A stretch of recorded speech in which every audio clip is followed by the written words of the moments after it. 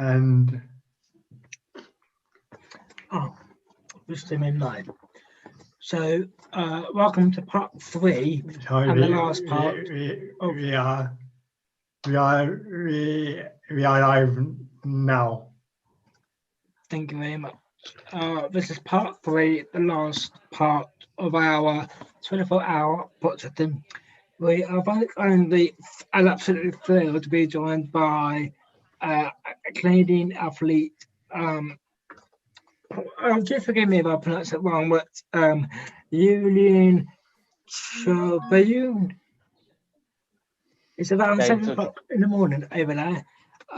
So it'll be a lot more awake than the rest of us will be, that's for sure. I'm going to be off until 4:30 now. I'll still be here behind the scenes, but I'm going to hand the reins over to Boccia England staff for until 4:30 when I get back on. And so thank you very much for all of your donations and support for the last 12 hours. And I'll see you later on this morning. And Dan's going to ask him some questions. So I'm going to hop off now. So I'll see you guys later. Brilliant. Thank you, Peter, and thank you for everything so far. Welcome to the next segment. We've got a live link up here with Canada. And let's start. Would you like to introduce yourselves to everyone? Let us know where in Canada you are, what the time is, just so we can get a bit of perspective, as it's midnight here. So just so people can sort of gauge where we're at. Okay, hello everybody. So my name is Julian, and I'm a BC4 boccia player. So I'm from Montreal now, and in Montreal now it's like it's 7 o'clock p.m. p.m. So I don't know how to start to. I will just because we can find a lot of information maybe about me, and I will not tell all my story now because it will take too much time. But I love boccia. You know, I love this sport, and I fall in love with this sport, I think, and I say yes.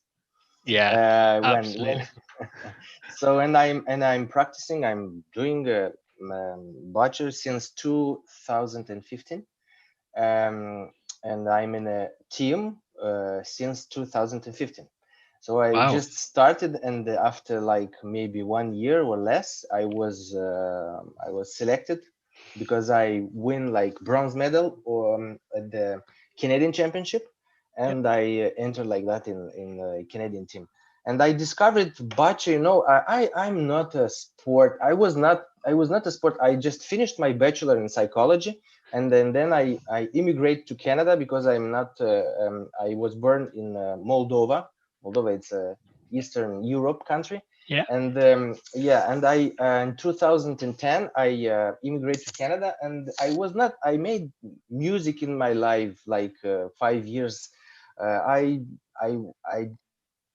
I choose to make a career to study psychology. I worked in Canada a little bit in the social field, and I didn't thought that I can do sports one day because of my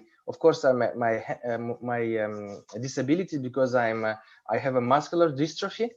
Yeah. So it's limbal grid muscular dystrophy. It's rare, but it's because till I made my study, and when I finished my study, I was able to walk. Now I'm not walking, and I made my study. After that, I decided to immigrate, etc. But then in Canada, after discovering sport, I said, when I discovered sport, the people who told me about boccia, they said, but you can try to maybe do this like part-time. I guess I said, okay, I will try it because I had time at this moment, and I said, okay, I will. It will be a pleasure for me to play. And I start to train with Marco Dispaltro. It's a BC4 player, and he was like my mentor. He gave me balls. He gave me the address where I can come and play with him, and I just started to do it like hobby. I don't know. And then I start to to taste this sport. And I said it's interesting because this bocce, it's a sport that makes you think a lot, analyze, and to create, how to say, a philosophy of this, how to play. It's not just to throw balls. It's strategically, it's physically, it's very, very complex, like sport, I found. Yeah. And I said yes, of course. Yeah, you said that there were people that introduced you to the sport and said, why not have a go? Who were those people that sort of introduced you? Were they friends? Were they people that you knew, or how did they introduce you to the sport? It was just by my how to say, my action, because I was a member. I just registered to Muscular Dystrophy Canada, and I received like an invitation for a conference to participate, just to come and watch what. And I just, like a opportunist, I said, okay, I will go see what's happening. And they were on the website where the like two. I put two how we call that, a tick. For boccia, and if you want to try it, boccia and power wheelchair soccer. And when I go to this conference, they ask me, hey, we need one wheelchair player for power wheelchair soccer. Okay, I said okay. They put something on my wheelchair, my power chair. They installed some things to you can push the ball, because when you play a power chair, you must push the ball, hit the ball. And I tried, and I scored one goal. I was like excited. Wow, was interesting. But my coach, today coach, Caesar, he saw me and he said, but boccia, it's a sport like we have at Paralympics. We can go to Paralympics, because I think it's today we don't have wheelchair power soccer at the Paralympic Games. So he tried to entice you in. Yes, to say come with us and try it, maybe, because he saw I was like I had the perfect profile for a BC4 player, and we don't have a lot in Canada. So and I said, okay, I will come and I will test it. So then Mario Delil spoke with me. He just saw me and he saw the profile potential, and they said, okay, but maybe you can come play with us sometimes. Okay, I said okay. So it just was like an opportunity to get a little bit out of my routine and to do something else. And I discovered, like in this way, I discovered boccia. And then I start to play. Friends told me, because I was not sure if I want to do that. But then friends told me, but why not? You can do it. It's something that, and after that, I discovered piece by piece, what is this boccia, because it's a competition. After that, you need to make a lot of traveling. Yeah. And at that moment, I had my first kid, my first daughter. Because it's exactly in 2015 when 2014 she was born. But I start to make a part of the national team in 2015, and I was at my first competition with my daughter. It was in Ontario here in Canada, and things starts to be more serious. And then I said, and I quit my job, because it's it's not just a hobby. You can come one day by week. You need to organize yourself. To commit. Yes, you need to be very serious about if you want to do a career. And I start to be more interested about that. I quit my job. I get my carding is here in Canada, so I start to have some money to do that, and in the same time live with that and make sports. And things starts to be more serious and more interesting, and Excellent. I've got almost a two-part question for you here. Obviously, we all know that due to the current national, global sort of situation, the Tokyo Paralympics were postponed last year, and they're coming up later this year. Mhm. How has it been? Obviously, you've been training at home and you've been doing some work there. How's any training and preparation for Tokyo going? Not only for you personally, but with team members. I know you've mentioned Marco and you've got Allison as well. Great players as well themselves, like you are. And how has it been that have you worked together? Have you done things on your own? Like, how are you preparing? Yeah, well, when the pandemic starts, it was March the last year. It Yeah. was like we were all were we were all, they closed the center where we are training, and it was for the first time that we was isolated, and I took my balls to at me, because we didn't know what will happen, how we will train. We just took our balls at home, our equipment, and Yeah. we start to train at home. Of course, we don't have the same. We didn't have the same condition. It was another court was 10 meters, and then I start to train in my apartment, like in 4 meters, 5 meters maximum, and just throw balls. And I have two daughters, so they start to be more interesting because of this, by the way. And they help me just to like my sport assistants. Because they was also we was confined at home, all the family, so Yeah. they start to play with me and I play with her. It was fun at the Yeah. beginning, and then the thing starts to be a little bit annoying, because it's not the same thing. It's you are throwing just in 4 meters. At the beginning it's okay, but after that you realize that it's not the same challenge when Yeah. you play at home. So we start to do a more Zoom team, like Yeah. with our team meetings, and Yeah. spoke a little bit more about how it's happen, how you are doing, and to support each other. And then we return on the court to train. I start in July, and then we train just 2 times by week, just 2 hours by training. It Yeah. was not a lot, but we was very happy to return, and just by one player by training. Yeah. We just start to play together like 1 month ago, but till which 1 year we just trained in individual. And then now Yeah. we are starting to training. It's not easy, 1 year training on the court, only without any challenges, without your teammates. It's not easy, but in this condition, is so all the athletes are in the same situation, so we know that it's something unusual, and we need to adapt. And but the things start to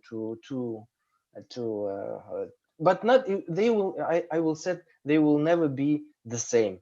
It's No. not the same. All changed.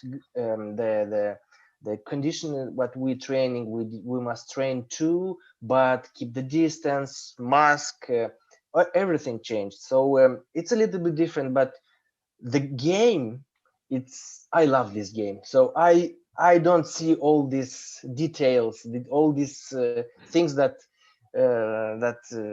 makes the sport maybe a little bit cold, because we are not so close. Like that, the game is making me, when I'm on the court, i'm I'm in my zone, and I Yeah. have pleasure to play each time when I'm And on the court. you can hear your passion for the sport in the way that you've just answered everything that you've just been saying. And I think that's one thing from seeing you individually at competitions and you as a team. I've been as a referee to quite a few events that you guys are at, and I think that's something that you can say for the Canadian squad. we know you're there.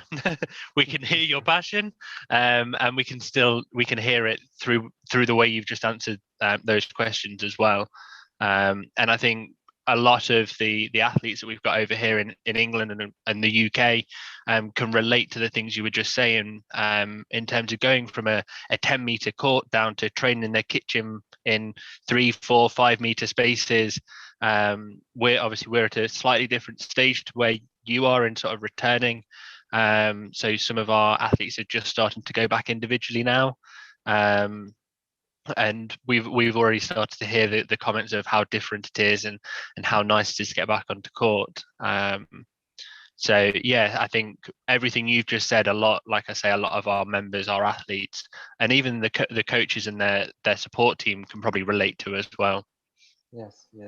And you see, social media helps us also to pass through all this pandemic differently, because see other athletes from other countries training alone was like, you have this emotion, this you understand that all the people is in the same situation, because sometimes see, for example, another country that is training already like in team, it was like, oh, I would like also, because some countries maybe start a little bit earlier to train in team, in pairs, and so was like jealous. Oh, I would like to start, and just in passion. I'm not passionate, I just want to go and play with my teammates and start to play our games together, and there was like in passion. But now we start in that all these emotions and all this in passion, it was absolutely normal, this frustration that we can training, all these things starts to be less important. They are starting to I don't know how to say in English, to disappear, and that's it. And it's because when you play, when you are in a court, and when you do a nice shot, and when a good game sometimes, and I would be honest with you, but when I start to play with my teammates, I was very frustrated, because of each details was good in my game. I was so frustrated because, and in passion, I missed this shot. You want to be perfect, you want to be better than, because but then you just think you analyze a little bit, you get a little bit more calm, and you ask yourself, okay, it's 1 year you didn't play on the court with your teammates, just calm down and focus on what you can do and change, and next training do it. That all this, I'm sure that all the athletes, they feel this frustration when you go on the court and you play and you didn't play a lot of time. You will feel this, if you feel this frustration that the things are not like they was 1 year ago, and each detail starts to be not a small detail but a big problem, and then you used to, and you calm down, and you continue to train again. Yeah, and I think that's something that anyone that's watching us live on YouTube now, or that comes back to the interview, that maybe having a nap now and comes back, I think that's a really important message for them to take away as well, that no matter who you are, how long you've been playing, what level you're playing at, actually, when you come back, things might not be the same, but it's just about being patient, realizing that actually you've not been in that situation for a year, and things will have changed, but once you get back into that environment, things will start to come back, and you will get back to where you were. I guess I've got another question for you. I believe you're going to do a bit of a demonstration of some of the things you've been doing at home as well. Is that correct? Yeah, I will just encourage you, if you want, you can, people who's watching, you can go, it's not a publicity, but you can go on my webpage, Facebook page, and YouTube channel. I have some video that I made at home in pandemic period, but after also at the training, and people can see what I did at home, like training. And because I can do it now here, but I filmed some. I'm doing periodically some video, and I put it on the internet because people are interested about how we're doing, and just to keep the interest and the motivation of people to know discovered bocce. I made the channel. Maybe I'm not so active, but I have a couple of video demonstration about bocce shots, etc. People can go and see on my Facebook page and my YouTube channel. Just tap my Julian Ciobanu and you can find, because I'm only Julian Ciobanu in the world, BC4 player, so it's easy. It will be easy to find me. Absolutely. So yeah, if like Julian says, if you want to see any of the things that he's been doing while he's been at home, feel free to like find him on YouTube and the videos you've been posting. May have some different challenges on there for you guys that you might not have seen that you could try out at home as well in the space that you've got. I guess another question, like you just explained the way you came into the sport and where you've got to in the journey you've been on. If you had somebody that had never heard of bocce before and they went to a similar event as you did, and they came up and said, Julian, what is bocce? Why should I play bocce instead of playing power chair football? Yeah. What would you say to them to convince them that bocce is the right choice for them? I will explain a little bit my philosophy about the sport. The sport, all the sports, it's a game. So bocce is a game. And when you are playing a game, you are learning. So it's like the same thing is like for the kids. When the kids are playing, they are learning. So for us, it's the same thing for people, for adults. If you like learning, if you like playing, it means you like learning. And if you start to practice bocce, you discover that it's like each competition I'm learning something, so they are different. So you will not be worried about bocce, because each time you learn something new, and it gets more interesting and more interesting. You think at one moment you maybe you have the impression, I tried all the shots, the type of shot, or I just worried about the routine that I'm doing, this type of shots, placement, push, etc. But then more you play, more you discover that things can happen. It's like sometimes it's incredible. You make a shot and then, oh my God, it's incredible how I did it. And you want to do it one more time again, and you're trying one more time. It's not the same thing, and it's giving to you more motivation to continue to work and to discover yourself. And bocce is the same thing. It's why it's interesting, because it's like all other sports. It's mental sport. It's giving you challenges, and you discovered your personality. You can also learn things doing bocce. For example, if you play, you lose. When you win, different type of feelings that you will live, but you will discover how you can pass through all this, how pass through being defeated, losing a game, and then go back on the court and working. And I will say that it's this sport. It's like any other sports, but bocce, it's a combination between physical challenge, because sometimes you must do a shot, like a very precise shot, but with a lot of power, and you need to control the power. And sometimes you need to do a precise shot with enough power not to push too strong a ball. And so it makes you control your body, control your muscles, control your emotions.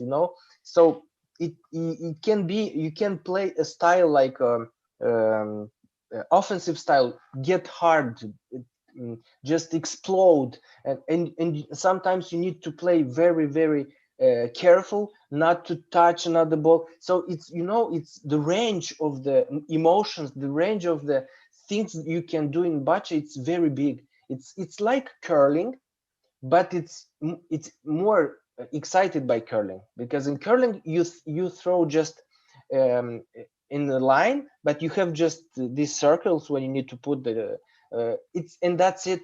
But in bocce you can change angles in your box, and you can, and when you play in team, you have two lines, you and your teammate, and then the game starts to be more interesting, because you need to communicate well with your teammate, because he has other lines, he can do other type of shots, and the game became, you know, it's so complex. Like, again, it's very interesting. You need just to start to play. This is my just start play, have fun, and then you will start to feel the, how to say, the taste of the bocce, and once you start it hooks you in, doesn't it? So you're Yes. almost saying just have a go, and almost by having a go you'll then discover why bocce is right for you, and it almost, it does that for you. You've not got to try and sell it to somebody. The sport brings people in, which is yeah, it's really nice to hear that from you. Yeah, very nice. And you know, sorry, just one thing. I don't like lose. I'm so pissed off when I'm losing, but it's absolutely normal. So sometimes athletes, they, of course, they will lose a game, and they are pissed off, and they are very nervous, and they, oh, this sport is not for me. It's not true. I am the athlete that don't like lose, and I'm very frustrated after a game when I lose, when I miss a shot.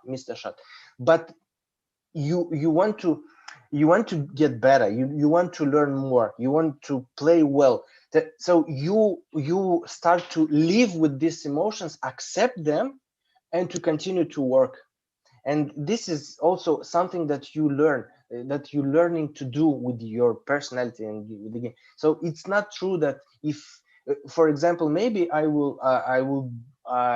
can do I know, wheelchair rugby. I would like to do wheelchair rugby, to hit someone, to take the ball, go fast, hit another one. It's something that, yes, I like. But in bocce, you can play also this type of style, more aggressive, to hit this ball, to scream, you know, to get out all the emotions. You can do it in bocce. So you'll discover that if you will play, that it's not so just be calm, keep calm and play. Sometimes you can scream if you miss a shot, or if you, it's okay. It's a part of the game. So I repeat myself. It's very large spectrum what you can do in bocce. It's not. Yeah. And I think that's a really important message as well, that the psychological approach to reacting not only to the losses but to the wins, and obviously you say that if you lose a game, there's that frustration, there's that anger, but you can learn something from it. But I imagine that works the same if you win a game. You may not have executed everything perfectly as you would have liked to, so you can learn not only from those defeats, but you can learn from those victories as well. And a really good sort of message around the psychology of playing and competing at any level, but at the top level, at the world level. It's been great to sort of hear these messages from you as well, and I hope that the people listening at home or watching back at a later date can relate to this as well, and almost realizing that it's not just them. There are other people that probably have the same battles that they are, and it's good to get that message from you as well. We've not got long left on this. I could probably sit here and talk to you for many more hours. It's really good sort of hearing your views and your journey and your feelings about it and your passion for the sport. But yeah, unfortunately we can't do that. We've got other things coming up. I guess one last question for me, or from me, that has come in before was obviously you started boccia in 2015, and you had quite a quick rise to where you are now. Where's that going? Where's that journey going to take you? How do you see your boccia future sort of progressing? I would Sorry, like. I put you on the spot no, there. no, no, no, no. It's okay. It's because you can do a lot of things after that. You can also, of course, the first idea that people will say, you can be a coach. Yeah, you can be a coach, but what this mean be a coach? Coaching, it's not so easy and depends on the level. So, I had already made a small project here, and I make people discovering boccia, but different type of disabilities. Was like it was just a small project, and I present this sport for people who didn't know that it exists, and all the participants like the sport, and they said like, oh, I would like to do that more, because it was like some 5 session by group. I made it, and people like that. So, and I discovered with them that this sport can be also not just for the I don't say for the high level athletes. Just you can play this sport just because you can play it interior in winter. It doesn't depend on the weather. So you can play this sport all the time, all the season, and it's something that it's making you, because the group that I train, I worked with them, was like people, older people, young people, and I discovered that all this participant was interested about what they are doing, and each training they start more and more be interested in what's happening, discovering, whoa, wow, I didn't know that I can do that. Oh wow, I didn't know that I can we can play with that, like that. And each day, each time they would. So I like, for the future, I see myself to continue to make people discovering bocce, not just like a high level sport, but something that to because it not so enough. It don't have enough popularity. Not too much people knows about what is that. So each time when I go, like, did you heard about bocce? No. Well, you know what's that? No. So I discovered that, wait a minute, we have a lot of things to do for all the people who wants to discover a sport, to practicing a sport. We can propose this sport because I found that from different views, especially from the psychological views, it's a sport that can help you, how to say, to it can sorry, it can It's okay. yeah, it can this sport can makes you I know, say, happy, feel emotions, different type of emotions, and this is very important. It's like a stimulus for your brain to live different type of emotions and discovery yourself, and developing more skills, your personal skills. So from this point of view, I said, I think, and we don't have a lot of researchers in that. And I thought, but maybe my background in psychology can help me for the future to find students, maybe people interested, because sometimes I'm doing also conferences at the university for people for students to also to introduce them in high level sport for people with disabilities. So I'm presenting my sport, boccia, and their reaction, they feedback that I had. I said, I think for the future I will do that. I will continue to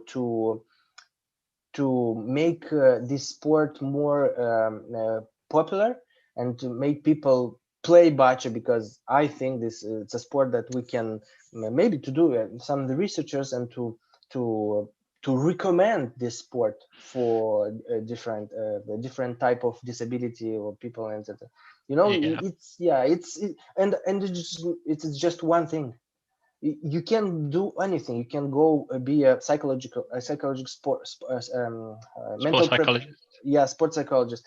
I can do a lot of things. You can do many things. You can do also just make different projects on the sports, and it's just, I just told you one idea, but you can do a lot of things. You just need to open mind, and you will discover that this sport can help you continue to do interesting things in your life. Yeah, that's excellent. And can I just really thank you for your time? It's been lovely chatting to you. You've given us a real insight into what bocce's like in Canada, what your journey's been like, and I think you've given us some really, really key messages that our athletes and other people that are potentially coming into the sport can take away and support them on their journey. So thank you very much for joining us on this 24-hour Bocciathon that we're on. We look forward to sort of seeing more of your videos that you're going to be sharing, and hopefully start seeing you at competition someday soon. So thank you very much. Take care. It's been a pleasure. And like I say, hopefully see you at a competition somewhere soon. Thank you very much, Dan. Thank you for this opportunity to speak for all this community, our community of bocce, and maybe it's more than that, people that who's watching that. So just keep an eye on the bocce, and you will see this sport. It's one of the greatest sport. I call this sport greatest sport for the people with disabilities, and it's a sport that have a great future. Just excellent. Keep and watch. Thank you. And watch really... us at the Tokyo, because we'll be there. Excellent. And I hope, well, I will see you there. I'll be traveling out, and I'll be refereeing out there as well. So I will see you there. And I think that's a really good message to leave it on. So thank you, Leon. Take care. And I will personally see you in Tokyo, but hopefully we'll see you online somewhere soon. Thank you very much, guys. Thank you. Take care. Have a nice day. Have a nice evening. Thank you. Bye-bye. Bye-bye.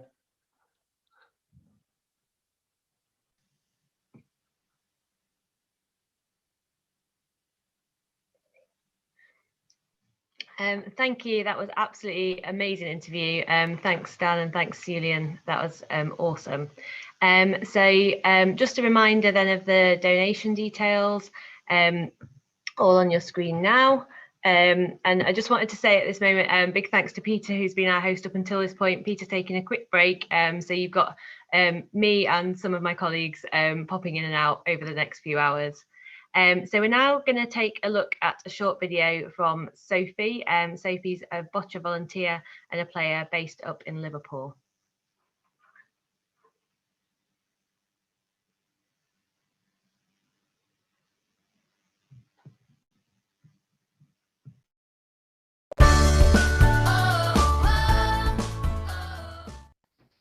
Hi, my name is Sophie. I'm an official for Bocce England. I'm a volunteer at Greenbank Sports Academy, and I'm also a player for Greenbank Giants. I love bocce because it's accessible to everyone with or without a disability. Anyone can play it. Some people obviously need more adaptations, so ramps, but it doesn't matter really whether you've got a disability or not, because it's able to be played. To obviously play bocce in the leagues and things like that, you need to have a disability, but obviously if you're just playing at home, it doesn't really matter. Bocce's changed my life because I've made friends, and it's made me feel part of society. Inclusion has become the key, and that's something I feel is really important. Bocce has helped me to become part of a team, Greenbank Giants, and to play more often. I hadn't played bocce for 10 years before I joined Greenbank Giants. My favourite bocce moment was when I went to the Heathcote Cup in Sheffield, because I played well. It was the first time I travelled alone further than Liverpool. I was only really, involved with sport over here, but now I've become more involved in sport, both in the local community and further with the Bocce family. Thank you for listening, and have a great day. And here's to our Bocce family. Cheers.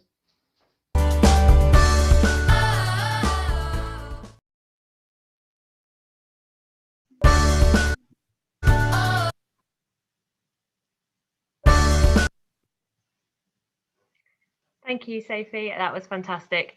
So we're now going to go to a quick video from Paul's Place. Paul's Place are a charity in Bristol that have a team in our Boccia England Super League.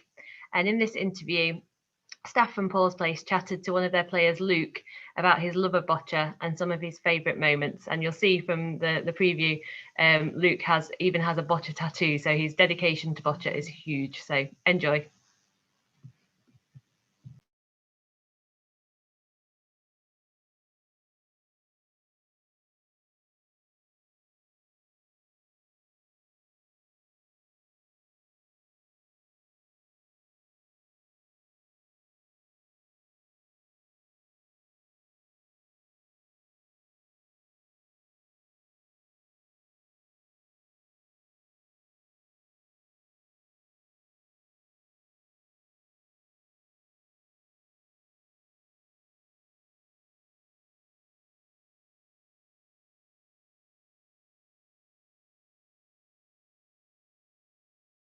Who introduced you to it?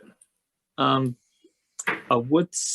think I probably would say it would have been Pete. I think it would have been that sort of first got me into it as well. So, and also a few of the other members, like a few of our members we did that when we had, that sort of got really got me into playing it. And as I didn't like for when I first it was when I first started, I like never heard of it. So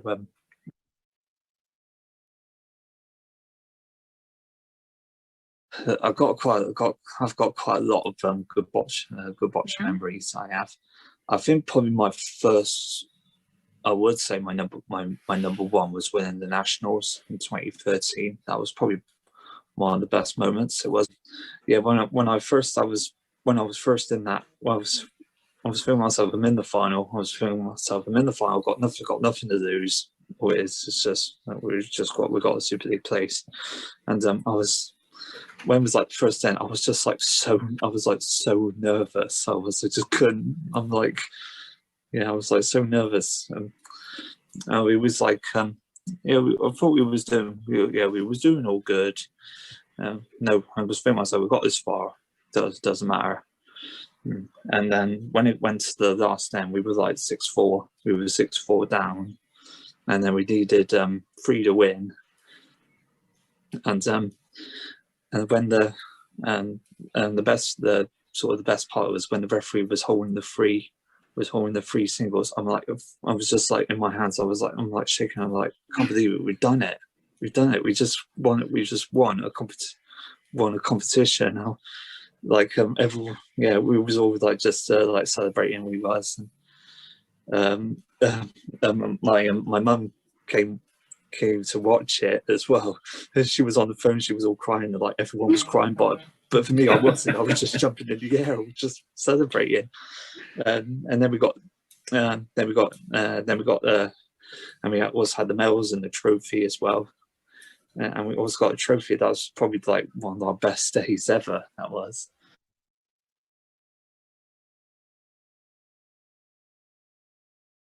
That might have been my third year. I think it was.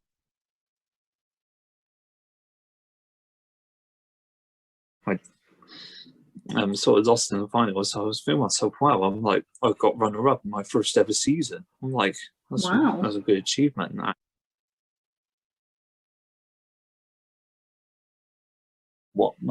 Probably my second one was winning the first Super League as well. It was so. To get to that level is probably one of the best achievements it is.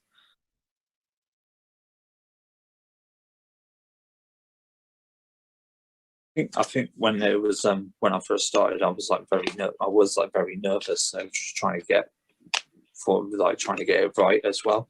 But as the years went on, ever since when we got into this probably when it was the Super League stages, I got a bit more confident now. I'm not worried not worried at anything now. So. Brilliant.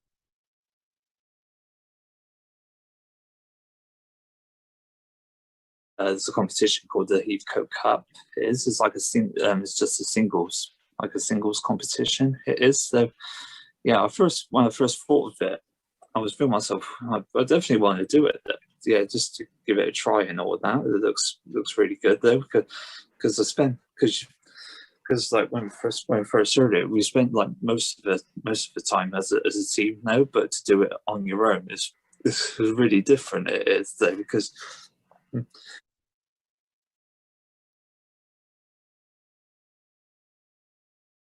actually I got a lot of medals.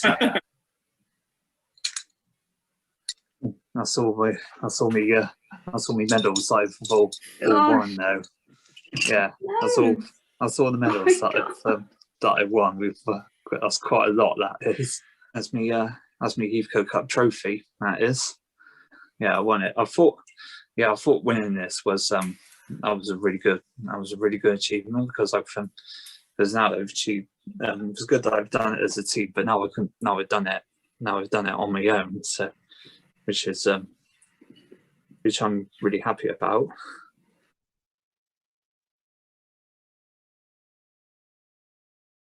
Yeah, I feel like very very happy. It's maybe sort of like maybe being part of a team as well. So which was probably the best one that's sort of achieved it is. So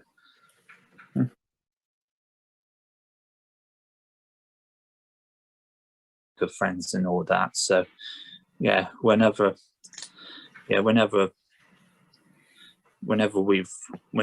we win or lose, it just doesn't matter.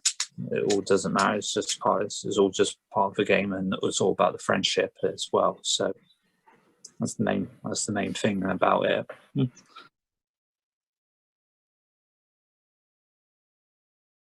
Like I've also been going into schools and all that, and been going to schools and sort of coach and sort of ref, also sort of refing as well though. Yeah, which makes me it sort of makes me feel like say like if I like finish me, say that if I when the day is when I finish my boccia career, I can like sort of go into like so possibly like coaching or refereeing and all that. So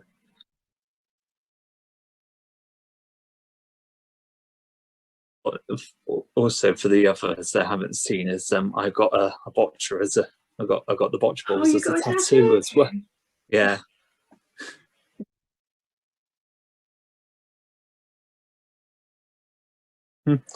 Yeah, and also doing all the also doing some of the challenges at home as well. It's sort of helped me.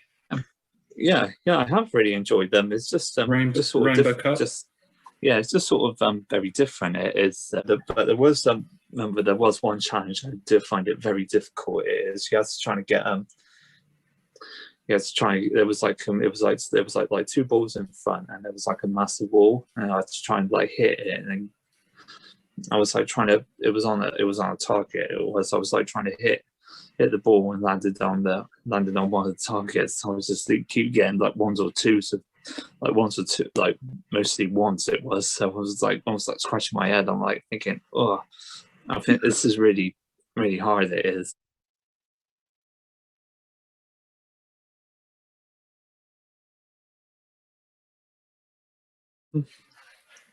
I would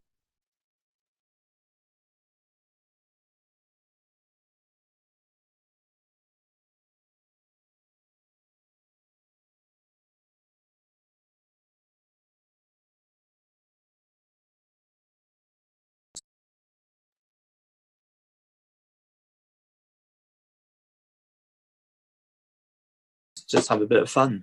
It's cracking atmosphere on finals, especially finals day. Oh, when everybody comes together.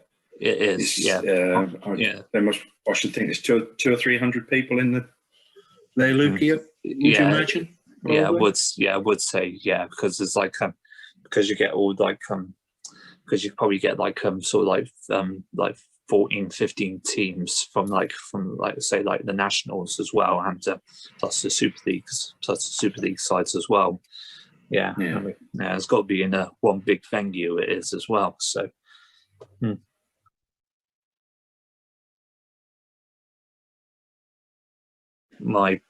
I would say my next one would I would say the Super League for the next one, because before the lockdown we were on a bit of a we was on a bit of a high, we was, so because after because I was runner up in the first, like before the lockdown I was runner up in the first one, but I was the winner in the second one, so we won so we was like in a good position until this came, and I was like, oh.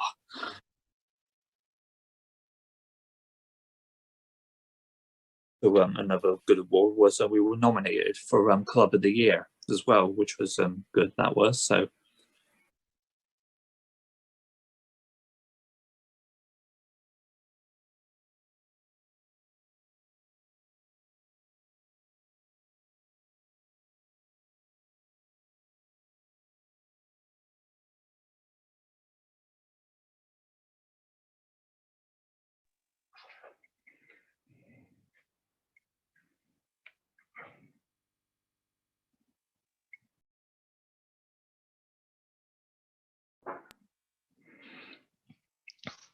What a fantastic video. Thank you so much to the guys at Paul's Place for recording that, and for Luke for having that interview. That was brilliant. So I think it is time for another totalizer announcement. So I'll just wait one moment for the slides to come up.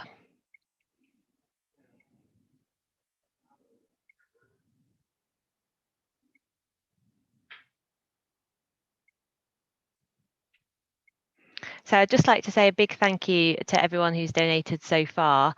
Your donations are really making a difference in our work as we work to get people back to boccia after the pandemic safely. So you're really making a difference to the lives of disabled people. So for example, your donations are helping to develop the volunteers who change lives through boccia. £10 could pay for a volunteer's t-shirt. £20 could cover the average cost of a timekeeper supporting a local competition. £30 could cover the cost of one person becoming a qualified level 1 boccia official. And £120 could cover the delivery of a whole online learning session to train and develop boccia volunteers. So without further ado, I can give you the totalizer at this point. The total raised so far is £751. So thank you so much to everybody who's donated in the last few hours. That's been a big jump since our last announcement, and it really, really does mean a lot to us, and it really will make a big difference in our work as we go forward this year.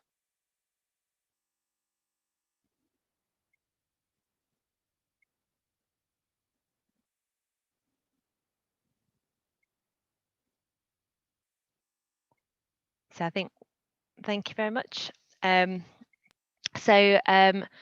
Now we're moving on to a video from Moreton Bay Boccia Club near Brisbane in Australia. So this is another opportunity to watch this fantastic video with a lot of their players saying what boccia means to them, why they got involved.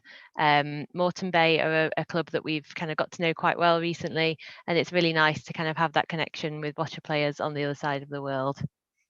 So we'll have a look at that video now.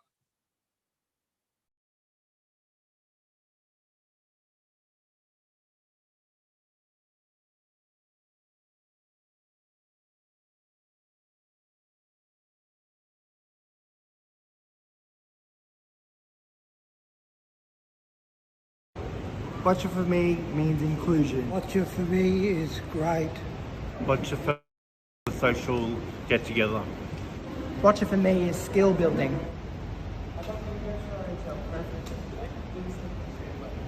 My boccia's really motivated. Why did you choose boccia? Boccia is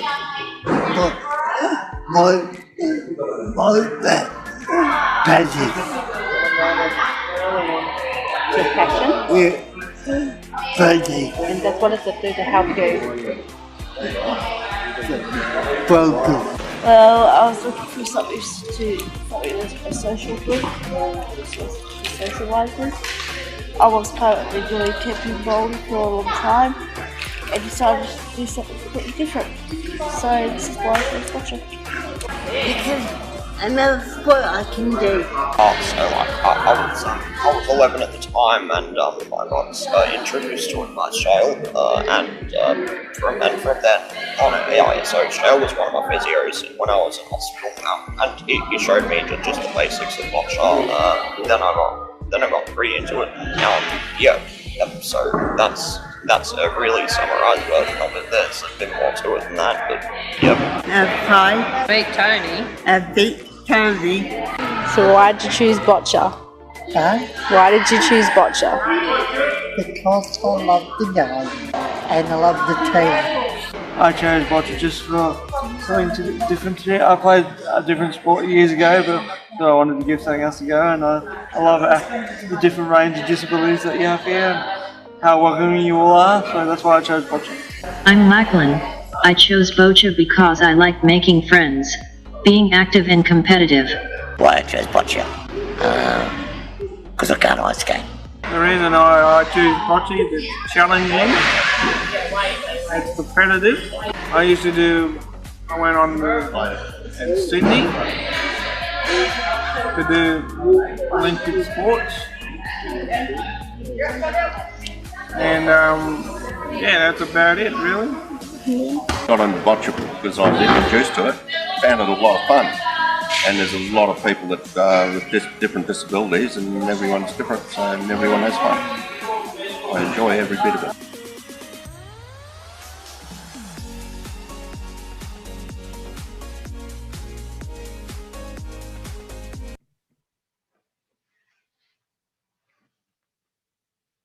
Well, that was absolutely fantastic. What a brilliant, brilliant video.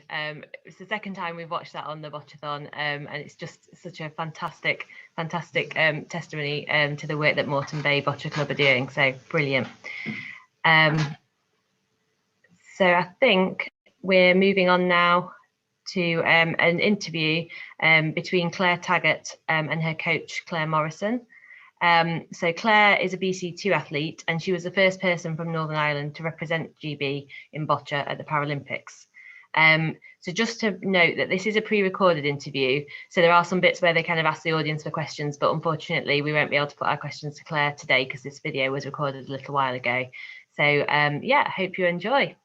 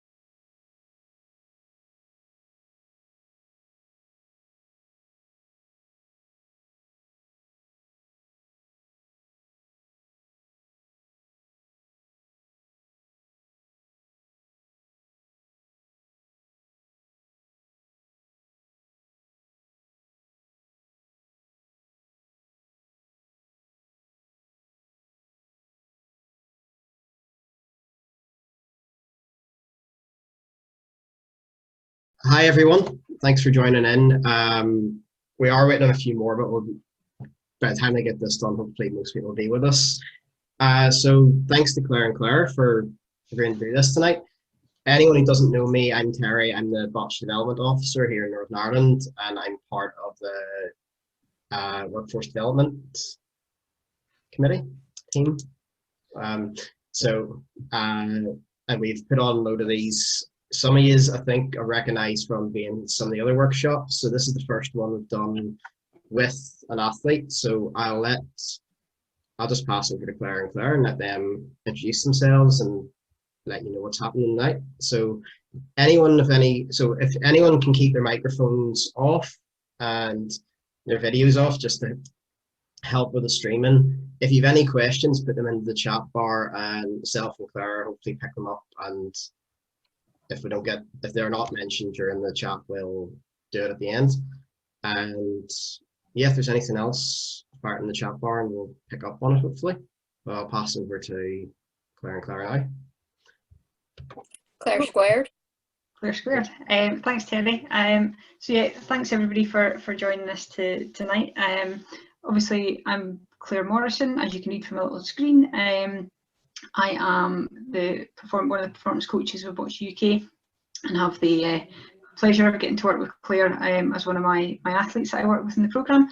I'll let Claire introduce herself, and then I'll kind of run through a little bit of what the format will look like for this evening. I'm Claire Taggart. I live in Northern Ireland, and I've been on the Botch UK programme for 5, coming up 6 years next year, which seems like a terribly long time.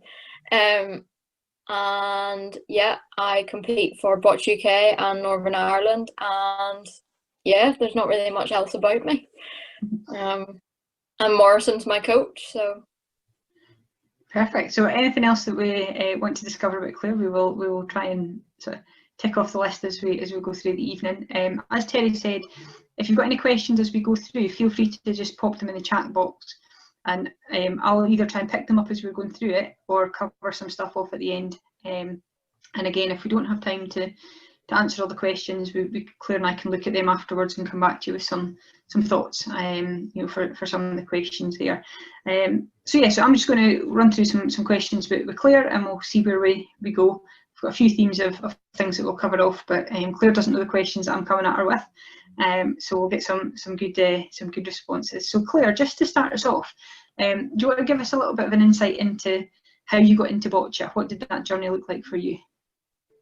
So it was 2014. Not everyone on the call will probably know that I was able-bodied until I was 17, and then I was diagnosed with a condition called dystonia. And I was playing a bit of wheelchair rugby, but I wasn't very good at it. And because of my disability, it is progressive. So it meant that my future in rugby was short-lived, shall we say. So I started playing boccia. I found it quite boring, but I'm happy to admit that. And then I went to a Northern Ireland Development Day thing in Jordanstown, and then went to met Oren, the then coach of the boccia programme in Northern Ireland, and got classified wrongly, and then went to my first UK Championships, and met the Boccia UK people kind of infiltrated my world. So yeah, that's probably the easiest way of describing it. I think we swarmed around you. Yeah, at that point. Cool. We'll talk a little bit more about how that journey progressed in a little while. But obviously, as an athlete in any sport, we know that friends and family, play a huge role in supporting an athlete to be able to do that. What does that look like for you? So full-time care for my parents, basically. I live independently when I'm at home with my dog. So I'm apologising now if she starts barking in the middle of this. So I live independently, and obviously with coronavirus, I made the choice to not have carers and employ my parents directly throughout the coronavirus pandemic. But usually I would have a care team. And then with my parents, they travel with me in terms of either my mum or my dad as my competition assistant or my carer when I'm away. So it's a full-scale family affair. Yeah. And do you think that's something that brings you closer as a family, or sometimes as a stressor? No, it's a weird dynamic, because whenever I'm at home, it's hard to describe, because whenever you're away at a competition, you're asking people, I'm asking my mum to get me up at a specific time and do stuff for me at a specific time, and my mum has a tendency to wander off, is all I'll say, or be looking for a cup of tea. She's quite commonly found looking for, and with the roles and responsibilities of being a parent of an athlete, they change what it's like at a competition. So my mum becomes more of a competition assistant than my mum. So I get to boss her around a little bit more, but we know by the end of the day that she'll be like finished with me. She can't be bothered with me anymore. And she's quite happy to sit and have a cup of tea. But I mean, like, it's a respectful relationship. She gets that our relationship changes when we go to an event. Or my dad is the same. Me and my dad are very similar. But they get that the relationship when we go to an event changes, and that I can be, well, not necessarily intentionally, I need more from them at specific times. So yeah, that's where the relationship and the dynamic changes as well. But you also have to remember that that's your mum or your dad. And that's something I definitely struggled with when I first came into the squad, was the transition from this is my mum and dad to this is my performance assistant, and vice versa. So yeah, I think that's a great insight, because certainly, you know, there's a great number of people on the call who are in that situation where their performance assistant is a parent, or, you know, a spouse, or, you know, a sibling, and it does bring a very different dynamic. No, that's a really great insight. So you touched on about that sort of short run into the world class program for you. You know, so from joining the program to going to your first games in Rio, that was a really short run in. Was there any sort of real positive things about that? But also, if you were doing that again, is there anything, you know, that could have been done differently to prepare you for that games process? Many things. It was just a whirlwind, but that was like, I think the way that it happened was that I was young. Well, I was young. I'm 25 now. I was young. It was all very exciting. I had the chance to go to a games, and I just took it in my stride. Whereas now I'm a lot more cautious with things, and what they entail and stuff like that.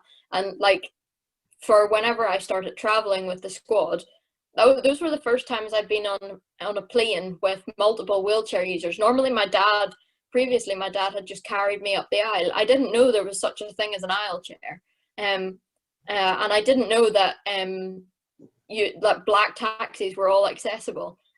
These are just things that you don't know, and only being in a squad full of disabled people who have that experience in life and in boccia, you'll learn those things, and the knowledge that you gain from being in a squad so tight and close knit as ours is invaluable, because I wouldn't have been able to manage independently, semi-independently like I do in my house, without the knowledge I've gained through boccia.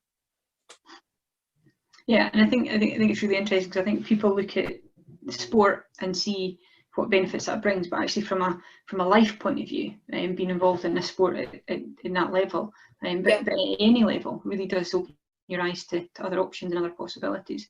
Yeah, because even the conversations you can have around care packages or cars or wheelchairs and stuff like that, and like when you get diagnosed with a condition at 17 that you don't know what the future is going to look like, and you don't know where to turn to start hiring carers or to start driving a car.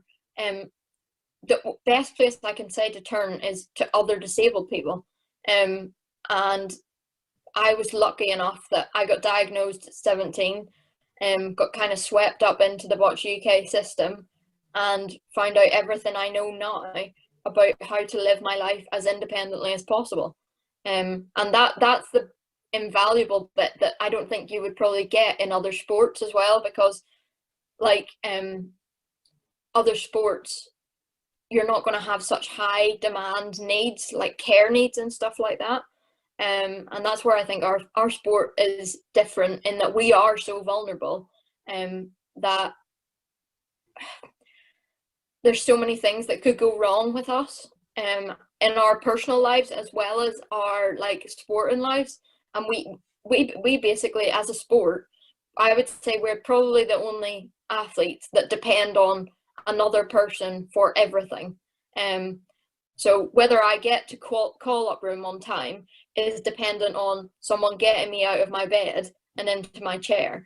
Whereas other athletes and other sports, the majority of Paralympic sports, that's all relative in terms of their responsibility. Whereas we have to just constantly think in one step ahead. And I think that it's definitely being in a Paralympic sport and being in a sport in general, it's definitely contributed to my quality of life. Like I said, inside and outside of sport. Perfect. That was very. So moving on, you obviously not just the green top, but the accent gives it away as well. Obviously, you are from Northern Ireland, and so what does it mean to you being an elite athlete from Northern Ireland? It means a lot more flights. It means it takes an awful lot longer to get anywhere as a squad. And you'll know this as well because you're from Scotland. So if we're travelling en masse, it means getting up at 5 o'clock to go on a flight to London, and then waiting around for 7 hours in an airport to then get another flight to somewhere else. Being from Northern Ireland is a bit different. So I'm happy to admit that obviously our past and stuff like that within Northern Ireland is a bit different than the other home nations. And so my teammates, sometimes they would take it for granted. Like the obvious one is wearing kit at home. So I will never, well, by choice, I will never wear kit at home. Just because it has like a Union Jack on it and stuff like that. And it's not that I feel like Northern Ireland is a dangerous place. It's that I don't want to take a risk of either offending someone or someone getting upset or starting confrontation with someone in Northern Ireland. But people don't realise, people in other home countries don't realise that that's actually a thing still. But other than that, I love being from Northern Ireland. I'm really proud to be from Northern Ireland. I think we're the best people, no offence. And I think that, yeah, although it's just a pain getting to boccia stuff, I think I really love being from Northern Ireland and being a part of my local community as well. So, yeah. Brilliant. We had a really good question in from Peter. Just basically in terms of that difference between playing for Northern Ireland and coming into the UK team, what are the difference in terms of player-wise competitiveness between the two sort of situations between Northern Ireland and UK? It's kind of difficult because the only time that it's ever been a challenge is around the Scottish Open, because of whether my people think that my loyalties will always lie with GB and stuff like that, but it's not about that. It's about who selects me. It's not my personal choice. And I think that a lot of people think, obviously with the Scottish Open in past years, I've played for GB, I've played for Northern Ireland, stuff like that. And I think there is a dimension of change between the two. I would say that don't necessarily think it's just because I'm playing for GB that I've chosen to do that, or I've chosen to play for Northern Ireland or whatever. Yes, I have a say in it, but it might have been an agreement. So with the Scottish Open previously, because it's the only example I can think of where this is ever an issue, we used the previous Scottish Open for Pavoa for our last World Open. So it was more important for me to compete with my teammates who I would be competing in Pavoa with than to compete with the Northern Ireland squad. And yes, it can seem callous and stuff like that at the time, but just be aware that I'm a human in all of this. And when you're angry and stuff that I'm not playing for your team or whatever, yeah, I am a human. What was the question again? Sorry. What are some of the differences between the two? I think there's more swearing at Northern Ireland camps, and I think the level of competitiveness and drive is probably the same. I think the only difference would be the intensity. I think within GB, we're all very committed to knowing what we're there to do, what we're aiming for, and I think that's kind of a difficulty within the Northern Ireland setup, is you don't know what competitions are going to come up. You don't know what experiences you're going to have in terms of competitively, both domestically and potentially the likes of Scottish Opens or internationals.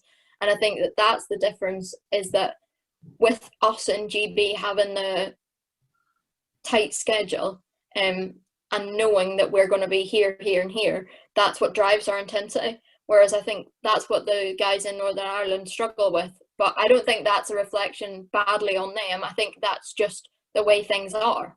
And I think that the competitiveness, wherever I have trained, be it Scotland or Northern Ireland, is always high, because boccia, we're driven we want to compete, but we also want to compete on a level playing field. So yeah, that's what I have to say about that question. No worries. Thanks, Peter, for that question. Just another question before we move on to the next bit that came in from Rob, just as Rob West, as we were talking there, relating to the sort of the previous sort of conversation. He's asking, do you ever get annoyed at having to rely on others?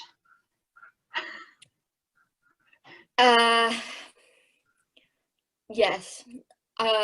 It's something I've learned to bite my lip about an awful lot more. And I think you'll have seen it whenever I came into the squad. I was much more, no, I can do that. No, I can do that. And you'll have seen that perfectly. I could probably give you the best description and funny story of that is the chocolate pudding in Barcelona. But I'll let you explain that one in a second. But I think with acquiring a disability later in teenage life, I thought, right, I'm going to be stubborn and try and do everything I can. And with my body was changing, then not that I gave up, I did the opposite. I tried to do everything for myself. But then when I realized, actually, I can get dressed in 40 minutes or my mum can help me do it in 10. The quality of life and just the consistency and time management of life changes, and relying on people, as long as you have certain elements of your life where you are independent, be that on an iPad, be that doing X, Y, and Z, as long as you have something in your life like driving a chair or something like that makes you independent, you've got to like hold on to that stuff. Because I, like, obviously with my disability, I don't know how far it'll progress, I don't know how tight I'll get, so yeah, just trying to remember that there's still things that I can do before relying on people, and accepting help isn't a bad thing. Do you think once you learn to accept help, it's improved your boccia? I'm certainly not as tired. Yeah, so I think when I first came into the squad, because I was so stubborn about doing everything myself, and then when the other athletes saw that I was so stubborn about doing everything myself, they were like, you need to do this in a different way, and you need to use people more, just to save your energy. So yeah, no, I think it definitely has improved my boccia, and yeah, it definitely has improved my quality of life as well.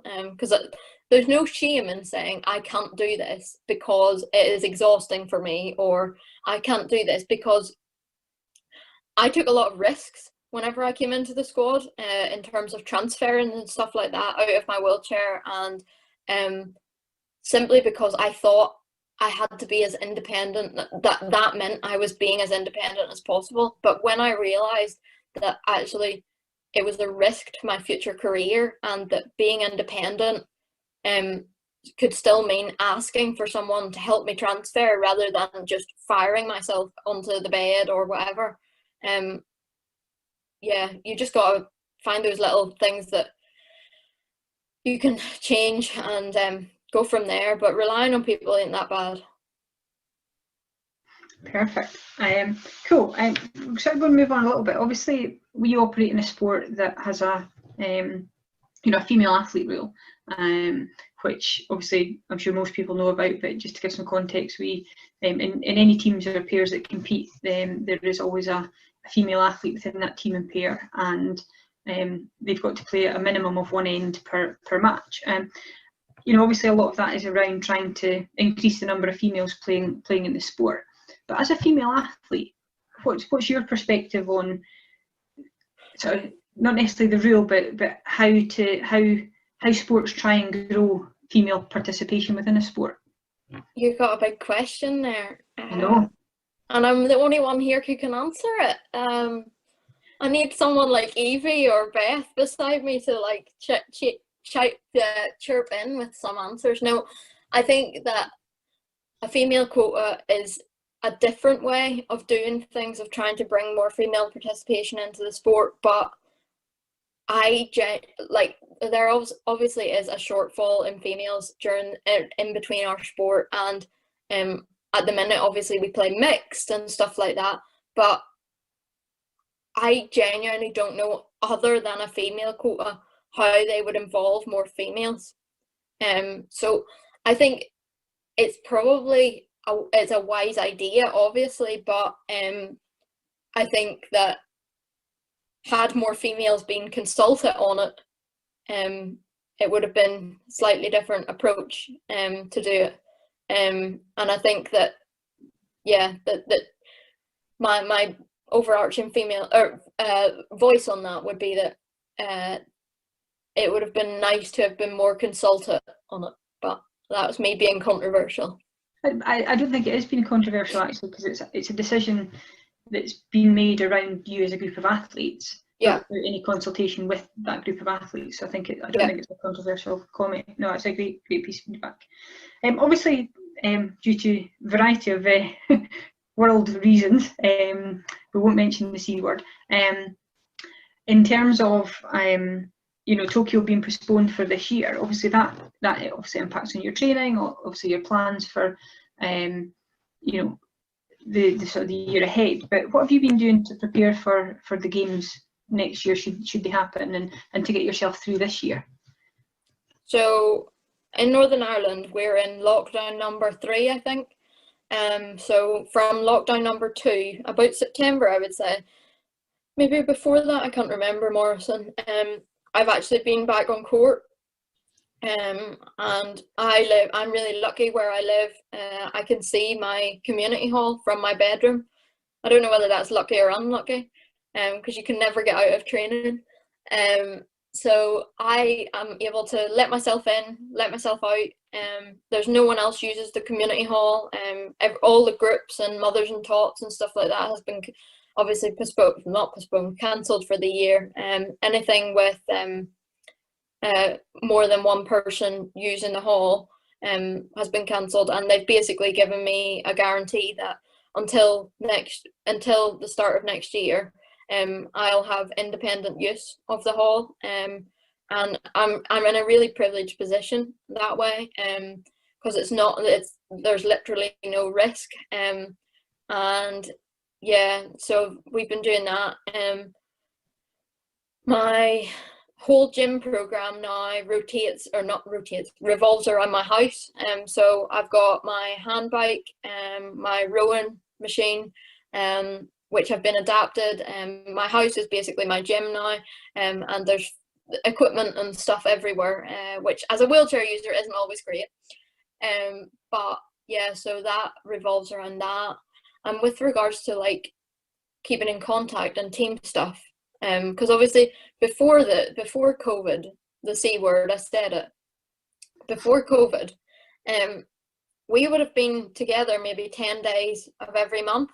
So we lost all of our social aspect as well with it. And the peer support community that you get from being in a tight-knit squad, a small tight-knit squad, I didn't realize until it was gone.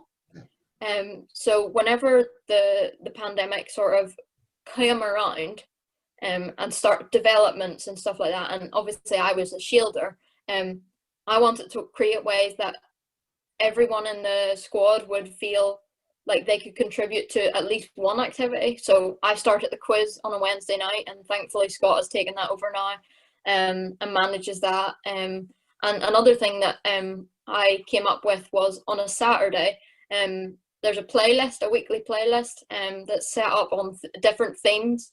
And I think we're on week 35 or 36 of that now. But the key bit about it for me was that making sure that every person in the squad, every athlete in the squad, had at least one squad activity they were taking part in. So non-social, or not non-boccia related, so a social activity that they were taking part in. We've also got the quiz sheets that you send out, Morrison. So everybody's taking part in something. And I think that just keeps the conversation flowing. Plus, we've got unending amount of video calls with staff during the week, which I'm not commenting on. But yeah, we have quite a lot of video calls. But yeah, you don't realize the impact of a peer support community until it's gone. And when that, like, I completely took for granted that for 10 days of every month I would spend with my friends, because obviously in Northern Ireland, yes, I have friends, well, some friends, but they're not people who I see regularly, whereas the boccia squad I see regularly, who I would class as my closest friends. And yeah, when you strip that all away, I really took that for granted before COVID. So yeah. Great answers. Just a couple of questions have come in over the last couple of topics that I'll kind of fire your way before we move on to something a wee bit different. So this one's from Rafa. I'll just read what you wrote. So just in case the question wasn't awkward enough, so this was about female participation. Do you think the quota for women players should extend to the lower level competitions in order to give some motivation to support female players further down the food chain than just being so strongly focused on the handful of women who play in the UK, play for the UK? Okay. I think it might do the opposite of what it was trying to achieve if it was in the lower levels. I think because then you're gonna, if I take, for example, an England setup where I don't know how many females in my classification, I can only think of 2, 3 maybe in my classification. So you're gonna, the idea of running a good level playing field competition based on 3 athletes, it's not that it doesn't sit right with me, it just seems that I think it would drive more tokenism with the female thing, and I think that mixing at the lower levels, I think that's key to what drives the quality, yeah, I just think that I can now see myself, I'm not a fan of that, Terry, so you can change that. But that was me, sorry. Morrison, I absolutely hate looking at myself, so can you fix that? There we go, I can cancel that. Do I have to cancel it? This is so embarrassing. So you just okay. Good view again. So moral of the story, I don't like looking at myself in any shape or form, photos, videos, anything you take of me, I will not look at. If you show me it like this on your phone, I'll just look over there and say, that's great, thanks for the photo. But where was I? About the female quota. So I think the thing with it is, I think if you introduce it in the lower levels, I think it will kill the sport, I think. Whereas in the higher levels, I think it's all going to be so new to us as well. So I wouldn't introduce it to the lower levels until it's been it's run its course. Not run its course, but I can't think of the turn of phrase. It's set in stone how it's going to work in the higher levels as well. And that makes me sound really obnoxious, talking about higher and lower levels. But I mean, like at the grassroots level, it should just be about playing boccia, and throwing balls or rolling balls if you're a ramper. And I think that when you start to complicate it with classifications and gender and female quotas, I just don't think it needs that sort of complication at that level. Magic. So a question that came in from Rosie, just regarding care and help. So she's a facilitator of various sports sessions and a caregiver. Is there a good way of asking someone if I can help them or if they need my help? This is where it gets a bit complicated because it's personal preference. So I'll give you my example. And my example is that my wheelchair, so I drive a power chair. You can't see it because my hair is a mass, but I'm sitting in my power chair. And I absolutely detest anyone being near it, sitting on it, leaning on it, anything like that. So if you, I don't know what it would be like if I was in a manual chair and I needed some help, but in terms of leaning on my chair, touching my chair, I don't know what it is, but I absolutely detest it. Well, obviously I can't stand, but I can't stand it. There's badges and buttons on the back of my chair that say don't touch it, don't lean on it. And I think for me, I've come to a realization of, is something I'm going to do risky for me?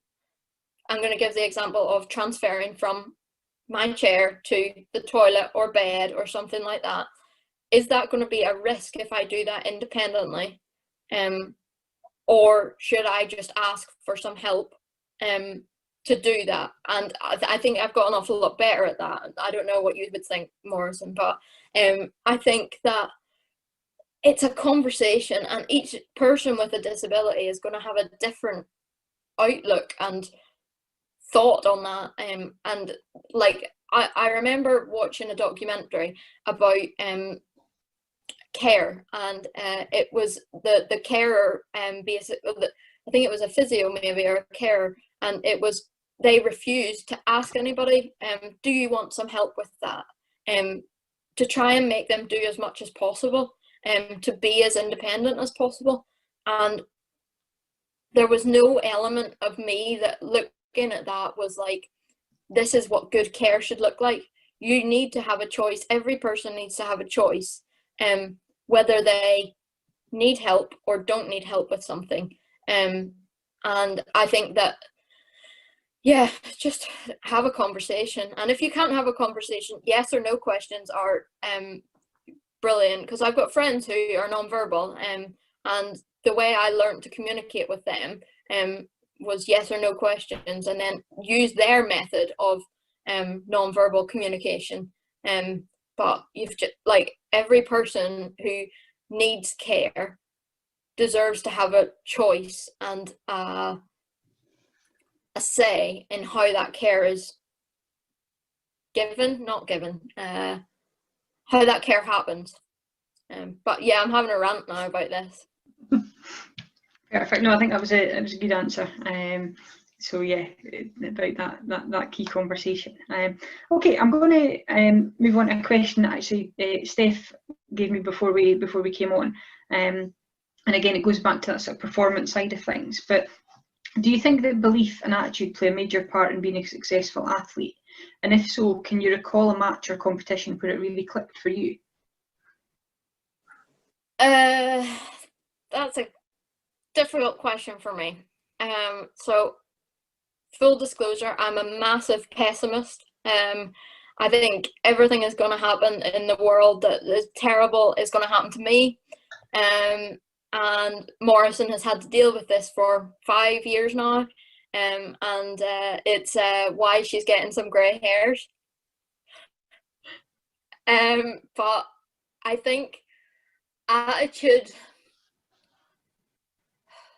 and belief. So I actually don't have a lot of belief in myself, but what I do use is that someone like Morrison, who is my coach, believes in me. So if I can't believe in me, knowing that someone else can, that makes it feel a little bit better.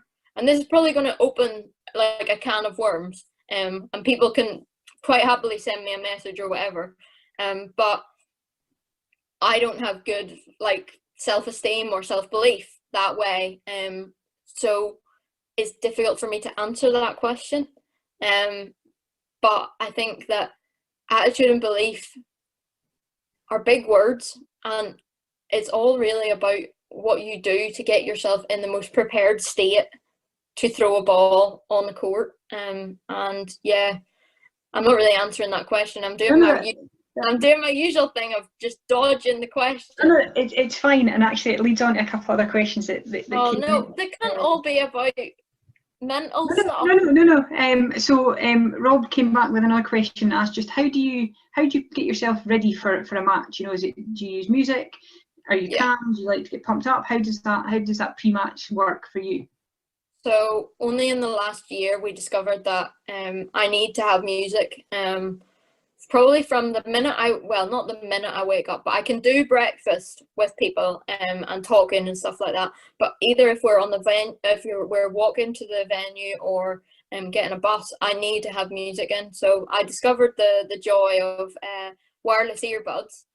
So now I can warm up with wireless earbuds in, and they're not going to fall out when I'm throwing or anything like that.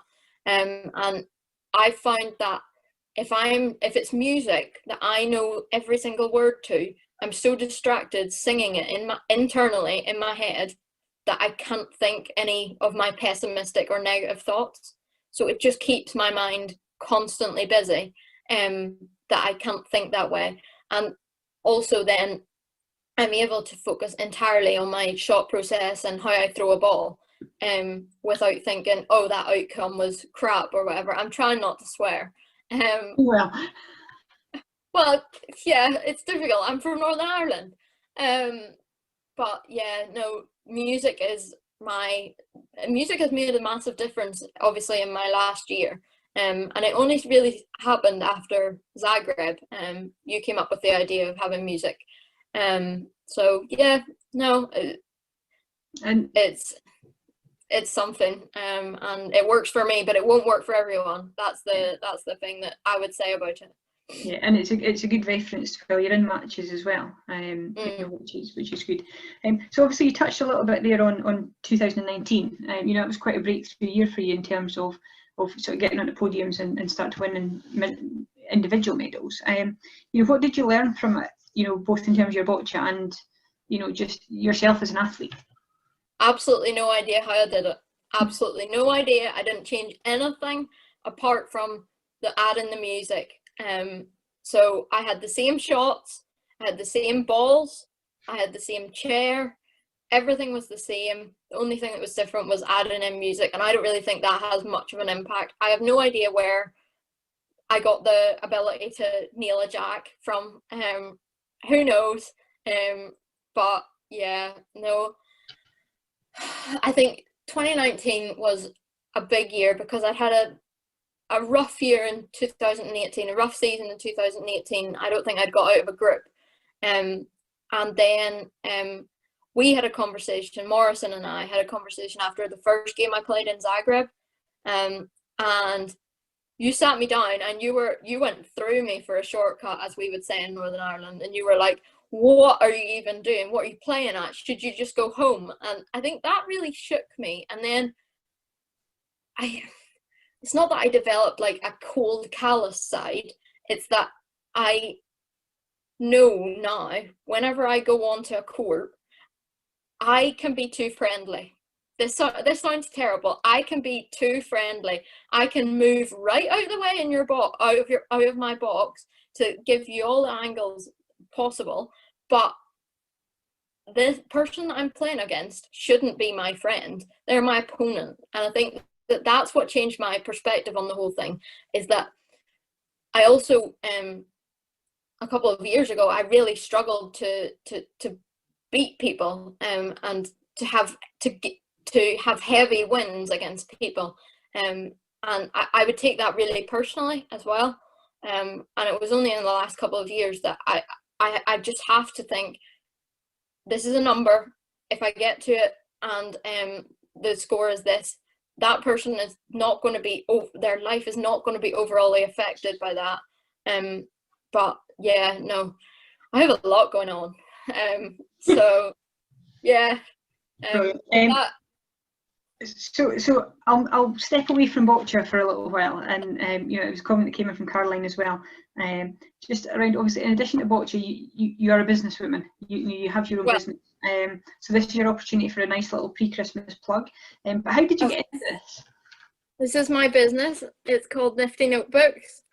I started my business, I think it was 2 years ago. I have a love for stationery, so pens, pencils, notebooks, notepads, anything like that. I collect pens. I've got 400 pens sitting in a box behind me.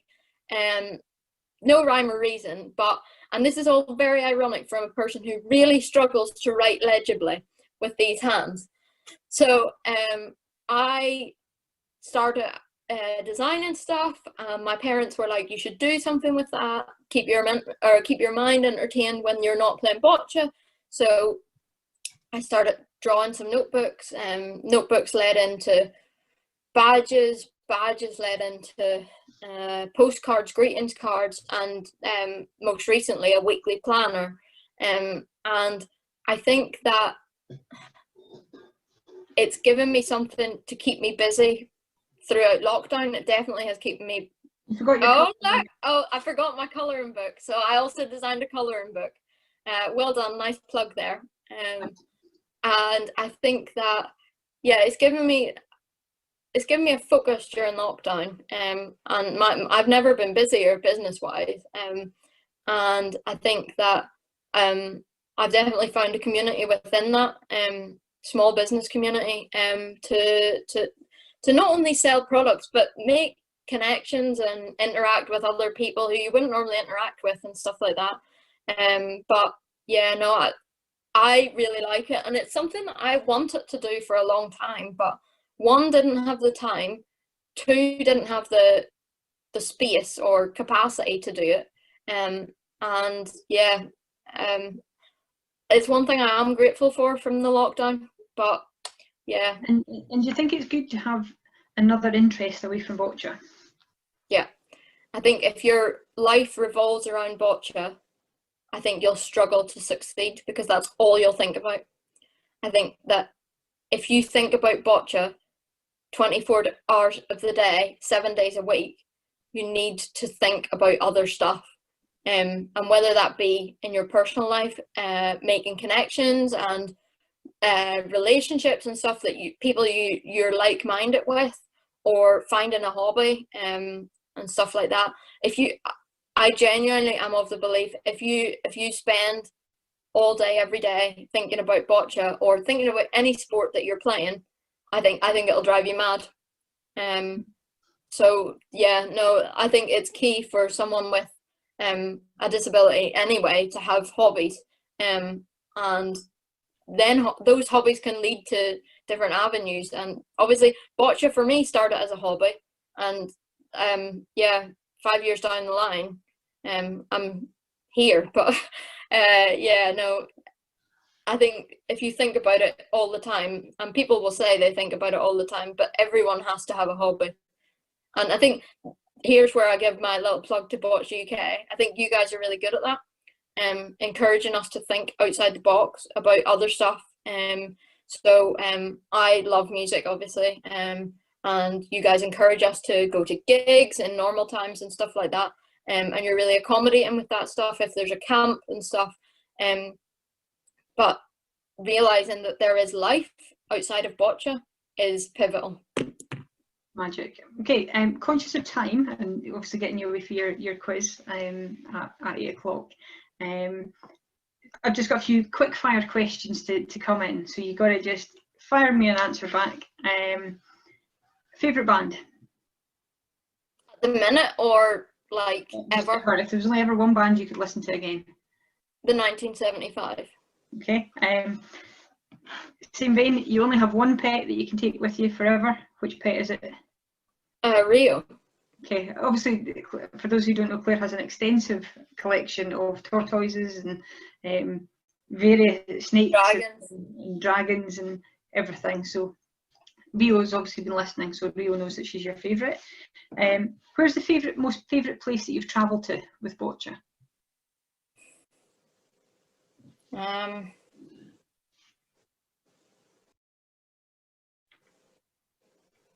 I mean, I've been to Brazil twice, and like the Paralympic Village is just a different experience. But I wouldn't say that that was my favorite. I actually really enjoyed being in Liverpool. Like that's so random, but Liverpool was different because obviously our families were there, and we were there so early that we got to like actually get to see the city and stuff like that. People don't realize when we go somewhere, like when we go to Brazil or whatever, we see an airport, an airplane, a hotel, a venue, and back to the airport. We never get time. And I'm not saying that's a bad thing, but you say, oh, I'm off to Canada next week. And people are like, oh, is that on holiday? We never see anything. And although it's nice to say I'm going, but sometimes it's nice to see where you actually are. So that's why I quite like walking to a venue as well, rather than getting a bus. So yeah, cool. That's where I would stand on that. Probably Liverpool. Cool. The best player you've played against? Other than myself, obviously. No. I would say, like, in my classification, yeah. Obviously, any of the Thais or the Koreans, anyone from those sort of Asian nations are phenomenal. And I think that the closest match I had was in Pavoa last year, and I think that with the world number 2 or something, I don't know what he is now, but he, yeah, I think that the Thais are just, they're another level, but there's something to learn from. Mm-hmm. Cool. Your favourite training partner, either past or present? So I used to love training with Josh, and we would sing musical soundtracks while we were training. There was not much training went on. Morrison can attest to that.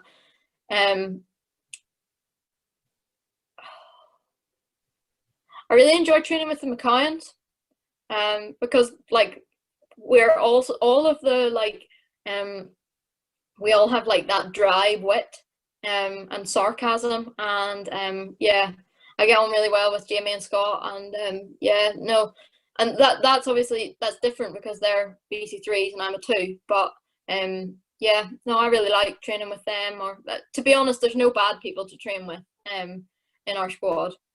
No comment about if there's any, but yeah, there's no, we're all so committed and driven. It's just whether you can deal with A, some people's flatulence, or B, some people's crap talk.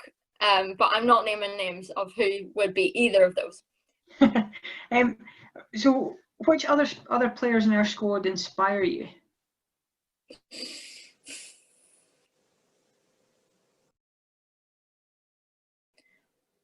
I would say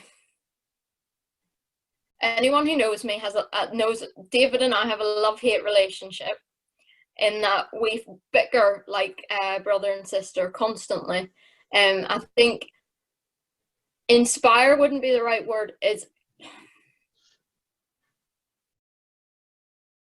He's someone who is someone, he's trying to look out for the best of you, or for you, to make the best of yourself in every situation. He maybe just doesn't show it that way, but you have to think to you. I think to myself, what is he trying to help me with? And he always has the best intentions with anything. Also, I've decided I'm not doing the quiz, so you can continue. I want to see, there's more questions in that chat box. I want to see what people are asking. There's only a couple more. It's okay, don't worry. This one's from one of your teammates, Miss Edwards, who isn't obviously on the call. She wants to know what your favourite motivational quote is. Oh, Evie. I hate motivational quotes. And yeah, I'm not even going to answer that question. I'm horrified. I'm horrified she even had the thought to ask that question. So okay, I'll let you not answer that one. One sort of last one there then from Rafa in terms of the quick fire stuff. What's your most fun or funniest boccia moment? I could write a book. I think any of us could write a book. I think I'll let you go with the chocolate pudding from Barcelona. And then, yeah, on you go then.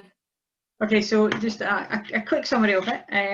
Claire, being a super healthy athlete, was having a chocolate pudding for her dessert one evening. As was everybody else. As was everybody else. But nobody else is being questioned right now. So, and Claire was being super independent, and we'd have it on her lap, and we'd eat it herself, which was absolutely fine.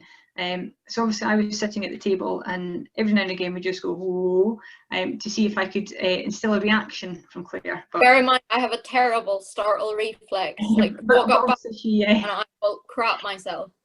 She managed to resist. So I went to get something, and as I was coming back, didn't say a word.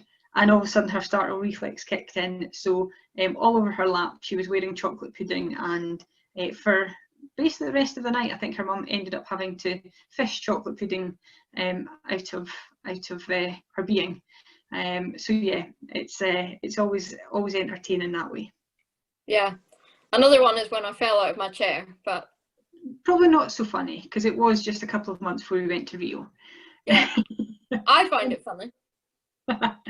So just the last couple of questions really. Another one from Peter.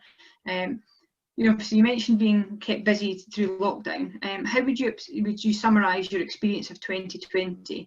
With the cancellations and having more time than you would normally have. Do you see it as a positive? Actually, or have you struggled to fill the time with all the events being cancelled? I think I definitely struggled in the first couple of months with what I was going to do with myself and what my parents were also going to do with themselves, because in boccia, this sounds awful, but they're both retired, and everything in boccia, everything in all of our lives revolves around boccia. It may not be all we think about, but it all revolves around boccia, and we now had an extended period of time where we were going to be at home. So yeah, I've used this time as productively as I can. I I hired a dog behaviourist because I've never been able to walk my own dog, because she's a border collie and she pulls like an absolute train.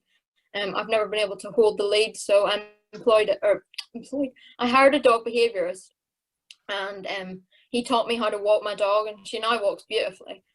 For anyone wanting to know that, but I found lots of different ways of keeping myself busy. I threw myself into my degree that I'm doing through the Open University, and I threw myself into my business to try and make it as a success.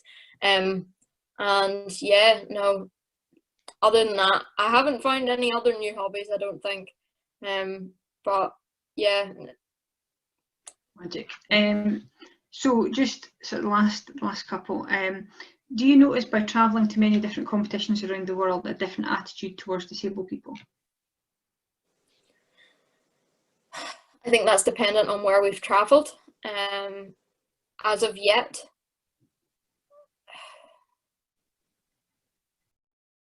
I think that on the scale of things, I think that the UK is doing better at like being around and managing themselves, managing, I don't really know how to put it,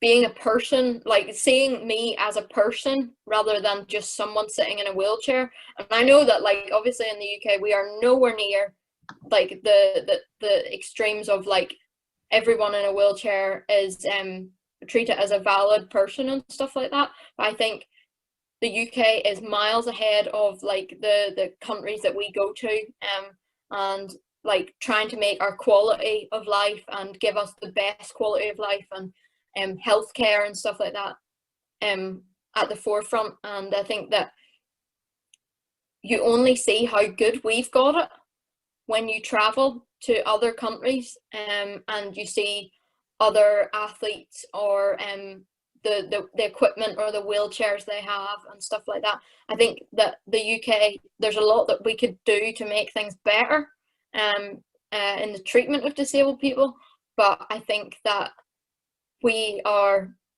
in a Western society, we're doing all right in that, but that's a big question. It is a big question.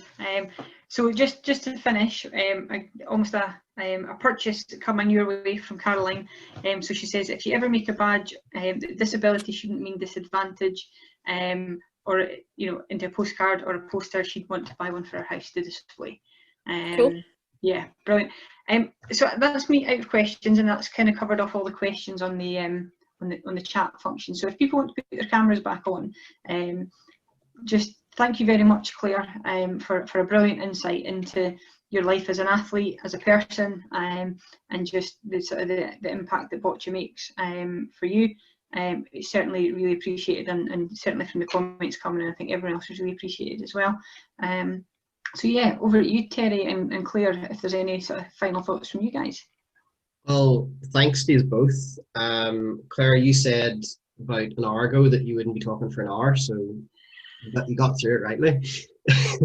So yeah, no, I know I really enjoyed that. Everyone else in the call, if you've any feedback, you all have Natalie's email. This is the first one we've put on. I know Claire done one before with Stephen, but this is the first one we put on as the UK workforce team. So if you've any feedback or if you've anything else from that, feel free to send it through to Natalie afterwards. She'll probably be sending out a evaluation form. So yeah, I have nothing else to say. So I hope everyone enjoyed the night.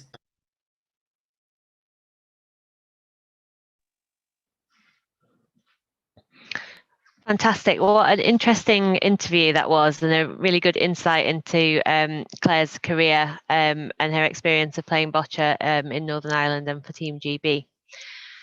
So I think it's time to give the donation details again. So if you're still with us, we'd love it if just to get us through the night. It would be lovely if you could make a donation.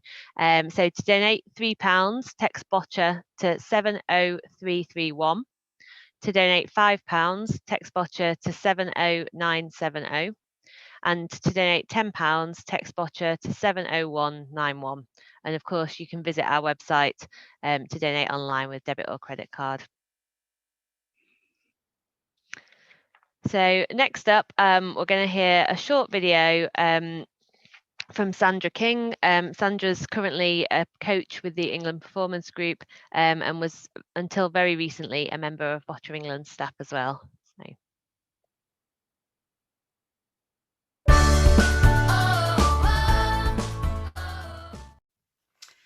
Hi, my name's Sandra King and I'm currently a coach with the England Performance Group. I'm a volunteer coach with the Hawks Academy. I tutor on courses for Boccia England, and in the past I've done a bit of event organisation as well. I really love boccia because I've never had to turn anybody away. It doesn't matter what your ability or disability is, there's a way you can play boccia, whether that's using an assistive ramp or just changing different types of balls and equipment, etc. Absolutely everybody can play boccia, and that I think is at the absolute key of why I like it so much. Boccia has been one of the largest parts of my life, and I had the great honour in 2012 to deliver the Paralympic Games bocce competition, which was probably the pinnacle of my bocce career. And more recently, I worked for Boccia England for 18 months as well in the talent pathway. I'm never going to not be involved in boccia. That's a double negative, but I'm always going to be involved in boccia. During the last year, I've developed skills in running online workshops and webinars and training courses. And so actually through being part of the boccia community, I've learned a lot of new skills in order to service that community. I've got so many favourite boccia moments, but one of them has to be being in Beijing in 2008 when the GB team won the gold medal and became Paralympic champions. That was brilliant.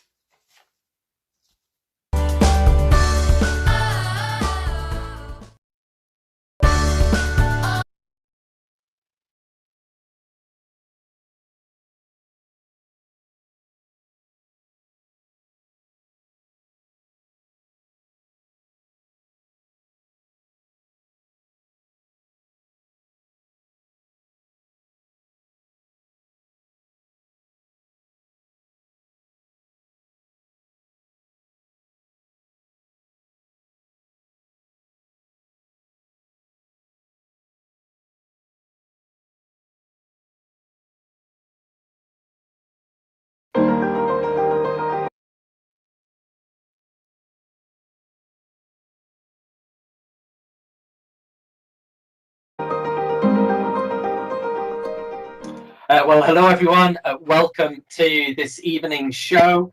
Today we have got 6, if you include myself, so I'm going to say 5 of the finest international referees in the land to come and chat to you on this week, which is National Volunteers Week.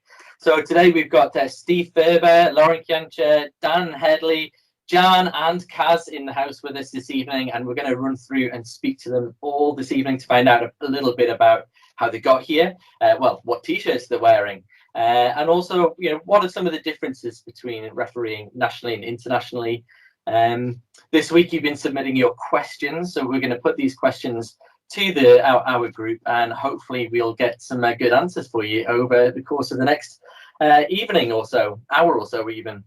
So let's get started. We're going to start with the opening question. So just what's your name and where did you come from, and maybe tell us a bit about your t-shirt. So Steve, why don't we start with you? Okay, Steve. When you say where do I come from, you know, like where I am now, like I'm in Huddersfield. But you don't want my life story. But very briefly, then, this t-shirt, I have to be honest, isn't. Oh, you there? You got it. That's what you need to say. That's this isn't the official t-shirt. That's up in the roof somewhere. From Rio, and I couldn't find it. So this is a souvenir t-shirt. Souvenir t-shirt I bought for myself. But it's got the badge, you know, and it's got a bit of Portuguese on it. So that's what I'm wearing tonight for this. So the colours are good. So there we go. What else for me now? You going to go around and catch us up with that bit, or do you want any more just now? We'll go to Lauren next. I've got Lauren's next on my screen. Hello, I'm Lauren from Bristol. My top is from Olbia, from the Regional Open last year. It was my first overseas international. Yeah. Excellent. Dan? Hi, Dan from Nottingham. The t-shirt, I don't know if you can see, is from the World Open in Póvoa de Varzim in Portugal from 2016. And I chose this one because it was the competition where I read the official's oath at the opening ceremony. Ah, excellent. Jan. Okay, I'm Jan. I'm from Kent, and my top, you have to show it up to you, is the official BizFed top, because this week I should have been in Nantes at the competition there. So I'm wearing it in lieu of being at a competition. Yes, good. And Kaz? Okay, hi, I'm Cassandra, or better known to everyone as Cass. I live in Waterlooville, which is about 10 miles north of Portsmouth, or if I'm on speaking to somebody very posh, it's 10 miles south of Petersfield, which sounds much. But today I'm wearing, I don't know if you can see it, it's a bit dark, I don't know if you can see it. It's a top I had in Catalonia, and I was at games in Portugal in 2015, invited not by BizFed, but invited by the Catalonian committee. So I felt quite privileged to be invited along to that international event. And I loved the top. It was so comfortable. It's massive, but it was so comfortable. Love it. Okay. So I hand you back to Richard now. Yep, I'm Rich. I have been refereeing for a little while, and I, a bit like Steve, had to go digging in the loft, but I was successful. That was partly because of during lockdown we had a loft sort out. So I'm wearing one of the officials' tops from Beijing in 2008. Where it was just an incredible experience to be away in such a country at such Paralympics. But we're actually going to talk about Paralympic Games a little bit later on, so I don't want to preempt that too much. Let's start with just a little bit about when did you referee first, and kind of just talk us through a little bit around that path to becoming an international referee. And we'll go in reverse order this time. So if we go back around to Kaz, when did you start refereeing and when did you become an international referee? Okay, I started refereeing quite a few years ago. Many of you know how old I am. So yes, I did referee quite a few years ago, but I think my first one was in the year 2000, and that was nationally at Pons Forge, the national event, and Pam and Ian were the head referees at that time. So it was quite an exciting event for me. And then it went on to, of course, the exciting event that we experienced in 2012, whereby they needed, obviously, international referees, home counties, so home country. So a few of us went along and got our international referee qualifications in 2011. And it's been an onward journey from there. And I have to say, I am still learning. It doesn't make you one of the best referees, having refereed for so many years.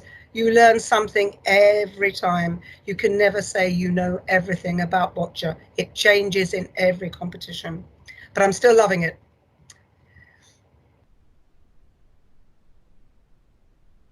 Next up, we've got Jan.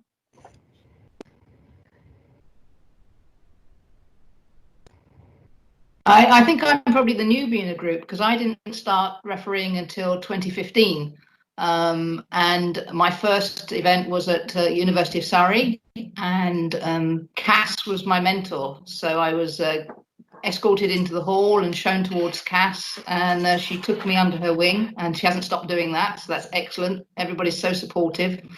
And I haven't really looked back. I volunteered for everything that was possible to volunteer for. And then in 2019, did my international course. And the only thing that stopped me, unfortunately, is the virus. Otherwise, I'd be refereeing today. Wow, 2015 to 2019, you really climbed that ladder, Jan, didn't you? I did. Once I get going, there's no stopping me. If I can see a target, then I'm going for it. And I gave Natalie a lot of grief over the years with, when's the next course? When's the next course? When can I do this? When can I do that? So I would encourage anybody, if you want to do it, if it's your goal, then you just need to nag a few people along the way to make it happen. Yeah. Excellent. Dan, talk us through your story. So I started refereeing in 2010. You might have seen on our Throwback Thursday from the other week at Loughborough College, through a world record attempt for the college to play boccia for 24 hours in the build up to London 2012. So I did a young officials course with Richard down at the college, and then, a bit like Jan, volunteered for everything, travelled across the country, and probably got on the staff's nerves because I was always there, but kept going. Qualified as an international referee in 2015 in Poland, and then again just continued to volunteer and attend different competitions where I was available. Excellent. Lauren? So I first became a referee in 2013 after watching London 2012 on a school trip and realising that there were referees and coaches. Never really thought of that before. So did a young officials course, and the first competition I refereed at was the county schools competition in 2014, and then sort of did the level 2, I think it was at the time, with Richard, and since then I've just, like the others, just volunteered at everything and don't really feel like I've not been at a competition since then, to be honest. And like Jan, did my course last year, the international course in Portugal. Lauren, you're slightly different because you've taken this to another level. You've taken it to an academic level. Tell us a little bit about what you're studying and how does that link in with your refereeing? Yeah, so I'm coming to the end of my degree now. So I've been studying physical education and coaching at the University of Gloucestershire, and since I started, I've been on a refereeing scholarship. So through that, I've had a lot of support from various different people with strength and conditioning, nutrition, performance lifestyle, sports psychology. So everything that the athletes would get, I've also benefited from. And I've seen the benefits of that both on and off court. And I don't think I would have managed to sort of get to this point without their support, to be honest. It's been great. And Steve, finish us off.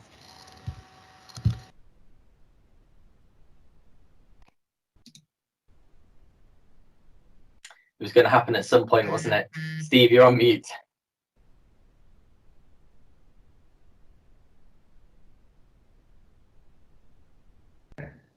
Now, can you hear me now? Sorry.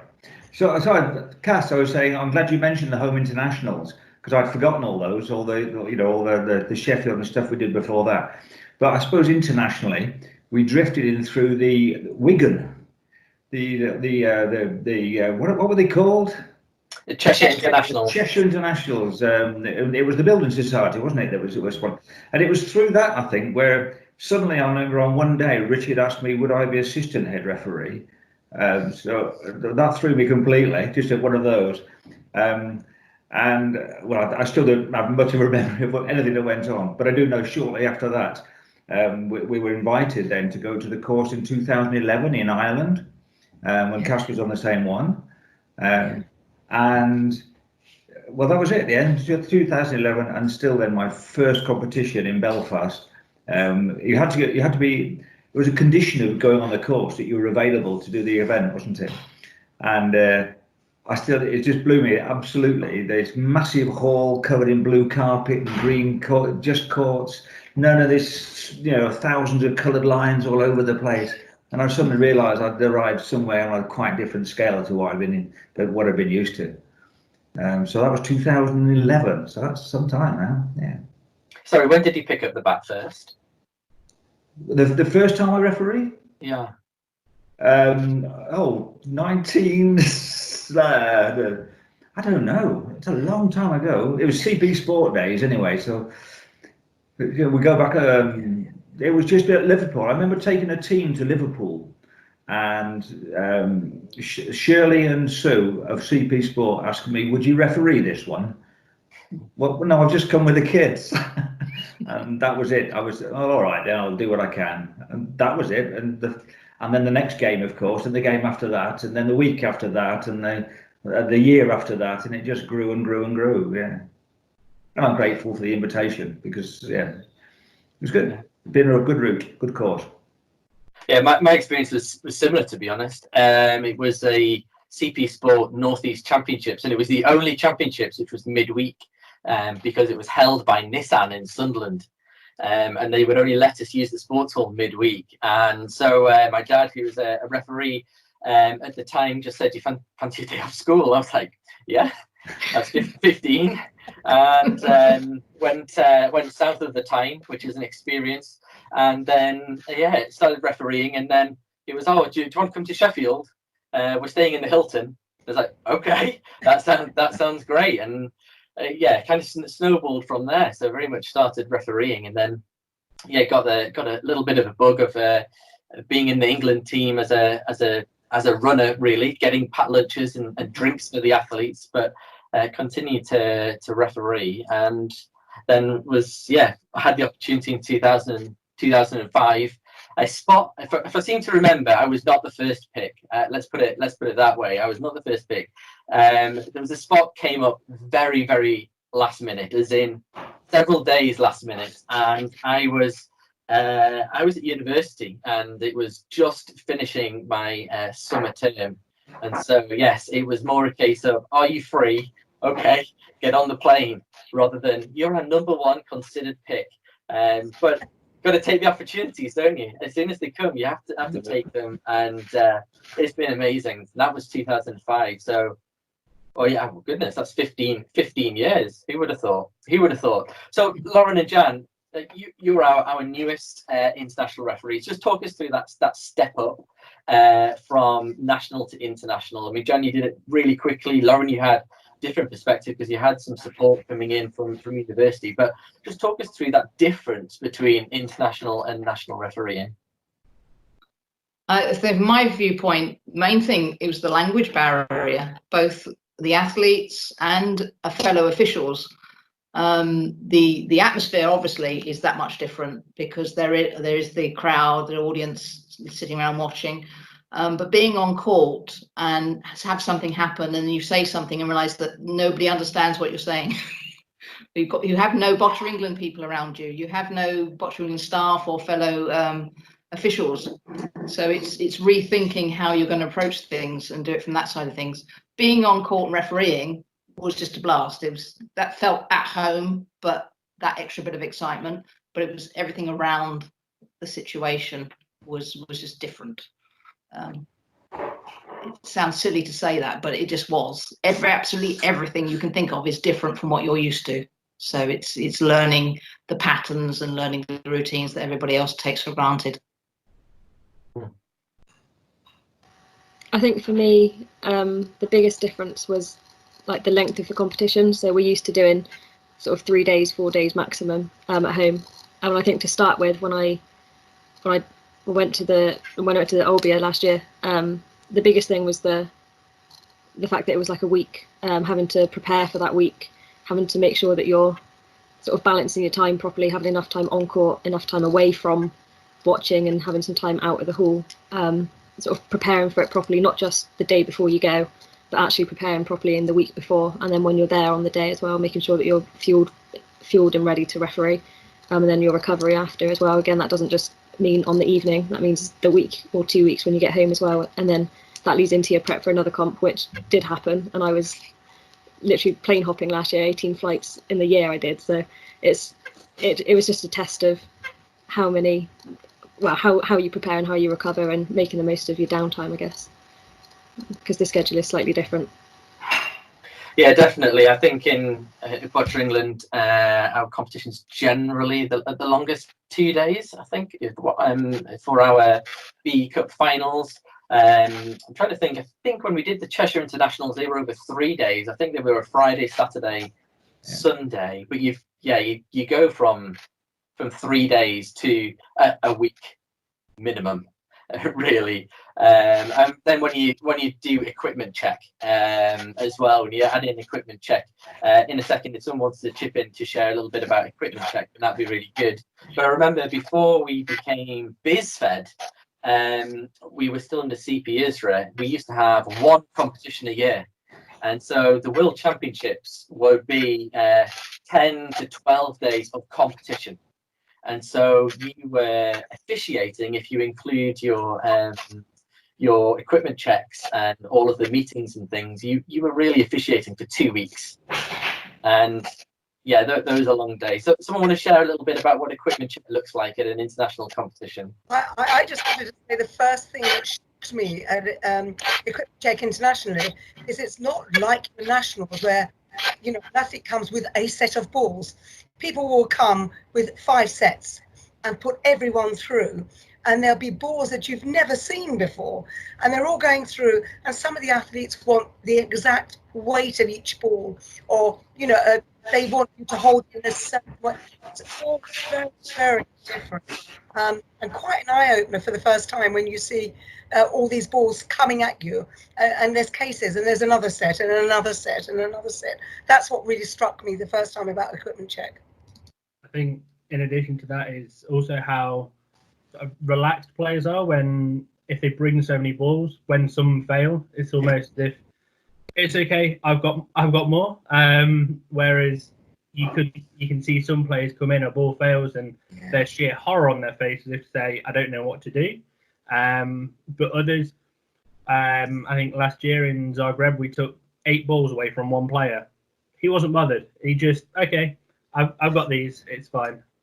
Yeah, that was quite funny. He was so relaxed about it too. That was it. It's no worry. It's no worry. Yeah. Yeah, I remember when we changed one of the equipment checks for the if you remember the drop ball test. Oh. So that year was when I was first international head referee. I think it was Steve was at the competition. This was in Poznan, and I counted the amount of balls that we checked in that period. This was just, I think if I remember, it was a European Championship, so it wasn't a biggie. But we had, I've just pulled up the top stats from back then. We had an average of 18.1 balls per player, so not too high. But we tested 2,600 balls in the space of one day. And, it was absolutely insane. We're going to talk a little bit about the timings of what a day looks like as an international referee and how that's different. But this is before we're even on court. This is the days before. Yeah, over 2,600 balls tested for a European Championship. It's a different level. So, and at that stage, Richard, at that stage, were we still measuring head pointers and things like that as well? I can't think when that changed, but that's another stage at least we don't do anymore. Yeah. Yes, that was literally just the ball tests. That wasn't the height check. That wasn't the ramps and putting all the stickers on the ramp. I think it'd be fair to say we would have probably checked somewhere in the region of 8,000 to 10,000 pieces of equipment in that day and a half period. And of course, you've got to fit in team meetings and all that kind of stuff. But this is all pre-competition. What does an actual competition day look like? Dan and Kaz, maybe if you can just share, if you run us through from when you wake up, because you're normally sharing a room, so your day as a referee kind of starts when you open your eyes. When you close your eyes, run us through a typical day. Kaz, do you want to start us off? Well, like every referee, we're all up at silly o'clock. And I think because you're sharing a room with somebody you probably don't know, so probably one of us is up at 5 because you've got to share the bus. You've got to be down at breakfast at 7 because the bus will come and pick you up at 7:30, if not earlier. And as soon as you get to the venue, it begins in earnest because you have a head referees meeting, and then you've got to go into the competition venue, onto the field of play. You're checking courts, you're checking lines, you're also putting your details in because everyone has a login number to go into their scoreboards. So you're doing that. There is so much going on before even the start of the day. I think, Dan, you'll agree with that at the very beginning of the day. That's how it is. Yeah, and I think that start can vary as well from competition to competition. Some, if you're in walking distance of the venue, you can dictate your own timings a little bit more, but others, when you've got a 20 minute bus transfer from the hotel to your venue, if you miss it, then it's a struggle to try and work out how you're going to get there. Or you're trying to squeeze onto the next minibus that's going. So you are quite tight on timing sometimes. And I think it's very difficult. I think if you remember when we were in Zagreb, we had some home referees that did, national referees that didn't speak any English. And that was really hard because it had to be translated into Croatian.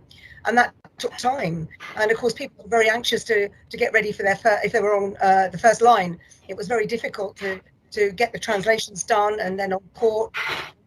Then we were in core room because there was, I think that the core room is important for you to be there in good time, and that's what you need. You need to pace yourself on that to make sure you've got your drinks, to make sure you've obviously done your personal visits and things, and you need to be at core room ready, fresh for that really, really long day. You might only get 10 minutes to pick up a lunch bag and try and have your lunch, because sometimes you get, I think you'll agree, Dan, we all have a WhatsApp app on our phone, which is a group WhatsApp. So you might get the head referee putting a message on so that when you come off court, the message will come up that don't go to core room, you're back on court, whatever. So the turnaround sometimes is very, very quick. You don't have time to even breathe. But you've got to be prepared for that. You've got to be prepared for that. And I think touching back on the point that Jan made earlier about being able to communicate with the athletes when you're on court with a language barrier, sometimes the call-up rooms a longer process at an international if you've got a national referee that doesn't speak English, because again, you're not only trying to get a message to the athletes to make sure they understand you, you're also trying to communicate with your liner for that game, which again may involve sort of getting another international referee from that country or somebody that can translate. So you might have 3 or 4 translations happening before you can actually get to the point that you're flipping a coin to start the game going. So it can be quite a busy time when you're in the call-up room. And I think you've got the random checks as well, haven't you? And that makes a difference as well, because again, you've got getting the players to the random check and back in, and it's a very quick turnaround, and it doesn't happen internationally because you've got that language barrier, as you said. There's a day before all this, of course, too, which we've not mentioned. It's like the day that you walk around the new venue. I mean, at home we tend to know them all, but the new venue, the warm-up courts, that's a newbie for us, isn't it? The call room, learning all about the procedures. Are we going to be paraded in, and the order in which we're going to parade in, opening ceremonies, all that prep goes on before we get to court, doesn't it? Yes, and that's a massive difference, I think. That took me quite by surprise, that all the parading in behind flags, and it was a big thing. Yeah. I think the perk of that is the opening ceremony, which always happens, which is always quite nice as well, as part of the celebration of the opening of the games, and obviously I question always. Sorry. I question always. Some better than others, but I just think it is a very, very long day. I think probably if I go by just Zagreb, where Dan and I were together last year, which was fabulous, we didn't get back to the hotel till maybe 8 o'clock, 8:30 at night, and we'd be gone at 7:15 in the morning. Our last games would probably be about 6 o'clock, 6:30. And we probably have quite a whole list of games throughout that day. And there's no rest the following day. It all happens again and again the following day and again. And so it goes on.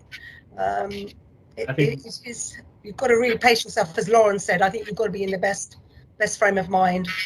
Yeah, I think that was... Go on, Dan. Sorry. I think the other thing is that can change slightly from competition to competition. So thinking of the European Championships last year in Seville, that you've got a few intense days where you've got all the group games and you go into the quarterfinals, semi-finals, and then actually on the finals day, you've perhaps only got 4 courts on in the morning, and then it's 1 court at a time in the afternoon. So actually, there was the last finals day, I was on the penultimate game, so I waited all day that first game. So again, like Lauren was saying earlier, making sure you get that break from court is a really important thing, because you could quite easily just sit there all day watching boccia, and to some extent watching the other referees and going, oh, they do that and I don't do that, and or they do that in this way, and it's quite easy to overanalyze what other people are doing and then think that you're doing something differently or is what I'm doing wrong. So having those breaks as well is also quite an important thing when you can. I think it is good too to be able to watch other referees, because you learn so much from the referees. I think when Richard went to Portugal, into Povoa the first time, was that 2002, Richard? No. Well, as a referee, I went first time was 2005. 2005.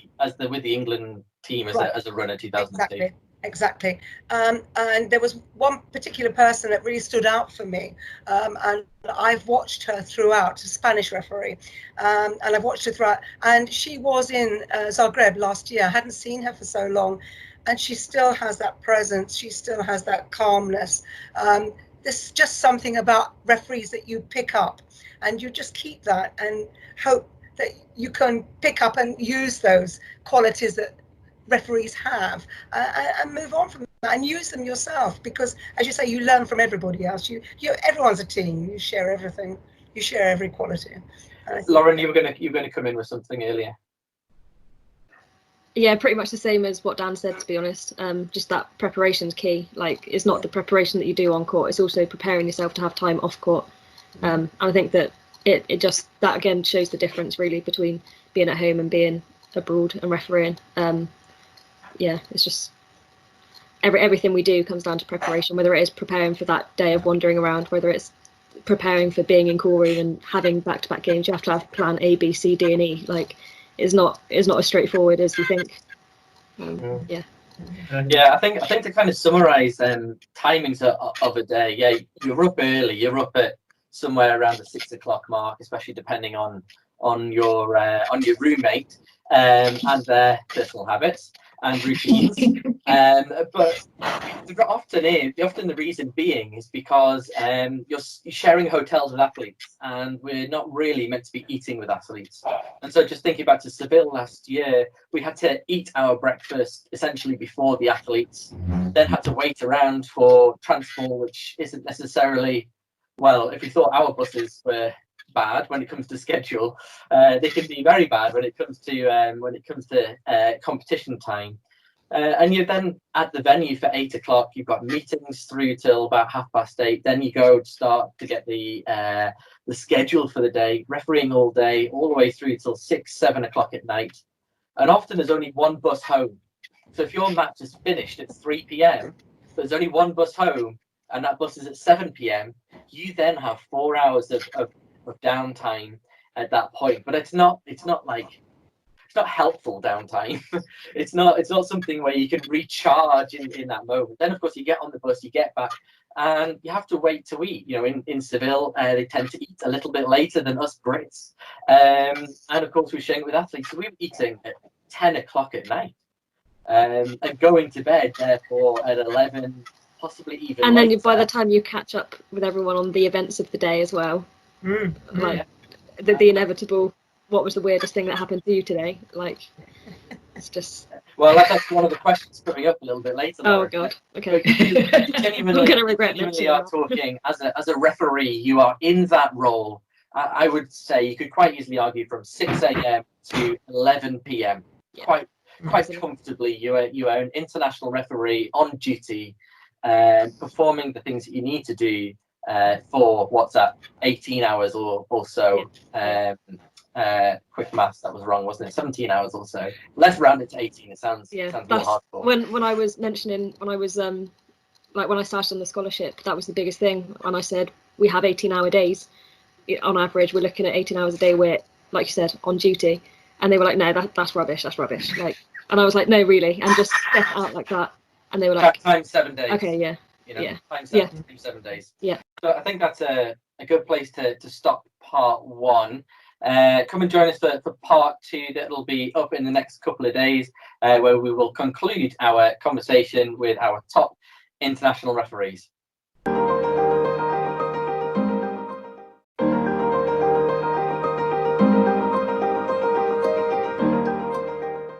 Welcome back to part two of our conversation with our top international referees. If you missed the first half, you can look below and find in the links below that part one. Definitely a good place to start, but we'll continue our conversation now as we start part two. Okay, great. Let's move on a little bit. So next question that came in was, do officials get to see much of the countries when they visit officiating? Where's the most interesting places you've travelled? So Steve, do you get to see much of the country? Maybe we just answered that, maybe. Between 11 p.m. and 6 a.m. Do you get to see the country? Not unless you really build it into your schedule. And I've been fortunate, as being retired, that when the competition's over, I've been able to sort of stay on. I've had a look around Seville by staying on a few days. In Brazil, my wife came over. We made it into a holiday as well for another 3 weeks. Where else have I seen? But not really. No, there's no time. You know, there's the last day of competition, the closing ceremony. Most of us are just shipped off straight home after that. And what we said, there might be some downtime in a venue. Could be a long way from anything you want to see. It's in the city, for example. Nymburk was nice. You could actually wander into town and back out again, but there wasn't a lot to see in the town anyway. But other places, you mentioned Seville. There's nothing there, is there? Where the venue is to go and visit. So if you're able to build in at the end of the time, or even beforehand, I know other people have done that, and made it into a trip to beyond Boccia. Which works, but no, there's no time just within the schedule for sure.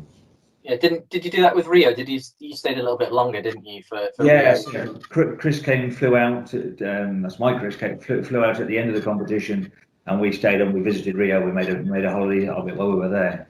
Now, one nice thing about it is that Bisfed will actually arrange the flights when you want them to.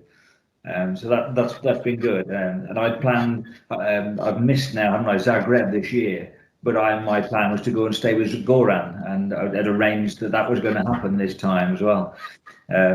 Although I mean that's another thing that has to be said about it. International friendships, which I know a lot of us have. That he was someone I was going to go stay with, and I've hosted and been met up with people in the past as well. But during the Goran's a Croatian international referee. That's right, yeah. But during the competition, no, it's pretty full on. Yeah, I think it's one of those things where probably the more competitions you go to as well, but the less you see, it's more a case of I want to get in and go home, and that might sound like a bit depressing when you get to this stage, but that is one of the realities a little bit because of the schedule. It can be it's sometimes if you decide to stay, I'm going to stay an extra day. I'm just going to have an extra day and I'm going to go into Seville. My advice is do that day beforehand. Don't do it at the end. Do it beforehand because you've got the energy, you've got the passion. You feel like that you're excited for the competition. You are extending your stay just to see a new town, a new place. Do it before, don't do it after, because sometimes you just want to get on that plane home. I remember I was in China 2016, the World Championships there. My flights got mixed up, and I ended up arriving in Beijing 4 days before the competition. And Beijing is a pretty big city, and if you think of almost like tree trunks, they're the rings that you have of the inner ring roads around Beijing. So think of all of the layers before you get to a 200, 300-year-old oak. That's where we were, right on that outer ring road, and on the wrong side of that, we were past the ring road. We were 2 hours from Beijing, from the center of Beijing, and I was there 4 days ahead of time on this empty campus. I enjoyed it whilst I was there, but it was long and quite lonely. But that never mind. That's my fault. That's my fault. But I tried to make the most of it where I could. Lauren and Jan, did you get to see Orbia? I was in Povola in October, and all week I knew my flight gave me the Friday morning free. And I was really looking forward to it all week because we'd had a really heavy week. It was really stressful. I had exam nerves terribly. I hate exams. So doing the test for the course was awful. I just held on to the fact that Friday morning I was going to go look around the town, and Casa told me about the Christmas shop. I love Christmas, so I was going to go shopping. Then it turned out Friday, not only was it a national holiday, so all the shops were shut, but it tipped it down. Real heavy rain all morning. So best laid plans blown out of the water. Yeah, I forgot about wasn't it? Yeah. All right. Yes. We didn't get to see Olbia in the end. So we planned to get a taxi into town, and then we were called into some meeting, and then we went to this meeting, and then they decided that it was going to be rescheduled. So we had another hour, but by the time we knew that we had that time, it was too late again. We couldn't go and come back in that time. So again, the schedule took over, and we didn't have the time to go and see places. But yeah, I think the most exotic place I've been to wasn't actually as international referees with the England team. It was Christchurch. Went to Christchurch. I was going to say that, Richard. Christchurch. Yeah, what year was that? 2003. 2003. Beautiful. This is pre-earthquake. Absolutely beautiful. Literally didn't see anything because back then it was the long form competition, and on the middle day between the teams and pairs individuals, you had the athletes meeting. That's right. And I was providing some personal care, and the athlete that I was caring for wanted, absolutely rightly, to go to the meeting. But if you weren't an athlete, you weren't allowed in the meeting. So the one day mid-competition that we had, I sat outside the stadium, which I'd spent the whole of the previous week in, on the floor. There was no seats provided. I think Kaz and your husband Mervyn was there. We were the ones that were there, stood with the athletes, and that was the one time. 4 hours we had, and where did we stay? Outside the venue. And I think we managed in that 4 hours to zip in through the botanical gardens, which everybody raved about, which I've never really looked at. The botanical gardens in Christchurch, and we ended up at the All Blacks shop to buy a pair of socks and to come back to go back to the venue. And that was my trip to New Zealand. And everyone said, but did you see anything else? No, that was it. The venue, hotel. But that's life, isn't it? Hey, I saw more than me, Kaz, and I'm not bitter in any way, shape or form. Richard, haven't you spoken in the past about a day off mid-competition? Yeah, so again, in the CP ISRA days, so before we had these multiple and many smaller competitions, we would be away for 10 or 14 days, and that middle day, which was the athletes meeting day, would be a training day. So it was usually individual competition first, then there would be the training day where there would be an athletes meeting, and then teams and pairs, and we would have a day in the middle, and we'd have duties, we'd have meetings to do, and depending on our performance in the first half of the competition, that meeting might be longer or shorter. It might be a one-to-one, but we did have those days, but it wasn't a day off. No. It wasn't a sightseeing day. I remember in Porto, I think this was one of the last CP ISRA competitions, and it was Leslie Hiliki was the head referee, and I love Leslie. She is Canadian head referee, but you know, straight down the line, and she brought us in on our day off, or this middle day, and sat us all down and went through, you know, that we aren't there on a holiday. You know, we are there to work, to volunteer, to give our skills, and that we should bear that in mind with, you know, what we want to do with the rest of the day. Of course, by this point, it was already about 1:30 in the afternoon, and we'd missed lunch and all. No, but it was a really good reminder that even though we had that day, we have to be careful. We've got to make sure that we are fit and prepared for the second half of the competition. And it's always interesting when you have a split competition, individuals and teams and pairs, because individual matches are thick and fast. There are hundreds and hundreds of them, and it feels like, you know, one of those clown tricks where they're always pulling out the ribbon. It just is never ending. And teams and pairs, you look at the schedule and you think, oh, I've only got 4 rounds today. But of course, the matches can last, you know, by the time you arrive in the call room to by the time you hand in, you know, they can last over 2 hours. And so the days look quite different. It's a different type of resilience. It's definitely a mental resilience is required for teams and pairs matches. It was one of the reasons why they switched it, actually. When BizFed came in, they switched it, put teams and pairs first and individuals second. But there's definitely something about getting your eye in.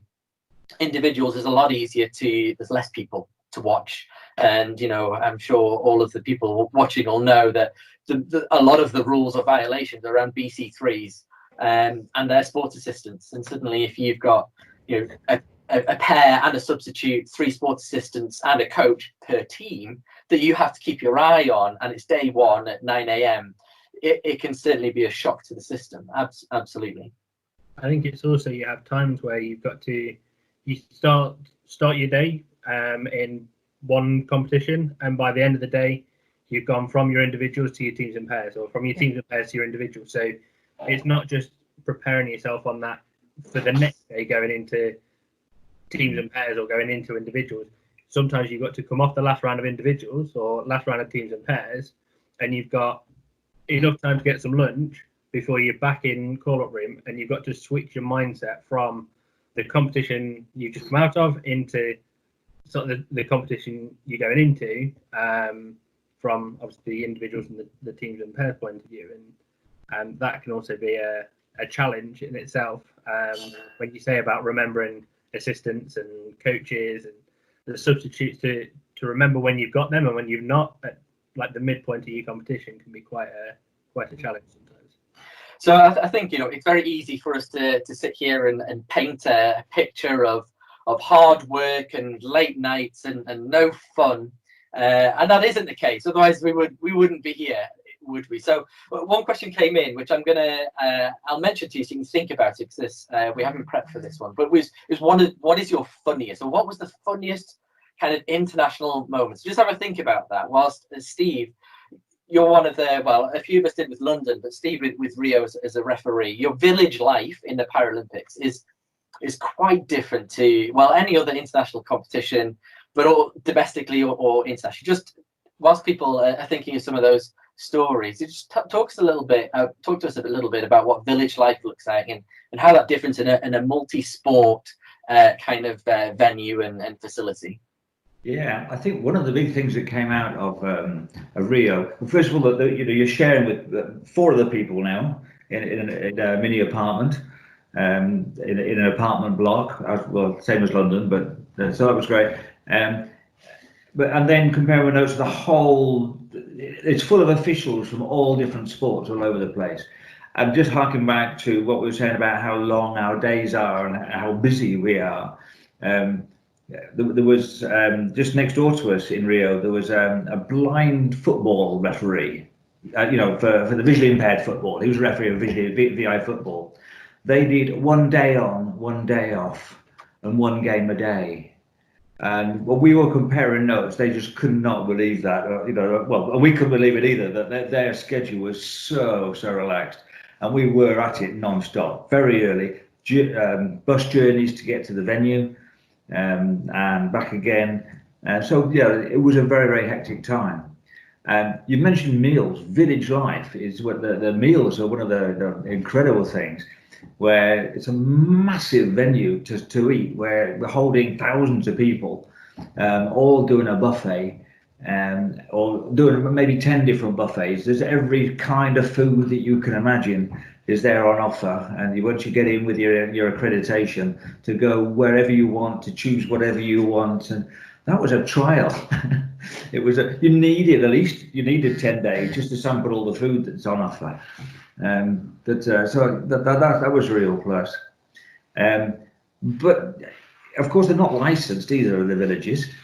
So there's another big difference for us, that we either have to sort of go shopping, which we did manage, but Fitz and I, we did find a bar quite close, and we became quite first name terms at the bar in the evenings, where we were able to sort of get out. And by the end of the I think it was 10 days or something, just about the whole of the boccia competitors and officials had found this bar.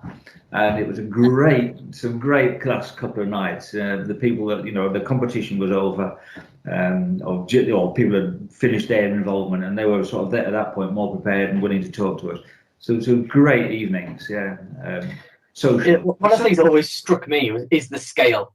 Like, if you think about, we talk about the Olympic village, but really it's the Paralympic village. It's built for the Paralympics. There are more accredited people at the Paralympic Games than there are at the Olympic Games. Just there's more carers in place, and so it is never busier than when it's the Paralympics. And you talk about other sports. It struck me. I remember boccia is, I think I'm right in saying, the longest running sport in the Paralympics. I don't mean as in it started first back in 1960. I mean it starts on day 1 and goes all the way through to the closing ceremony. And you'll have officials who will fly in for 2 or 3 days, because that's how long their competition runs for. I don't know, let's say, try to think of a quick competition, but it could be any competition. But for example, wheelchair basketball and wheelchair rugby, they share the same venues. Both competitions are 5 days.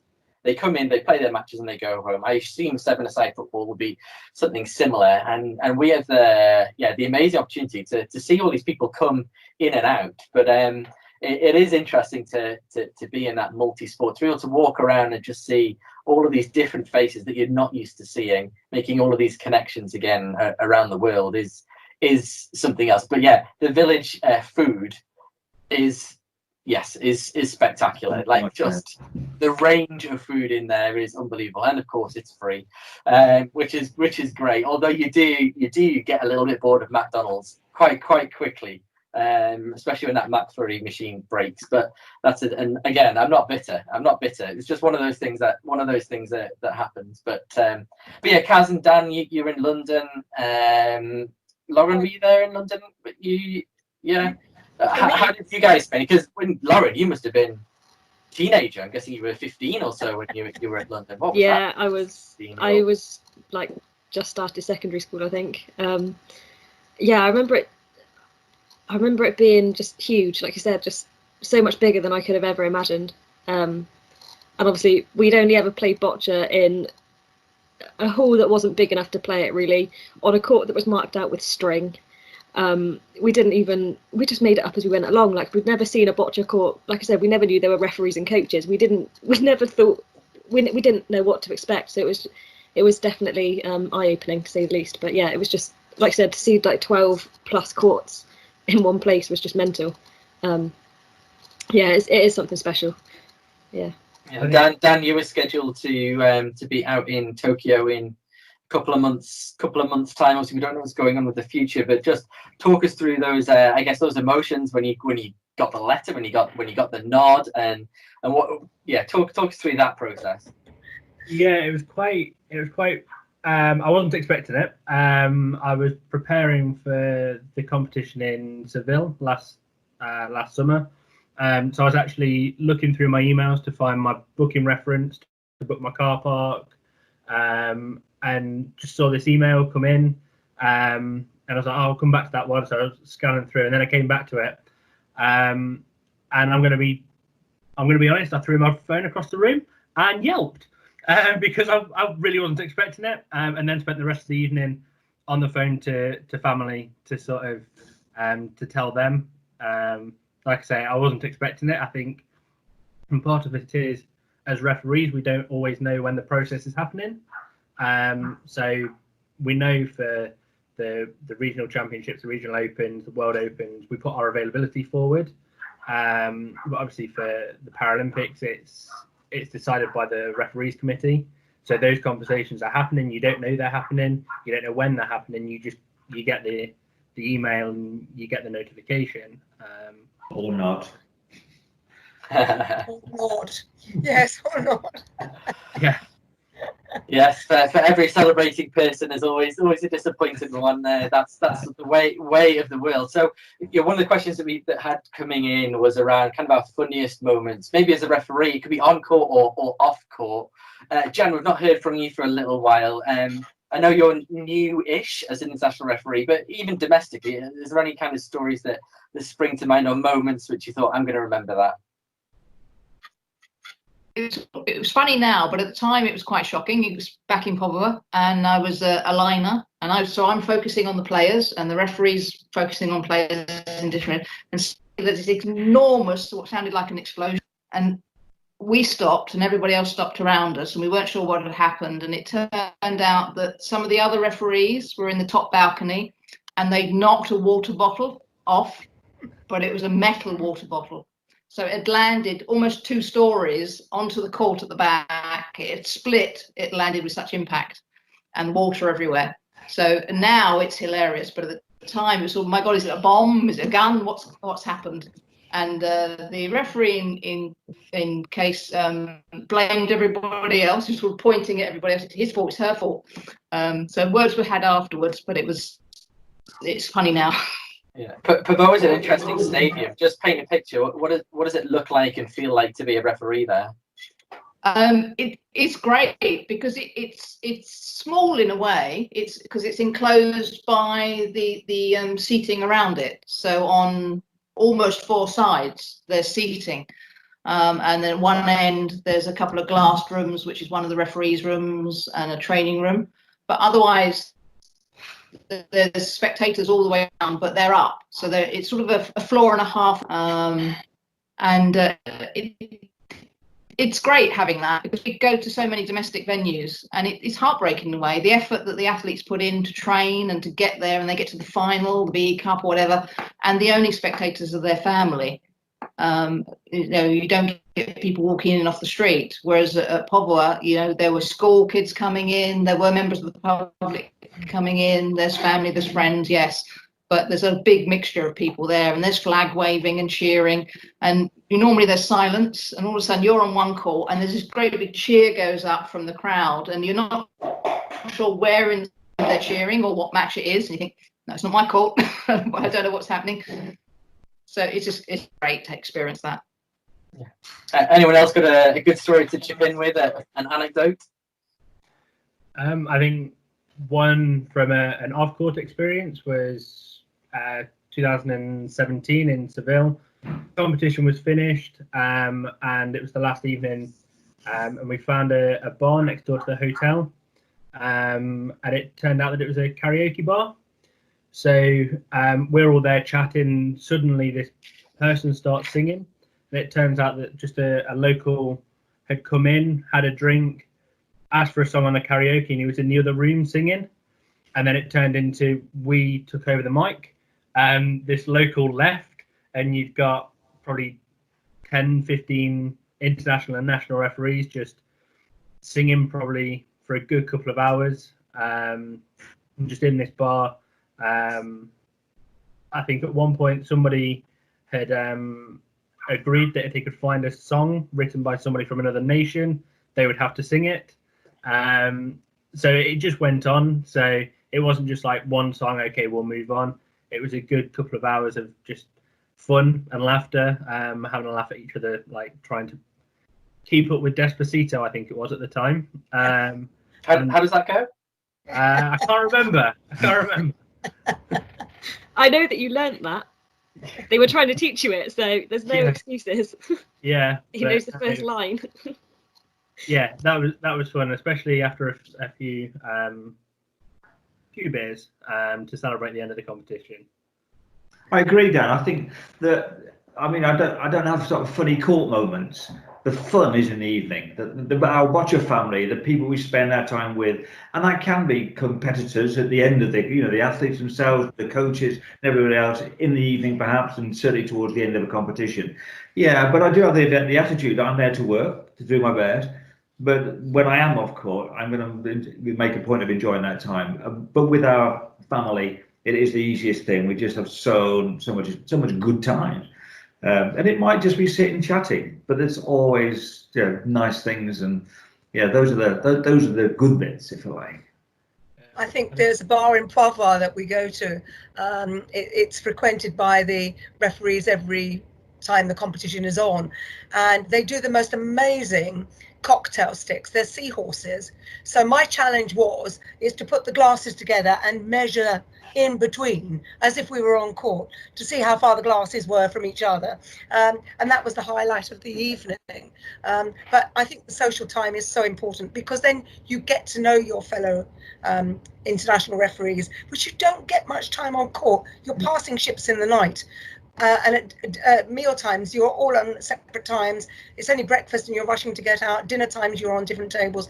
But that is the time to meet the international referees and get to know them well. And they become your friends.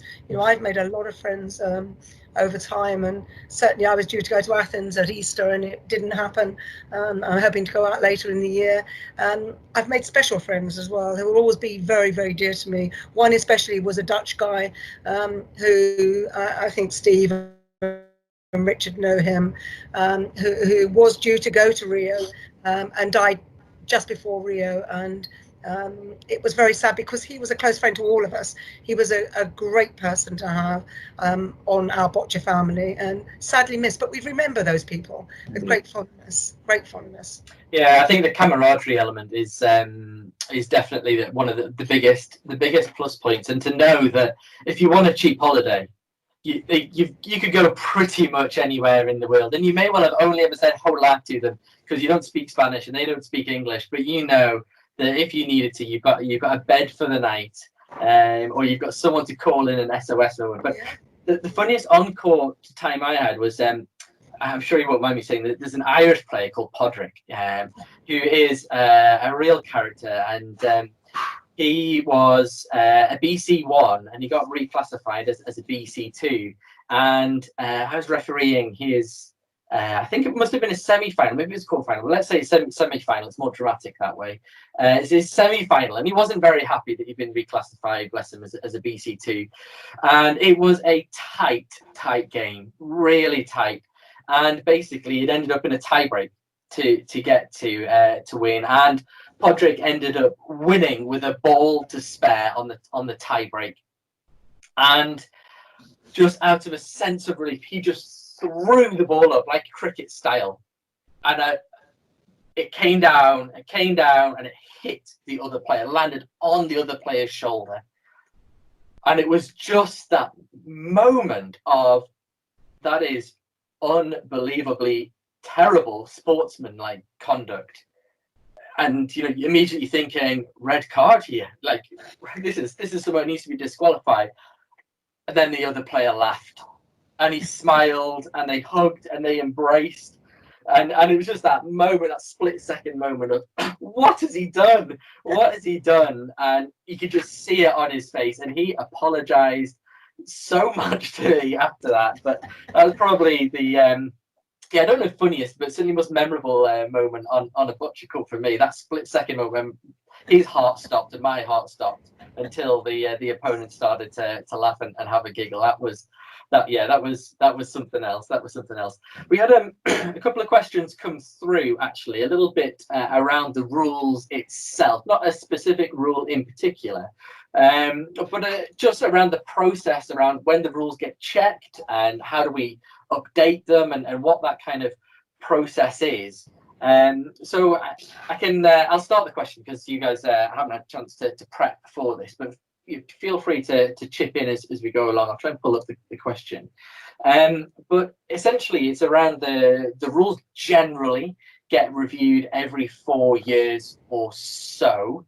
Well, not necessarily reviewed every 4 years. A new publication is submitted and published normally to start the year following the Paralympics. Certainly, again, in the old days where we had a very strict formula of European Championships being the year one, World Championships, World Cup, Paralympics, it was really easy to kind of keep track of everything.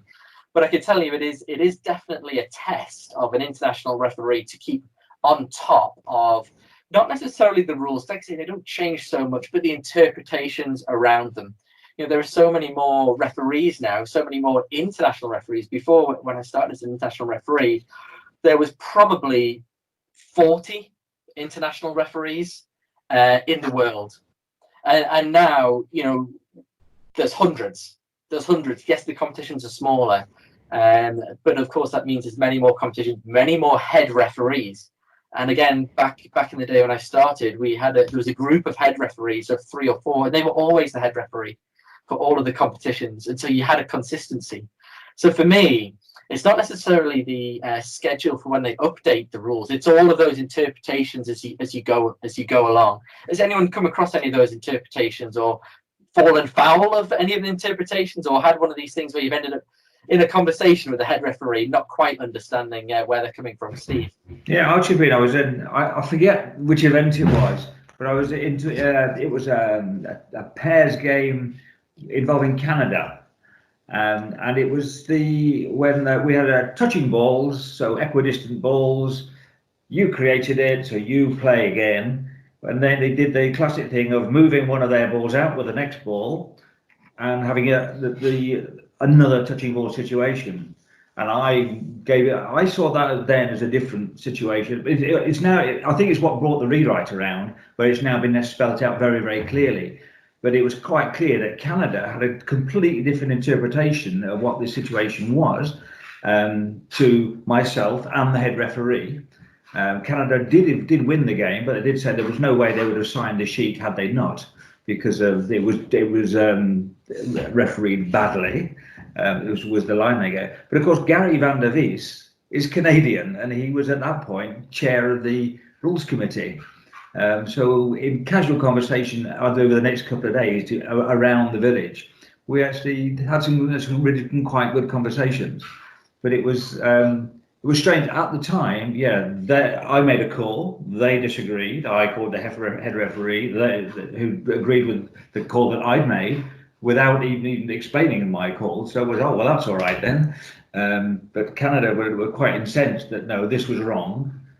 So if you like, I'm involved in a rewrite of the rules, because it needed clarifying. But no, that's as close as I can get to any sort of dispute of those sorts of. The follow-up to that was around athletes and their involvement in the rules, and it's worth saying that as part of the rules committee, and there are athletes involved. There's an athletes representative. I think right now it's Gregorius from Greece is the athlete representative, and of course there's athletes meetings, and often there'll be open forums where referees, players, coaches can all be in the same room together to kind of talk through some of the rules or some of those interpretations, to kind of not correct them on the day, but correct them for the future.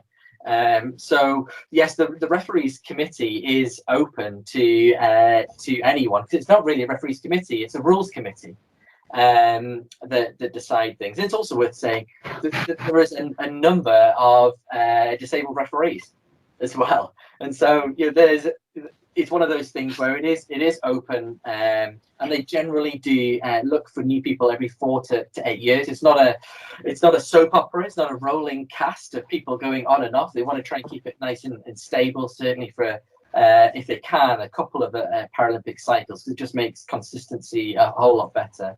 But certainly, again, when I was starting, the committee was mainly dominated by Spanish and Portuguese speaking people, and it certainly led to some really the writing and the structure of the rules was interesting. And Gary coming on board with I think he's Vancouver, so I'm guessing English is his first language rather than French.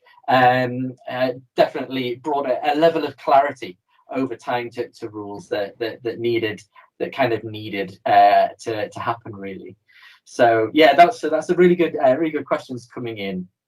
Last one to kind of finish off. We've maybe touched on this a little bit. This is around kind of the most memorable moment or decision, and maybe we will see if we can keep this on court or on venue rather than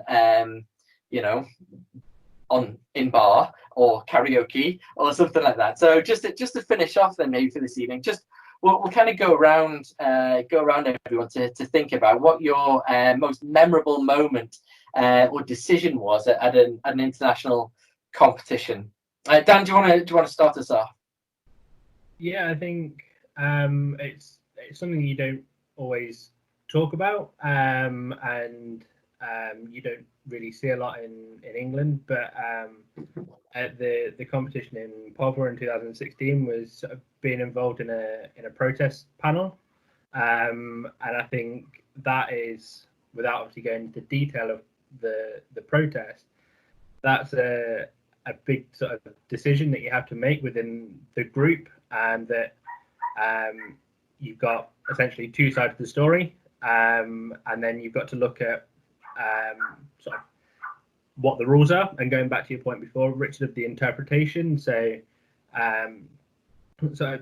reading the team's account, listening to the referee, and then understanding what actually happened, trying to piece together what happened, and then obviously knowing that whatever your decision, and this one it was, if the decision got overturned, the player was going into the quarterfinal. If we essentially agreed with what happened and said that the referee did the right thing, that player was going out at the group stages. So it was quite a big decision to sort of make, but you've almost got to remove that from your discussion and almost ignore the situation there, and just sort of deal with what's at hand. And yeah, I think that was it was another sort of dimension that, again, like I say, you don't always see, you don't always hear about. They normally happen quite discreetly, but to be involved in that and to sort of know the process in which for the referee involved that they had to go through before we actually came to the decision, but then also to know I wasn't going to go up to that referee afterwards and acknowledge them and say we've done this or we've done that, and it was almost, this is what happens in the room, and I might sort of leave it a little bit before I catch up with that referee, but obviously when I do, not to discuss what was sort of spoken about during that panel. Yeah, protest panels can be really interesting and hard, because one of the big things that is you don't really mention is, yes, the players are under a time limit. They've got 30 minutes in order to get their protest in, but you then as a panel have got 30 minutes to respond. But of course, you're listening to two sides of the stories, you're weighing it up, you're trying to be the best referee that you can, but on something which wasn't your decision in the first place. And having led a number of the panels, it certainly can be a challenging one. But yeah, any other memorable moments? I had one at the World Championships. So that was the first sort of big competition that I'd done, and on the live streamed court, and I spotted that a ramp assistant stool was on the line. Put my hand up pretty quick, really quick, and the referee just didn't see it. No, it was one of those things, really, and it took us quite a while to, well, not me, took the referee and the assistant and head referee a while to sort of rectify the situation, get it back to a state where we could continue the end. Well, I think that it was it was a match that, similar to the situation that Dan just explained, it depended on who went through to the next round. It was on that final day of the pools, so it was an interesting one. And because we had the screen above the court as well, all of the team from one of the countries surrounded the court and just shouted at the TV, like, TV, TV, TV, like, just look at the screen, like, reset it like that, because nobody was agreeing with where the balls were. And it was one of those things like, can we use the TV? Should we use the TV? And it was really interesting to be a part of. And again, that atmosphere came back to it. It was really loud. It got quite, exciting. But at the same time, at the time I hated it. Like, watching it back now, I feel it all again. I had to watch it a couple of weeks ago to do some video analysis. And you feel it all over again. But yeah, it's definitely one that I like watching back at the same time. Great. Kaz, have you got a story? Well, too many to mention, really, but I've got one that I wanted to share, but that's off court, but it was part of London 2012, which I wanted to share. But I think one of mine was certainly in Zagreb last year. I had the semi-final, one of the semi-finals, and it was going to determine who went through to the finals for those points to qualify for Tokyo. And it was a team event, and it was between Spain and Croatia, and it went to a tie-break, and it was ball on ball, and it was down to the final ball, the final measure, and both balls looked as though they were touching. And I thought, and everyone had, the end of the whole event had stopped, and everyone was around the courts, and the referees were around the courts. The local TV cameras were there, and I had to actually make this feeler gauge measure. It was just so tight. I could hear a pin drop. Everybody was, and I took that measure, and it had to go to the team that obviously were holding, and they didn't call it. They just accepted it, and the applause that went round was amazing, because it was the Croatian team that went through. But from the referee, it was such a momentous occasion for me, because my hand was obviously as still as could be, but the pressure that was on me from the eyes that were looking, I walked away from there and thought, yes, yeah, it's that inner feeling. You think, yes, I did it. But the one point I wanted to make, Richard, about 2012, and I wanted to share with everyone, is I wasn't a referee in London. I was on the federation. I was a federation manager. So I was working with the international referees. And the only wonderful thing I could tell you was Excel. Every ticket for Boccia was sold out every day. I'd come in at 6 o'clock in the morning and Boccia was sold out for the entire event. All the other events, tickets still available. Boccia, no, it was a full house. And that to me was one of my most momentous occasions, that Boccia was a sellout. It was that good. Yeah. Yeah, fantastic. Jan? I'm not sure I can follow that. That seems unfair. But again, back in Povoa, I was lining. It was my first match, and BC3s, and the assistant communicated. It was a signal, a hand signal. And you got that moment where I'm sure I've seen what I've seen, but I'm going to give them the benefit of the doubt. I'm going to wait. And he did it again. So I put my hand up at the end once he'd played his shot. The referee waved me away. She didn't want to know. So I stood there and they played the next shot and he did it again. So I put my hand up again. And then the referee called me onto court and we had a chat. And unfortunately, there was that language barrier. So I was trying to explain to her what had happened. And she went, no, fine. So I go back and the next player plays and it's fine. And then back to that violation assistant. And he did it again.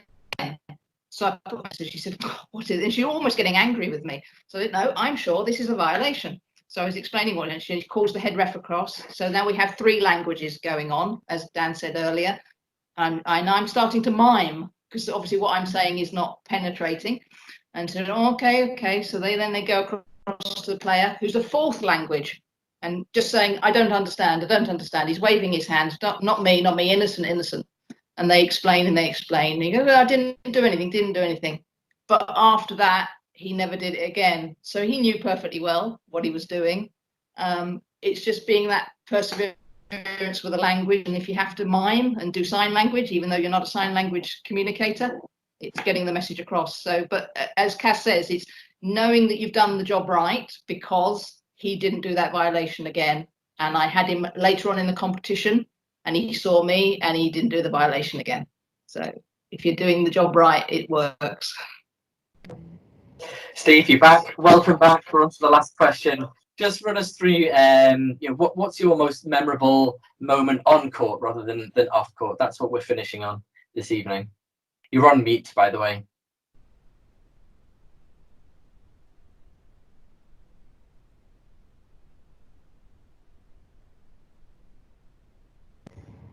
I think you can hear me. So, yep.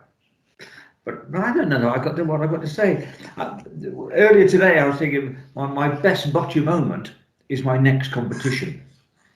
That's the kind of thing that I'm really looking forward to. I mean, I don't. Yeah, when I should have been in Croatia this time, but that got coronavirus out of it, didn't it? Just as Nantes has as well for Jan and Dan. We've all come unstuck through that, haven't we? This time. No, I don't know. I don't know how nothing in particular stands out. It's just been an amazing experience to add to my career as my working career as a teacher. Well, it sort of fed into that, and still all that I do. It's just a huge part of my life, and I wouldn't want to change it. But no, I don't have anything that leaps out and says, "Oh, that's unforgettable." Well. Yeah. Perhaps it was at the time, but I have forgotten. Maybe you've got your best memory to come, and yeah, that's something to look forward to, I suppose, isn't it? Well, yeah. So the next competition is my best bocce moment at the moment, as it stands, and I hope it's soon. That's whatever. And even if, well, not even if, but it could well be Sheffield, couldn't it? Come up in autumn. I'm really looking forward to getting us going again. So. Yeah. Look, thank you everyone for sharing your evening with us today. It's been a fantastic chat. We've never done this before. We've never talked like this before. It's been so great just for me to hear your insights, from Lauren and Jan coming up, recently, to Dan's big news around Tokyo, to should we say wisdom of Steve and Cass? That's not putting an age on it, is it? That's a compliment. But no, look, if anyone is interested in refereeing and is transitioning into that and volunteering, then do it. We've talked about the very top and some of those difficult decisions, but hopefully what's come across is the camaraderie, the friendships, the conversations that you have with people, and the opportunities to travel. You may not see very much, but you do get that opportunity to travel. And if you can stay an extra couple of days, then you absolutely can. So if you are really interested in taking this further, maybe you're an athlete looking for a new career path, or maybe you just stumbled across this and this is a new sport to you. If Jan can come in 2015 and become international in 4 years, if Lauren and Dan can come in, and I came in as teenagers, when we were kind of 14, 15, 16 and become international referees. Like you can do it, and whether you're retired like Steve and Kaz and don't have your own knees any longer, you can still do it and perform at the highest level. So if you're interested, email Natalie at the Boccia England office. You can just contact her on info@bocciaengland.org.uk is probably the easiest way. But with that, thank you so much, guys. It's been a pleasure to chat with you, and yeah, well, maybe we'll do this again. We'll see you later. Thank you, and keep safe. Thank you, everyone. Bye. Bye. Bye.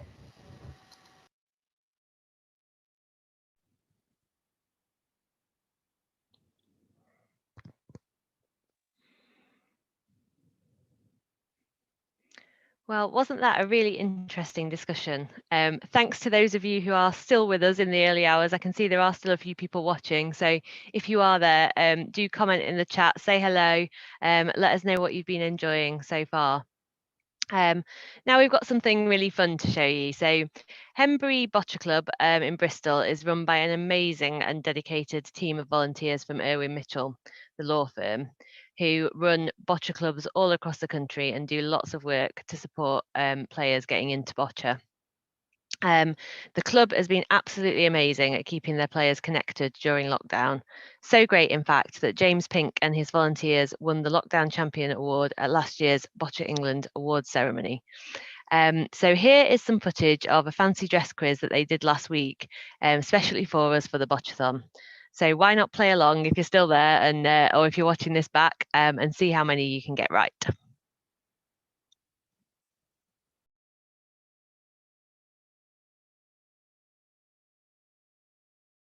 Right, hello, welcome everyone to tonight's special, very special Bocciathon lockdown quiz.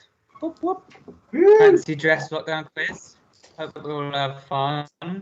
So we've got special boccia quiz, which has been put together by our head coach Ian Thomas. Great stuff, Ian. Some good questions in here. And presented by myself. Where's James? And we've got, who else have we got? Everyone introduce themselves. Well, Man in the weird Scottish hat. Hello, I'm Will. As well, we know. Who else?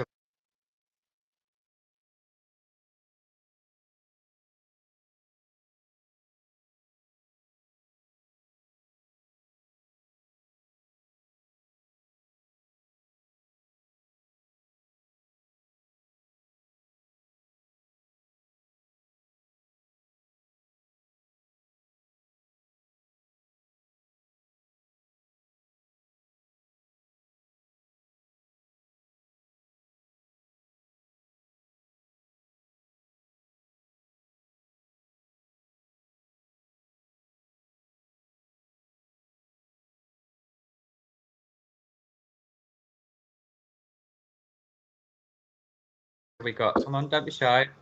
And we've got Steve. We've got Ian, the Boccia King. We've got Hannah, our star chef. And we've got Steve, our Scottish haggis thrower.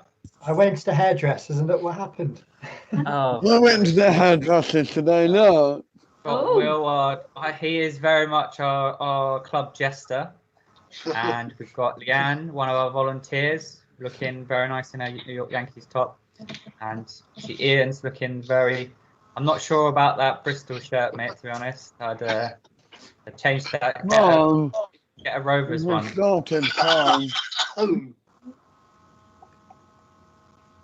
Great. So, unfortunately with David, cannot join. He's having some IT issues, but he's on the phone talking with Leanne. Now, everyone who's listening at home, have a go at the quiz, see how you get on. So let's, without further ado, get started.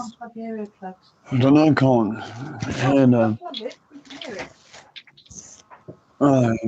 So this is the Irwin Mitchell Hembury Bristol Boccia quiz. It's all boccia related questions. So let's see what everyone remembers about boccia. So for question 1, everyone ready? Yep. What's that word? No. Name the bocce ball colours. Name the bocce ball colours. So question 1, name the bocce ball colours. Question 2 is how many balls in a bocce set? So you can come on and off mute when you want. Just try not to blurt out the answers. Okay, question 3. Question 3. Are you ready? How many athlete boxes on a bocce court? How many athlete bocce boxes on a court? So how many athlete boxes on a bocce court? I think we've got David join us now. Fantastic. After his IT issues.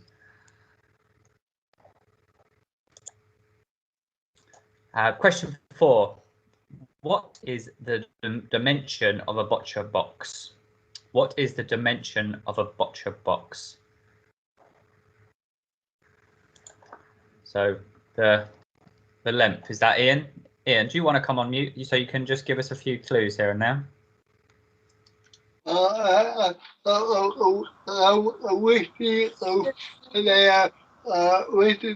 Player boxer box. Just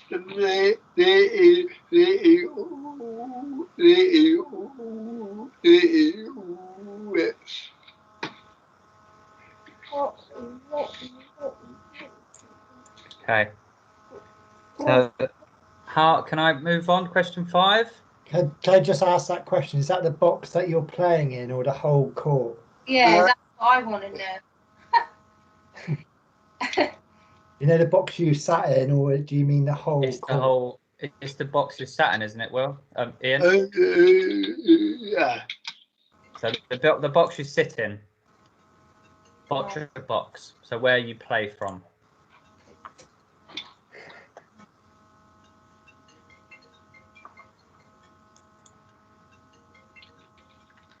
Okay. Question 5. How many players do you require each match? How many players do you require each match? And this is a 3-point answer. You get a point for each answer. So how many players can play in an individual match at any one time in order to have the players on each side? And there's three answers, and it's 3-point question. Okay, moving on to the next question.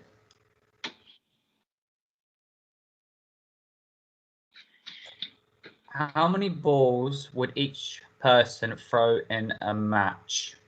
How many balls would each person throw in a match? So again, this is 3 points question. So if you've got a single team, a double or a full team, how many balls would each person throw in a match? Is that one the maximum? person? Sorry, Jake. Is that the maximum balls for all players? That's the per player. Got you. Sorry. Yeah. So does that make sense, that question? Yeah, so single, double, or team. So are we ready to move on to question 7? I think we might have to. Question 7, what are the maximum players can play in each match? What are the maximum players that can play in each match? And that includes substitutes, by the way. Okay, question 8. How many ends are there in a bocce match? How many ends are there in a bocce match for a single, double, or team? There's 1 point gained for each correct answer. Sorry, what do you mean by ends? What's that? So an end is when you have one game on one end and then you move over to the other side. That's right, Ian, isn't it? Yeah. Yeah, we don't tend to do it at the club, but if you're playing a proper game, you have an end one side and then the other side. Just have a sort of a guess. It's three answers. Is that how many ends in a match? Yeah. Right. Okay. Cheers. Steve, I mean, I'm looking at Steve to get points here. See what you can do. I apologise. Yeah, sorry if it is hard for some of the others, but just give it a go. See what you can get. It's what it is.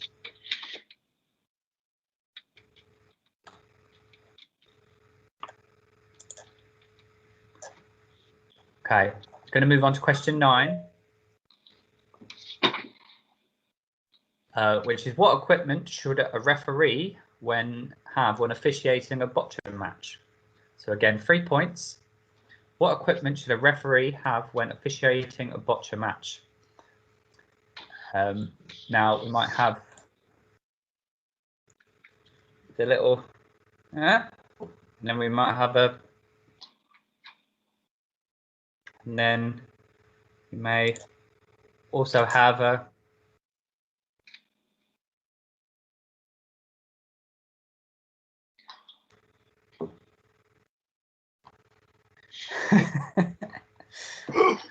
and then a little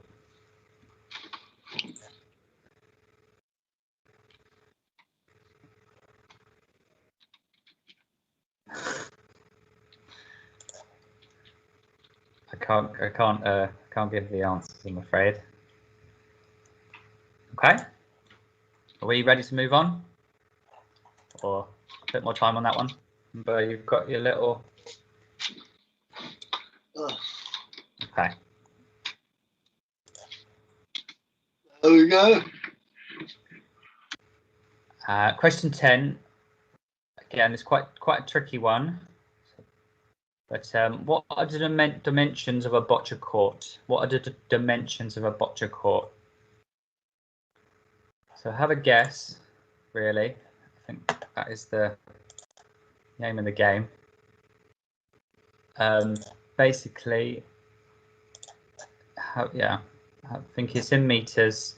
How long and how wide is a court? So question 11, can we name 2 points? Can we name the name of our club? And can we name the law firm that runs our club?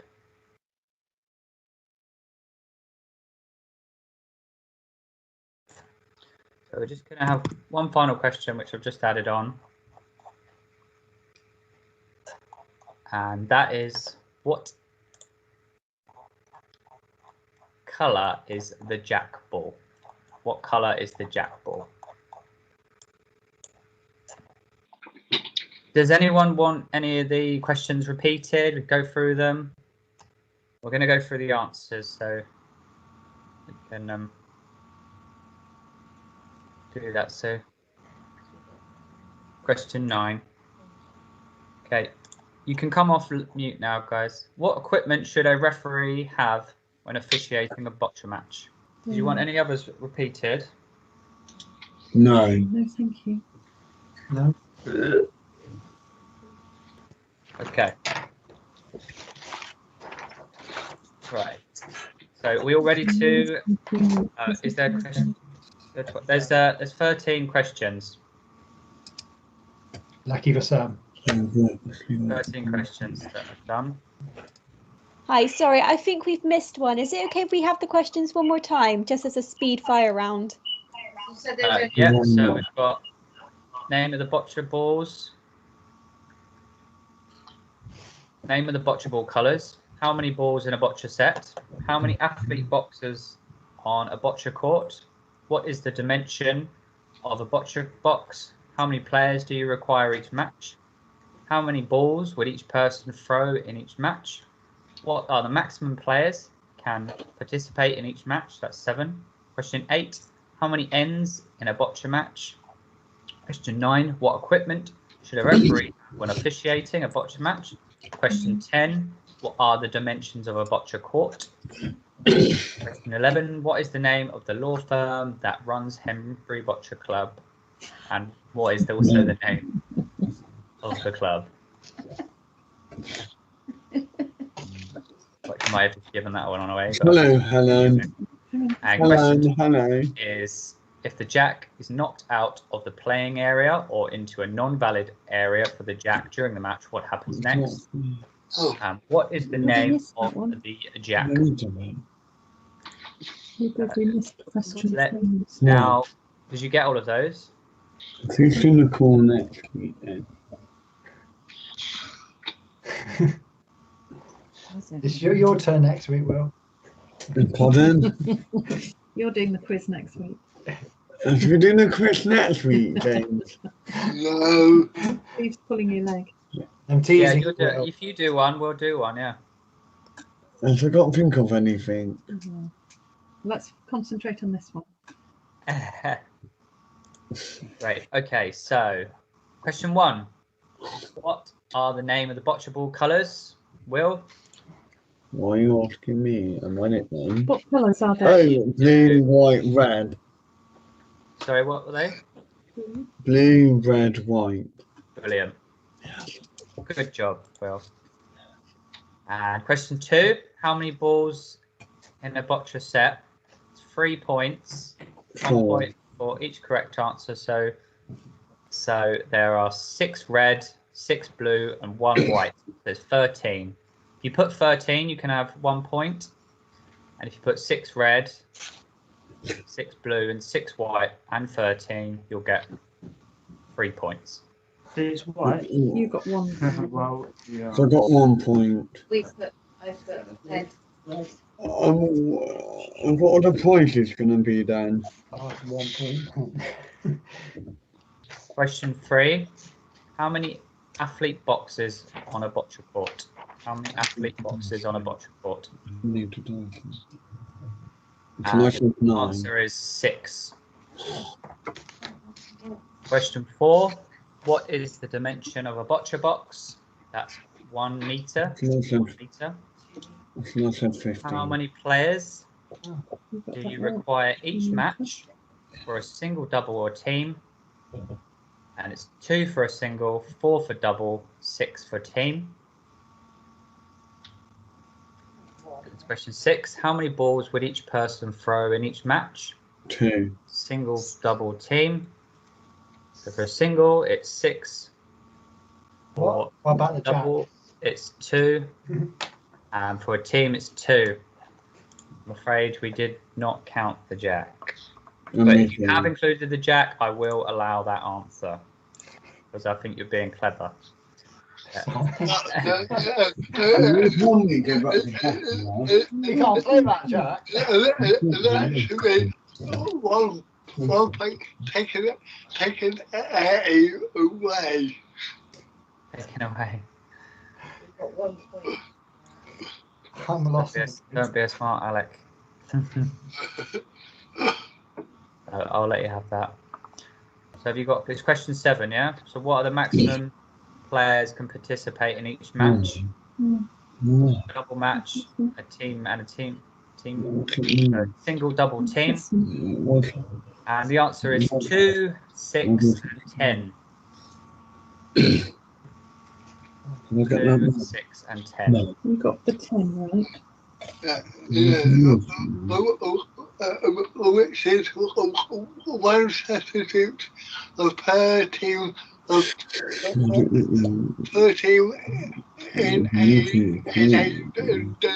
a double, and 2 substitutes. 2 substitutes in a team event. So a substitute each in team and 2 substitutes for each team in a team match, and a substitute each for a double. That's right, Ian, yeah? That is right, yes. Okay. All right, and then question 8, how many ends in a boccia match? for a single double team. So it's 4 single, 4 for double, and 6 for team. It's 4, 4, 6. No, these are tough, but if you've got any of them, it's a good effort. It's all not just about getting the mark right. It's also just about learning a bit and all having a little bit of fun. So question 9. What equipment should the referee have when officiating a boccia match? About. Paddle, yep, good. It's a paddle. a marker or something to mark the distance. It's in a tape measure. Yeah, we'll give you that. It's a measure. Eyes. Eyes are helpful. Balls. And that's another mark off for Steve for being clever. Stopwatch. Giving abuse back to the quiz master. And what's the other thing? The little when we do the little. Go into cat. There's a caliper.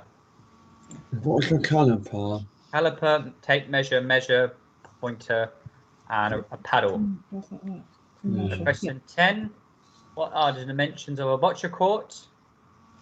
That's 12.5 meters by 6 meters. 12.5 meters by 6 meters. 1 point for each answer. If you've got, 12.5, you get 1. And if you get 6 meters,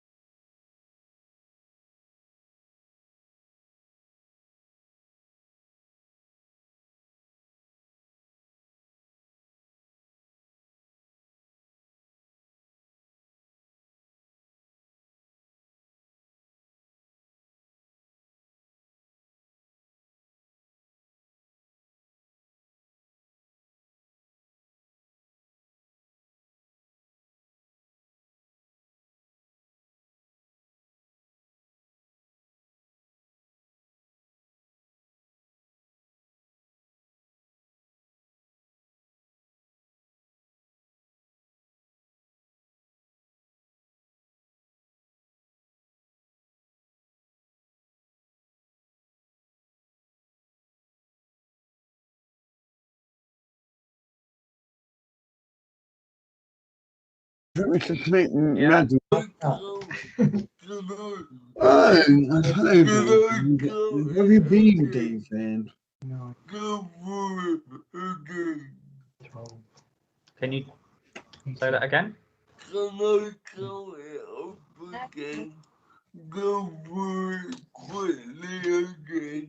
Yeah, of course. 24 I got. Wow. Well done, everyone. Well done, everyone. You deserve a prize. You deserve a medal. -3, which James took off, so I got 21. I think we should make medals now. Everyone, thank you everyone for participating.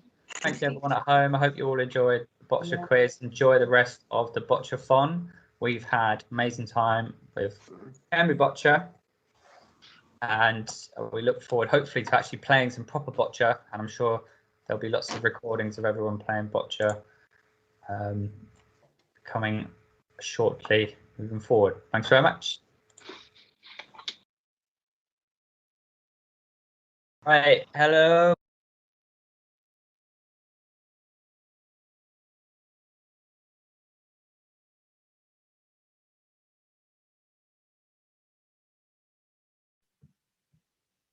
Oh, what a fantastic quiz. Thanks to James and his team for that. Apologies for the minor technical difficulties we had there. But yeah, I hope you really enjoyed watching the quiz. Some fantastic costumes there. Absolutely brilliant. So here's just a reminder of the donation information for anybody who's still with us. So here are the numbers to text to donate, and you can also visit the website. If you are still watching us, we'd love it if you could post on social media with the hashtag Bocciathon 2021. It would be great to see who's still out there. So we're next going to watch 3 short videos from players and volunteers, which will explain what boccia means to them. So firstly, we're going to hear from athlete Tia Ruel, then from volunteers Anne and Tim Craddock, and then from Zoe Barnes. So enjoy.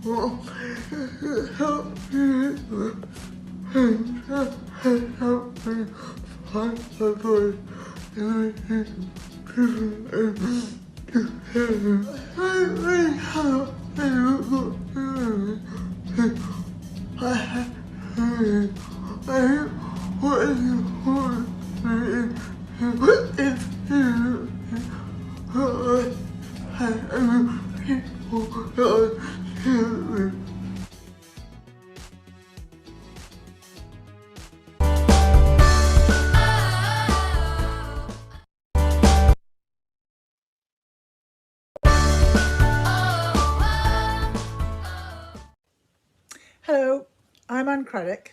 And I'm Tim Craddock. We've been boccia volunteers for over 20 years.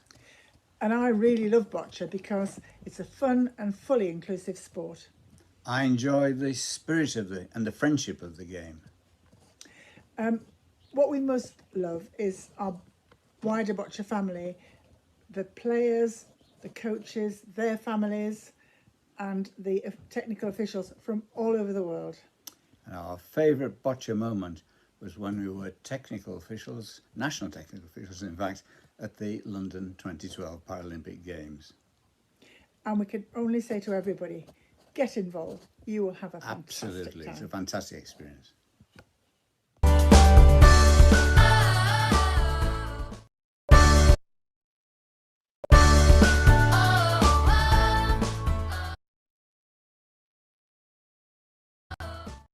My name is Zoe Barnes. I love boccia because I can play it in my wheelchair, and I really love it. I can play against other players like me, and it has helped me focus, strengthen my core and arms. It is a fun sport. My favorite boccia moment was winning a tournament in Gloucester and watching David Smith play at the Paralympics in London.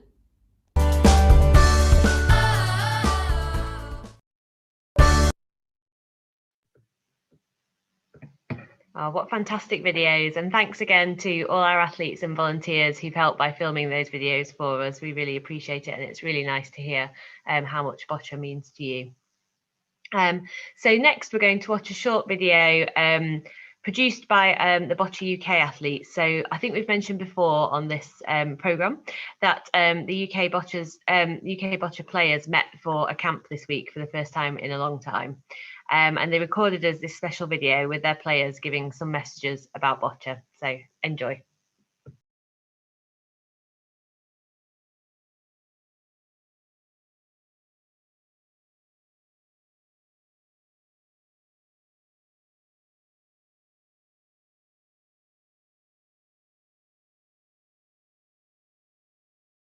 Where all the squad came home with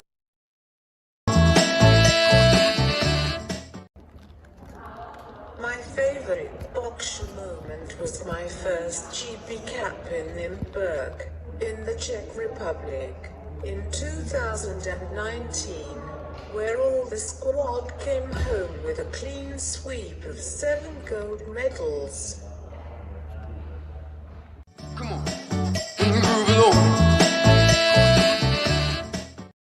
My favourite boccia memory is when I got to compete for Boccia UK at the Zagreb Regional Open in 2019, where I got a silver medal in my debut competition.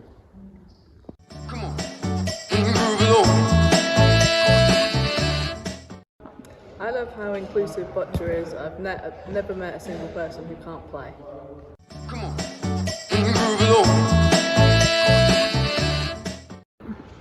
So my favourite boccia moment was when in Nuremberg we just won the team final and the whole squad had picked up all the gold medals. So we had God Save the Queen 7 times in a row. We then had an amazing party night, which I'm sure some of the other guys will explain all about in their up and coming segments.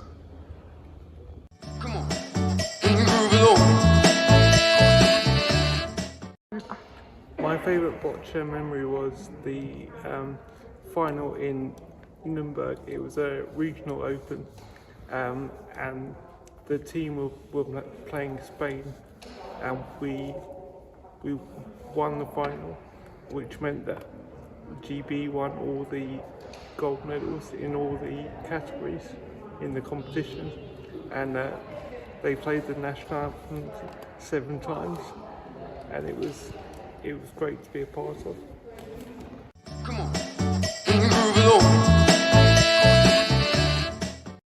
Hi, I'm Claire Taggart from Northern Ireland. I'm a BC2 on the Boccia UK World Class programme.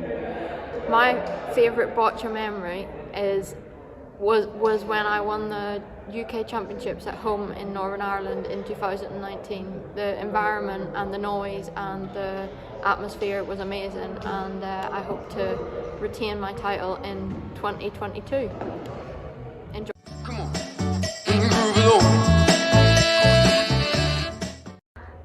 Boccia has changed my life because it's given me something to focus on. It's given me an opportunity to try and become the best I can be, and I absolutely love this sport.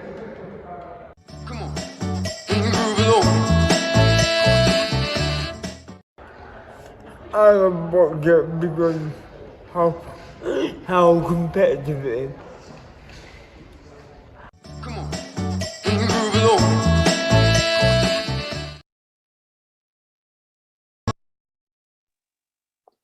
Oh, fantastic. Thank you so much to the Boccia UK athletes for filming that video for us. And it's lovely to see you guys back on court again. Fantastic.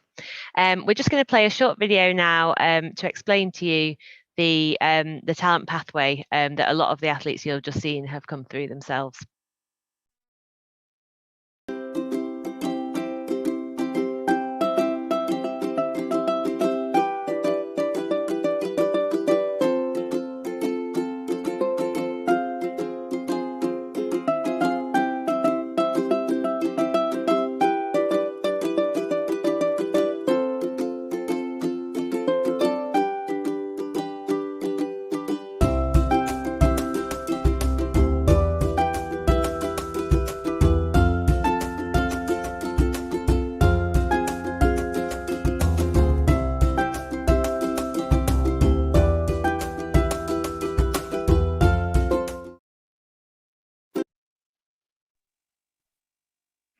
Great stuff. So thank you so much to everyone who has donated so far in this 24-hour Bocciathon. We really, really appreciate it, and it really will make a difference. I hope you've kind of seen the difference that Boccia makes to so many athletes' lives and to volunteers' lives too. So yeah, we really do appreciate your generous donations. And here's just another reminder of those details if you'd still like to donate.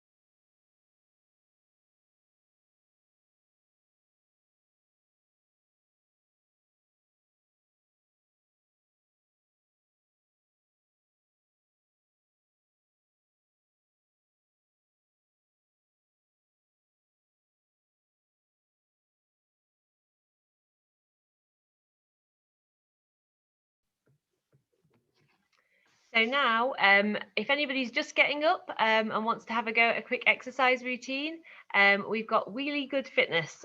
So this is a video from Chris Saunders-Stowe. It's a 25-minute routine specifically designed for disabled people.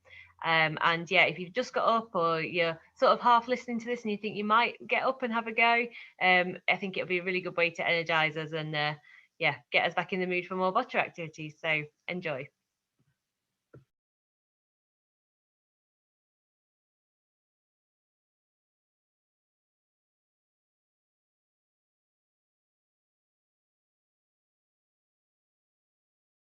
With our online exercise sessions.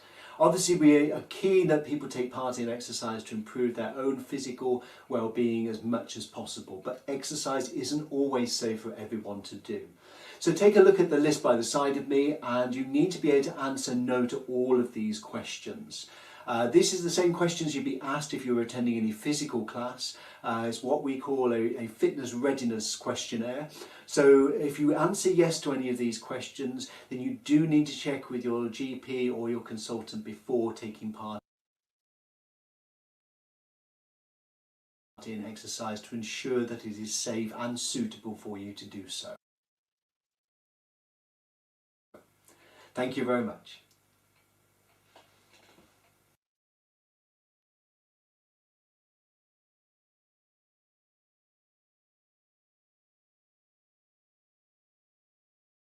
Hi everyone, I'm Chris Saunders of Really Good Fitness, and welcome to our first sort of gentle flexibility exercise program. So all we're going to do is focus on some stretching, both upper and lower body. You may not be able to do all of the different exercises depending on your own personal ability, but do what you can and adapt as you feel suitable or necessary. So all we're going to do is just start by just loosening up our shoulders. We want to shake it out into the wrists, into the arms, and use your upper body as well to just loosen up. Get that little bit of rotation. It's nice and gentle. We're not trying to do anything too energetic. We're just trying to warm and loosen up our joints. Give it a little bit of a shake. Shaking out the fingers. And then we want to focus first of all on our posture. We want to take a deep breath in. As we breathe in through the nose. Lift the body up nice and tall as you can go. And then breathe out through the mouth. As you breathe out, your body relaxes, but you want to keep that tall posture. So again, take another breath in, lifting up nice and tall, and breathing out through the mouth. And then one more on each breath. We should be getting taller and taller. And again, as you breathe out, keep tall, but allow that breath to come out of the body. Okay, so try and keep that posture throughout. Pull the tummy in nice and tight, because that way your core is engaged. And hopefully you'll feel that little bit of lift through the body as you're holding it there. So first of all, we want to take the right arm forwards. Reach as far forwards as you can. You want to feel the stretch down the arm as you extend the arm and also into the back of your shoulder.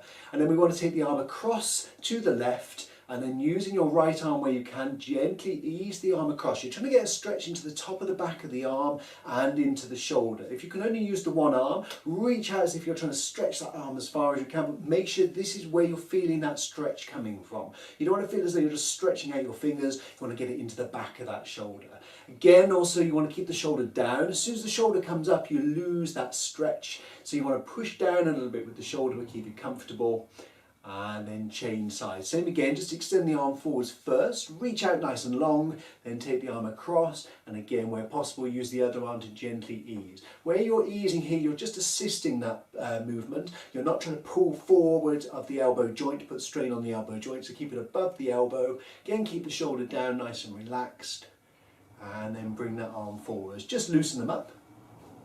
And then we're going to do a different stretch now with both arms. So bring both arms forwards. And again, reach forwards nice and long, lift up nice and tall. Take the arms out to the sides. You want the palms facing forwards, and you're taking your arms back as far as you can comfortably go, reaching out nice and wide as well. So that stretch comes all the way up the arm, cross into the front of the shoulder and where the chest joins. And again, nice and tall, feel as though you're reaching out. If it helps, imagine as somebody holding your hands, pulling you out from side to side, stretching and stretching. Holding there for a few more seconds, and then relax, bring the arms down. So again, just shake it out, loosen up. Now we're going to stretch the top of the back of the arm up into our tricep. So bring your right arm forwards and reach up to the ceiling. Again, feel as though you're stretching first, so everywhere from your hips all the way up through your body, up to the fingertips is stretching. Imagine you're hanging onto a pole or a rope from the ceiling, and you feel that stretch all the way down your body.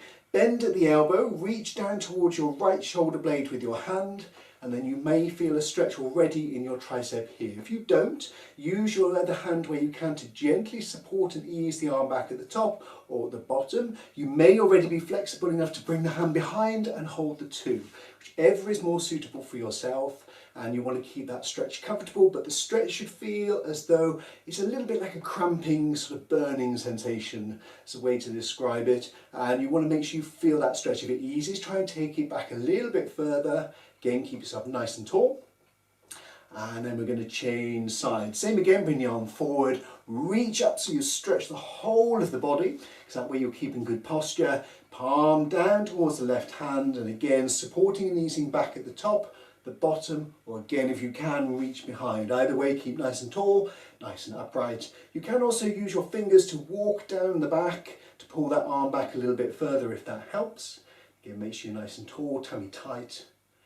And again, bring that arm down, loosen up, shake it all out. We're going to go back to that second stretch. We want to bring our arms forwards, reaching out, but this time as we take the arms out, we want to turn the palms away.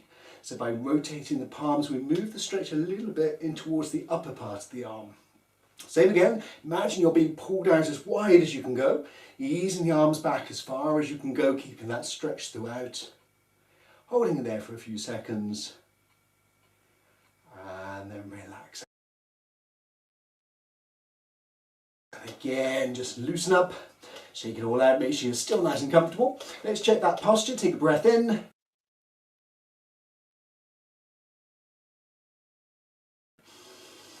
Lifting up nice and tall. And again, breathe out through the mouth, but keep that body nice and tall. Next, we want to stretch down the side of the body. So we want to take our right arm, reach up to the ceiling like we did before, so it's nice and long. And then we want to flex through the middle of the body. So you're leaning over, but you want to keep the weight on the seat that you're sat on, or if you're stood up, keep that weight evenly distributed. So you're flexing through this part of the body rather than just leaning across onto the left side of your bottom. So flex over, reach up, so the stretch comes all the way down the arm, down the side into your lats and down into your obliques. Hold it there. And bring the arm over, again keep it nice and long. Reach up again with the left arm, nice and tall, stretch first. And then again, flex over so you feel the stretch down through the side of the body, keeping that weight balanced evenly on your seat or on your feet. Bring the arm over and down. Now place your right hand on your hip. We're going to do a similar movement but down towards the floor. So again, the taller you can be, the better that range of movement will be. And we want to keep the shoulder comfortable as well. What we don't want to do is just drop our shoulder and tip the body. So keep nice and tall, flex through the middle. And again, you're reaching over, down towards the floor, as far as you can comfortably go. And back to upright. Change sides. Place the hand on the hip because it puts a little bit of extra weight on the opposite side of the body to balance. Same again, nice and tall, flexing over, down towards the floor. And back to upright. Again, make sure you're nice and tall. Take a breath in. And as you breathe out, just allow that body to relax a little bit. Now bring the arms down to the side. We're going to stretch just into the top of the base of the neck and the top of the shoulder. So make sure you're nice and tall. Gently tip the head over to the right and then push down with this left opposite shoulder. Feel that stretch coming down the top of the shoulder. You may even feel it in the upper arm if you're tight in that area. Remember to stay nice and upright as well, or as upright as you can be. And then relax, bring the head back. Change it over to the left. Same again, tipping the head over to the left. Pushing down with the right shoulder, again that stretch into the base of the neck, top of the shoulder. And back to upright. We're going to do that one again. Take the head over to the right. Push down with that left shoulder, again that stretch into the neck. And then bring the head up. Take it over to the left. Same again, push down with the right arm and shoulder. And back to upright. Just roll the shoulders and loosen them up. And then we're going to stretch across the chest again, but this time we want to bring our arms up at shoulder height. You can bring the hands just together, or if you want to overlap, you can to start with. But I'm going to just start with the fingers together. And then you're taking the arms out. Keep your elbows locked. Pull back through the shoulder blades, pulling the elbows back. And you should feel the stretch coming up the arm and across into that chest and shoulder area. The more you can pull back from the elbows, the bigger and better that stretch can be. And then bring the arms forwards, cross as if you're giving yourself a hug. But as you cross those arms out, you'll feel the stretch coming across the back of your shoulder blades. And then again, pull the arms back, squeeze as tightly as you can, pulling to the elbows and the rear of the arms. And then again, one more, crossing over, squeeze as tightly as you can. And then relax, bring the arms down, loosening up. And then we're going to move a little bit now down towards the middle of our body. So for this one, we're going to rotate first of all to loosen up. And to do this, we're going to place the left arm across the chest. And then again, through this middle part, we're going to rotate. So nice and tall, rotate around to the right, taking your head and your shoulders. Try and keep the head and shoulders fixed in place. You want to avoid just turning the head. You want to keep that movement here through the middle of the body. And if it helps, imagine this is a cloth. So you're wringing it out, and that's what you want to be doing through the middle of the body, taking it up and around. Remember, the taller you are, the better that stretch will be. And then slowly come back to the front, changing sides. So the right arm across the body, nice and tall. Rotate through the middle. And again, take your head and your shoulders around as far as you can comfortably go. If you can't go far enough, lift up. Take it just a little bit further. And keep breathing in and out nice and naturally. Try not to hold your breath with these stretches.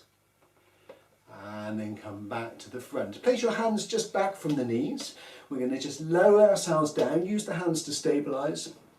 And as you come down, try and lengthen your back as much as you can. Hold it there for a few seconds. And then push up through the arms, lifting your body weight up. Same again, relax the arms, come down a little bit further if you can. And again, push up through the arms, squeeze up through the chest, nice and tall. Now you may, if you're seated, need to move a little bit further forward. And for this one, we're trying to loosen up the pelvic area, stretch the lower part of the back. So you're going to pull the tummy in tight, make sure you are nice and tall. If you've relaxed down, you'll lose that sort of control and benefit of the stretch. So take a breath in. And then as you breathe out, imagine there's somebody behind you with a belt around your waist, and so the tummy gets pushed down into the seat, and you keep this upper body nice and tall. I'm just going to turn around to the side so you can see this a little bit better. So you're lifting up, pull the tummy in, push the hips, the pelvis down, upper body nice and tall, and you should be feeling it down in this lower area of your back. Breathe in to come up nice and tall. Down again, pull the tummy in tight. Push that pelvis and the hips down towards the seat. Back to upright. 2 more. Again, breathing out, pulling the tummy in tight, coming down and up. And then 1 to go, coming down again. And back to upright. Next one again is a stretch for the lower area of the back. I'm going to turn to make this easier to see. And we want to make sure that we're nice and tall first of all. Imagine you're diving into a swimming pool, so lengthen both arms forward. If you need to bring the arms sort of separate, you can, or bring the hands together, whichever is more suitable. And what I will say with this one is if you find it uncomfortable on your back or too much hard work, bend the arms at the elbows to reduce the amount of weight that you have in front of you, and you'll find that a little bit easier. So first of all, breathe in. As you breathe out, engage the tummy nice and tight. Reach out with the arms, and then keeping the back as straight as you can. Reach out as far as you're able to go. Hold it there just for a few seconds. And then we want to relax the lower part of our back, put a gentle curve into the back, and then reach out, moving those arms up towards the head or shoulders if they've dropped on that movement. Hold it for a few more seconds. And then relax the arms down, breathe in to come back to upright. And again, just loosen yourselves up, make sure you're nice and comfortable. Moving down to a couple of leg stretches. I'm going to stay in this position so that you can see, so we're not out of shot. And what you want to do first of all is extend your right leg forward. Keep it as straight as you can go, keep the knee area relaxed. And again, you want to be up nice and tall, tummy pulled in tight. Place your hands on the opposite leg. And then flex forward again, keeping this back as straight as you can go. So you feel the stretch coming all the way up your leg. You may feel it in the lower and upper leg if you're tight in those areas. Otherwise you may just feel it in the upper part of your leg and the lower part of the back. All depends how flexible you are. So again, coming down. If that stretch eases, try and take it a little bit further and keep it comfortable, holding it there for a few seconds. And then come back to upright. Push your foot down towards the floor, stretch the toes out as long as you can. So you feel that stretch right over the top of the foot, and you may feel it up into the shin area as well. And then bring that leg in. Same again with the other side. Extend the opposite leg out, straight as you can go, keeping that knee relaxed. Again, hands on the opposite leg. Lift up nice and tall, keeping the back straight, flex forwards from the hips, as far as you can comfortably go. Holding it there. And again, if it eases, go that little bit further forward. And then come back to upright, push the foot down. Again, stretch the toes out in the shoe as much as you can. And then bring that leg in. We're going to do this again, but we're going to develop the stretch. So this time, take the leg out. Again, heel down as much as possible, toes pointing up, hands on the opposite leg. As we did before, lift up nice and tall. Flex forwards again to get that stretch, keeping the back as straight as you can. Hold for a few more seconds, and then without allowing that stretch to go, take a breath in. So as you breathe in, lift up nice and tall, and as you breathe out, allow yourself to go that little bit further if you can, And then reach down with the same side hand, pull the foot back if you can reach it. If not, imagine a rope that's around your toes, pulling your foot back. Squeeze the toes up if you need to get that stretch down into your calf area. Same again, come back to upright, push the foot down again. And then as you bring it up, just give it a little bit of a wiggle into the ankle. Change direction. And then bring that leg in, change back to the other leg, same again. Extend the leg out as straight as you can go, knee relaxed, hands on the opposite leg. Lift up nice and tall. And again, keeping the back as straight as you can, flex forward. Hold it where you can, and if it eases, go that little bit further forward. And then again, as we did with the other leg, take a breath in. And as you breathe out, flex further forwards, reach down with the same side hand, pull the foot back if you can reach it. As you can see, I'm not as flexible on this side, so squeeze the toes up if you need to get that stretch into your calf. And then relax, come back to upright, push the foot down again, stretching the toes. And then bring that foot up, and again, just loosen up the ankle. And then change direction around the other way.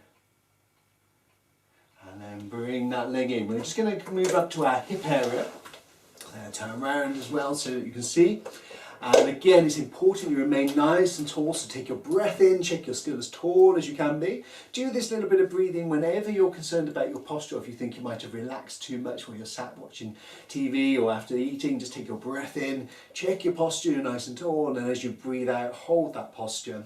Move to the right leg, use your hands if you need to, like I do, to lift the leg up just a little bit, and then rotate it around from the hip joint. Now, if you're able to control your leg, then use the muscles all the way around to get that movement, and then just assist if you have to with the hands, whereas for me, I need to lift the actual weight of my leg up. Change direction, so round the other way. Again, lifting as big a movement as you can. It doesn't matter how big or small, it's all down to whatever movement is comfortable for you. And then bring that leg down, change to the other side. Same again, bring the leg up a little bit. Bring it in, take it up and around in a circle. Try and keep the knee and the rest of the leg relaxed so that you're isolating and focusing around this hip area. And then again, we want to change direction up and around. And then bring that leg down. Make sure you're nice and tall again. We're going to go back to that rotation.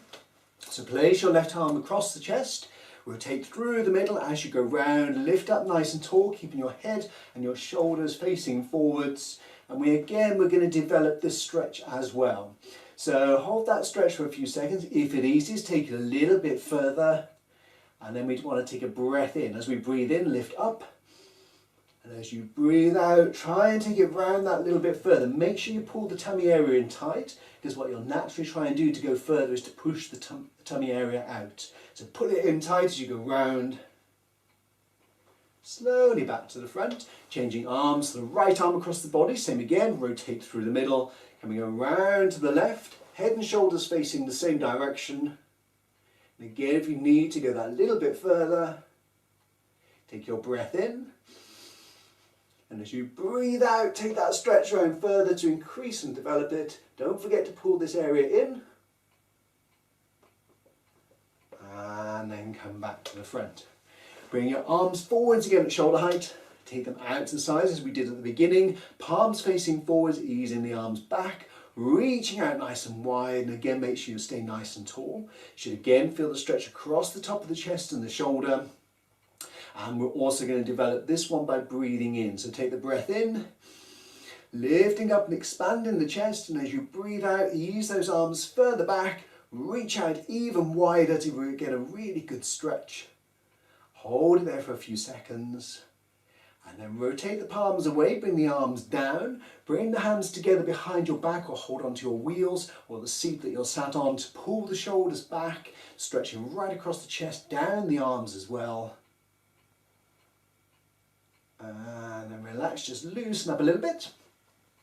And then we want to stretch into our wrists and our hands. So take the right arm forward.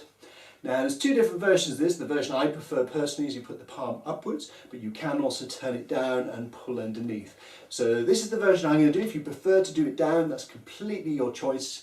So extend the arm forward, using the other hand, gently pull the palm back. So you're trying to get a stretch into the base of the wrist through the palm. So I'm just going to turn to the side slightly so you can see that movement a little bit clearer. And then we want to take the hand away, curl in the thumb, curl the hand into a fist, lower the fist down, and then very, very gently ease that fist under. You want to get a tiny stretch into the top of the forearm here.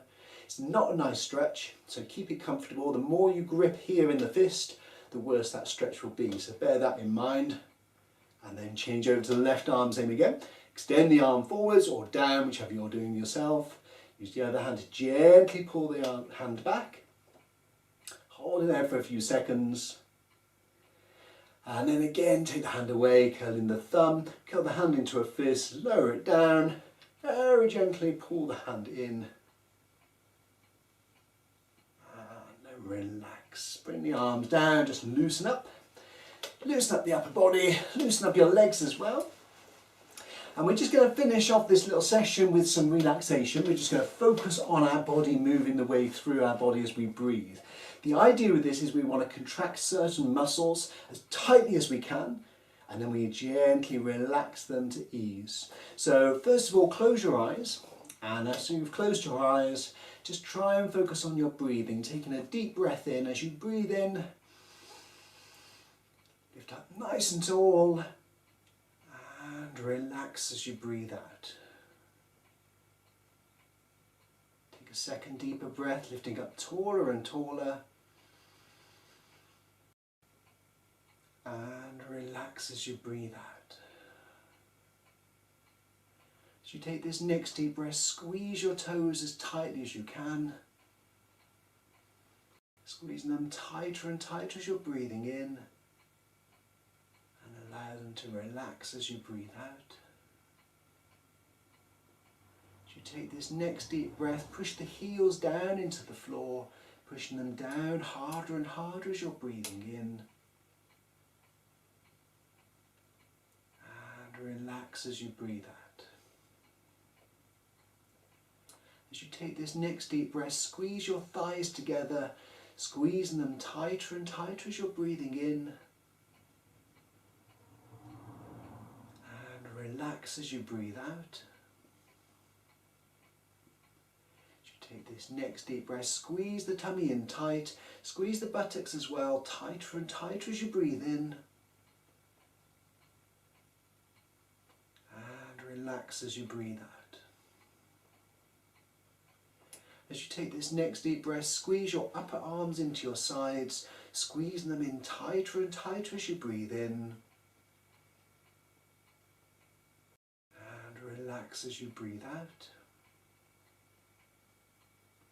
As you take this next deep breath, squeeze your hands into fists, squeezing the thumbs as well as the fingers tighter and tighter as you're breathing in. Relax as you breathe out. Bring your arms down to your sides, and as you take this next deep breath, squeeze the shoulders up to the ears, squeeze them higher and tighter as you're breathing in. And relax as you breathe out. Give your toes a little wiggle, loosening up your ankles and your knees. Give your fingers and thumbs a wiggle. Take it up into your wrists, rotating the wrists. Bring it up into your elbows. And then as you bring it up into your shoulders, slowly open your eyes. And as your gentle flex and stretch exercise completed.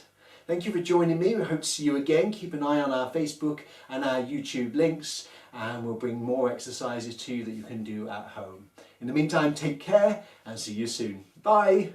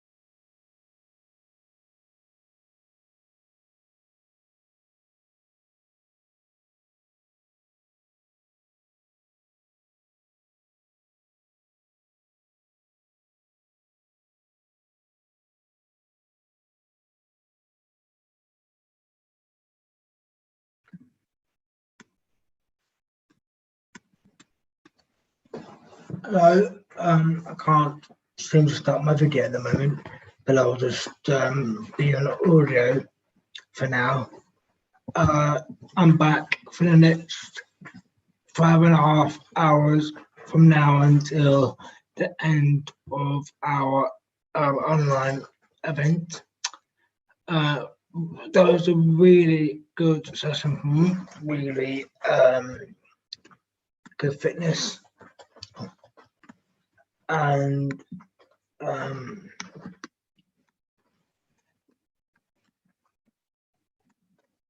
hello, I'm back. It seems like, yes, hello. So the next pre-recorded clip we've got now is my interview with Louis. I pre-recorded this with him just before Easter about his journey as a boccia athlete from when he first started the sport.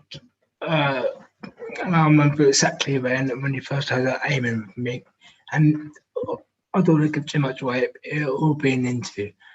So, lovely to see you all again, even though there's quite a few viewers on YouTube now.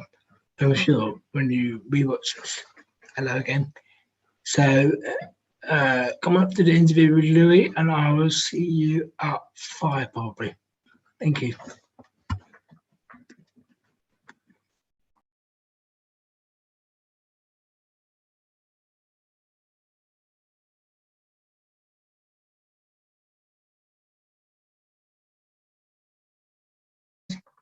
It is 3:30 in the afternoon. Of course, when it's shown live, this is obviously a pre-recorded interview. I'm Izzy Lenton, and I'm going to interview Louis. Louis. Hi everyone, thanks so much for joining and watching this interview. I'm really looking forward to it, and it's a pleasure to be part of this fundraiser for Boccia England. We need to go to school together just before we start, because I know there'll be a few questions about that. So, the first lot of questions, the first one is, how did you get involved in boccia? Yeah, so I played boccia once or twice in primary school, just as a bit of fun really. But I kind of properly got into it when I was in about year 7, year 8.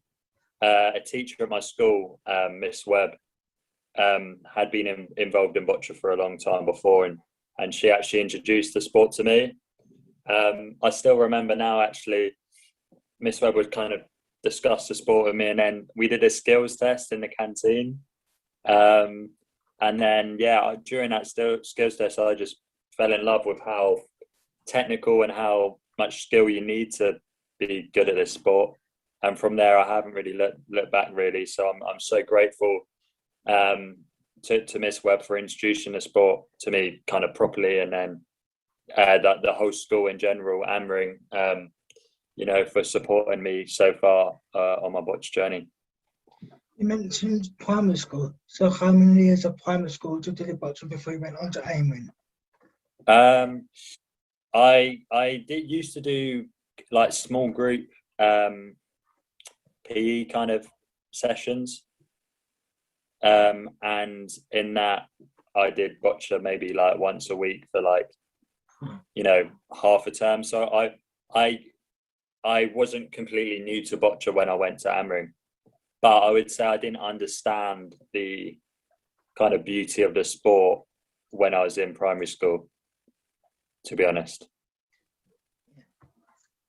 Okay, out of all of the sports you tried over the years, why boccia was going to be your main sport?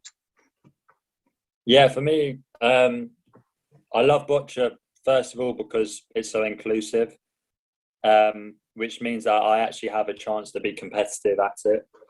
Some of the other sports I tried throughout the years, wheelchair tennis, wheelchair basketball, I didn't have the ability to be competitive in them and to challenge and compete with other athletes. So that's why boccia's amazing because it gives me this opportunity to try and be the best I can be, and to try and become one of the best players in the world. But also, boccia itself is such a fascinating sport because there's so much to it. You've got the technical challenge of the sport, of how to be relentlessly accurate, but then you've also got the tactics and that having that ability to perform under pressure, and it's that really excites me about the sport and pushes me to train and try and become better every day. Well, I put down separately here. Of course, we went to the National Junior Games quite a few times on quite a few occasions, and you tried all the different sports there, didn't you? So, what other wheelchair sports have you tried? Until boccia was going to be your main sport. What other sports did you try out? Is this at the National Junior Games? Stoke Mandeville. Yeah. So Stoke Mandeville was a brilliant opportunity for me because it made me realise that it's possible to do sport even though you're a wheelchair user. I love wheelchair hockey. That's a great sport. Polybat, table tennis. I used to do wheelchair tennis. I tried quite hard at that for a period of time. But for me, I just knew boccia was the one because one, it's really challenging and I love a challenge. And two, like I said previously, my disability allowed me to compete at a high level in boccia, which it doesn't let me do that in other sports. Very good answer. Well, the next question was, what do you like about it? But I think we covered that bit already. Yeah, man. So, proudest memories, highlights, moments. Before you answer this question, I've got a load of your achievements here. Okay. I'm not going to read all of them out. We'll be here for like an hour. But just to go through. In 2015, you were in English National and became fourth. 2016, you were in the Russian under 21st and became second. And the same year, you went to GB Championships and became sixth. In 2017, you got to the UK Championships and became second. You were in the International Open in Prague and you came first. In the B Cup, you came first. In the European Championships, you were 25th. And in the European pairs, you came second. In the Canis World Open, you were in the top 20. And in Canis pairs, you came fifth. So as of all of those I've mentioned, and all the other memories you might have had, or any other big achievements you've had over the last few years, which ones are your proudest moments? No, to be honest with you, one of my proudest moments is actually winning the National Junior Championships, the Lord Taverners competition for the Amring School. Amring have had a long history in the Lord Taverners competition. I think they continuously finish second for years and years and years. And I still remember it to this day. Myself, Theo, and Lewis Hammonds, we're on a team together, and we won the Lord Taverners competition against Scotland in the final. We won it on a tie break, but it was just an amazing experience. One, to be part of a team with some of my best mates, and also to finally break that barrier that Amring hadn't won the Lord Taverners competition. So yeah, that's probably like one of my favourite memories. Also, another great memory is probably in 2019. We went out to Hong Kong, and we played in the pairs there, and I played in the pairs there, and it was just a great tournament. We got a bronze medal, but I just really liked that tournament because I felt like as a pair we played at a really high level, and it was just so fun to be absorbed in that high quality boccia. So I can't wait to get back to competing when we can and try and reach those similar standards. And then I'll give you one more. Again in 2019, we had a competition in Nuremberg, a regional open, where every single person in the GB squad at that event got a gold medal. So we won all the gold medals possible as the Great British squad. And that was just, one, it was a brilliantly run tournament, but secondly, to everyone to achieve that was phenomenal. And again, it was a pleasure to be a part of a team, and a team that can perform so highly. It's just awesome. The next few questions. So throughout your whole boccia career so far, who supported you? So obviously your parents, the schools, anyone else that has supported you? Yeah, so obviously my family are really supportive. I've got a brother and sister, they're great, and mum and dad, they really just encourage me to play boccia and go for it. So I'm really, really, appreciate all their support. The school though, Amring School have been absolutely phenomenal in helping me, from access to hydro, physio, training facilities, to when I need to travel abroad or at training camps, giving me the work to catch up on and get an extra support from my teachers. So my education hasn't been kind of negatively affected at all by boccia. So I can't fault Amring's support at all. And I would honestly, if anyone is at a primary school and they're interested and they've got a disability and they're interested in sport, then Amring's the place for you, because they'll do everything in their power to support you on your journey. Steve Richards has been a big help. People at Amring will know him, but he's kind of like my sports assistant / one of my coaches at the moment. And he takes me everywhere and gives me an amazing advice and support.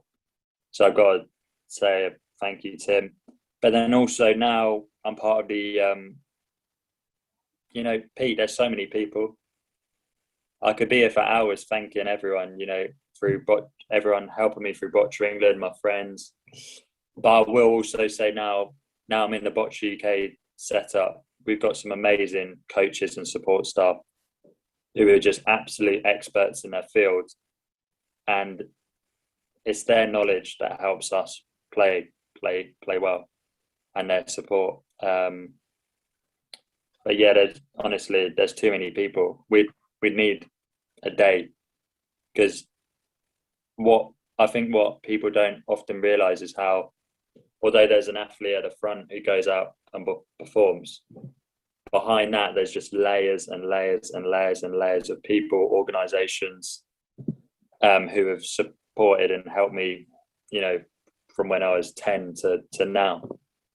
So yeah, everyone, thank you.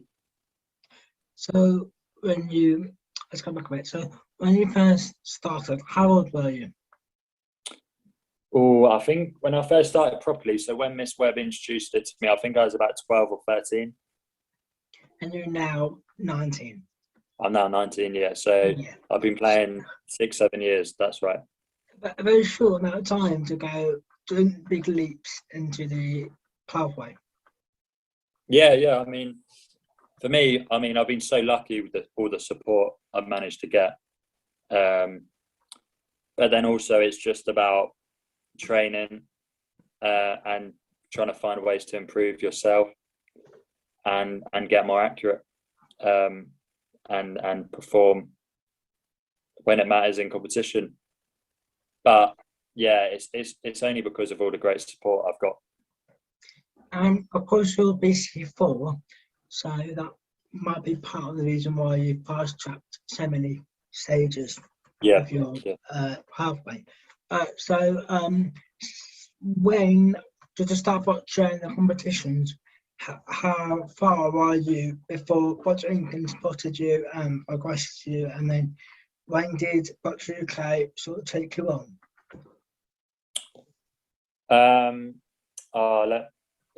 If these dates aren't absolutely right, I'm sorry, but the general kind of trend was that I did that skills test with Miss Webb in the canteen, and then not soon after, Boccia England had a really good kind of talent program where they used to have a talent squad, so you'd have year 1 talent, year 2 talent. So I was then placed into year 1 talent straight away. We had a really, really good group of athletes actually that year in year 1 talent when I joined. Quite a lot of them are still playing now at England level, which is awesome. And yeah, so I was in year 1 talent for a year. I then got promoted up to the England squad after that. So I was kind of fast tracked through the England pathway. I must have been in the England squad for 2, maybe 1, 2, maybe even close to 3 years. So I got excellent support from Boccia England in that time. Some great initiatives at the England camps. Sunil, awesome coach, to Unlock Plus. So there's a lot of support that Boccia England gave me. TAST as well, heard of TAST. So Boccia England, brilliant. And then GB must have came along just about start of 2017. I really kind of started to get big exposure. 15, 16 at that point. Yeah, around that, yeah.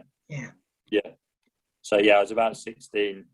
Yeah, I mean, because Kansas, my first competition with Boccia UK, well, I was 16 for my first competition.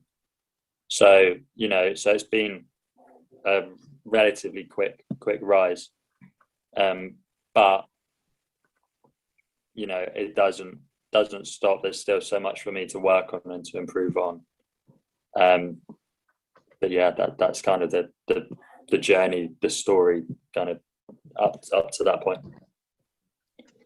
And what's next for you? I know there's talk of you going to 2020, well, 21 Paralympics. How's that looking for you? And what's next for you in your journey?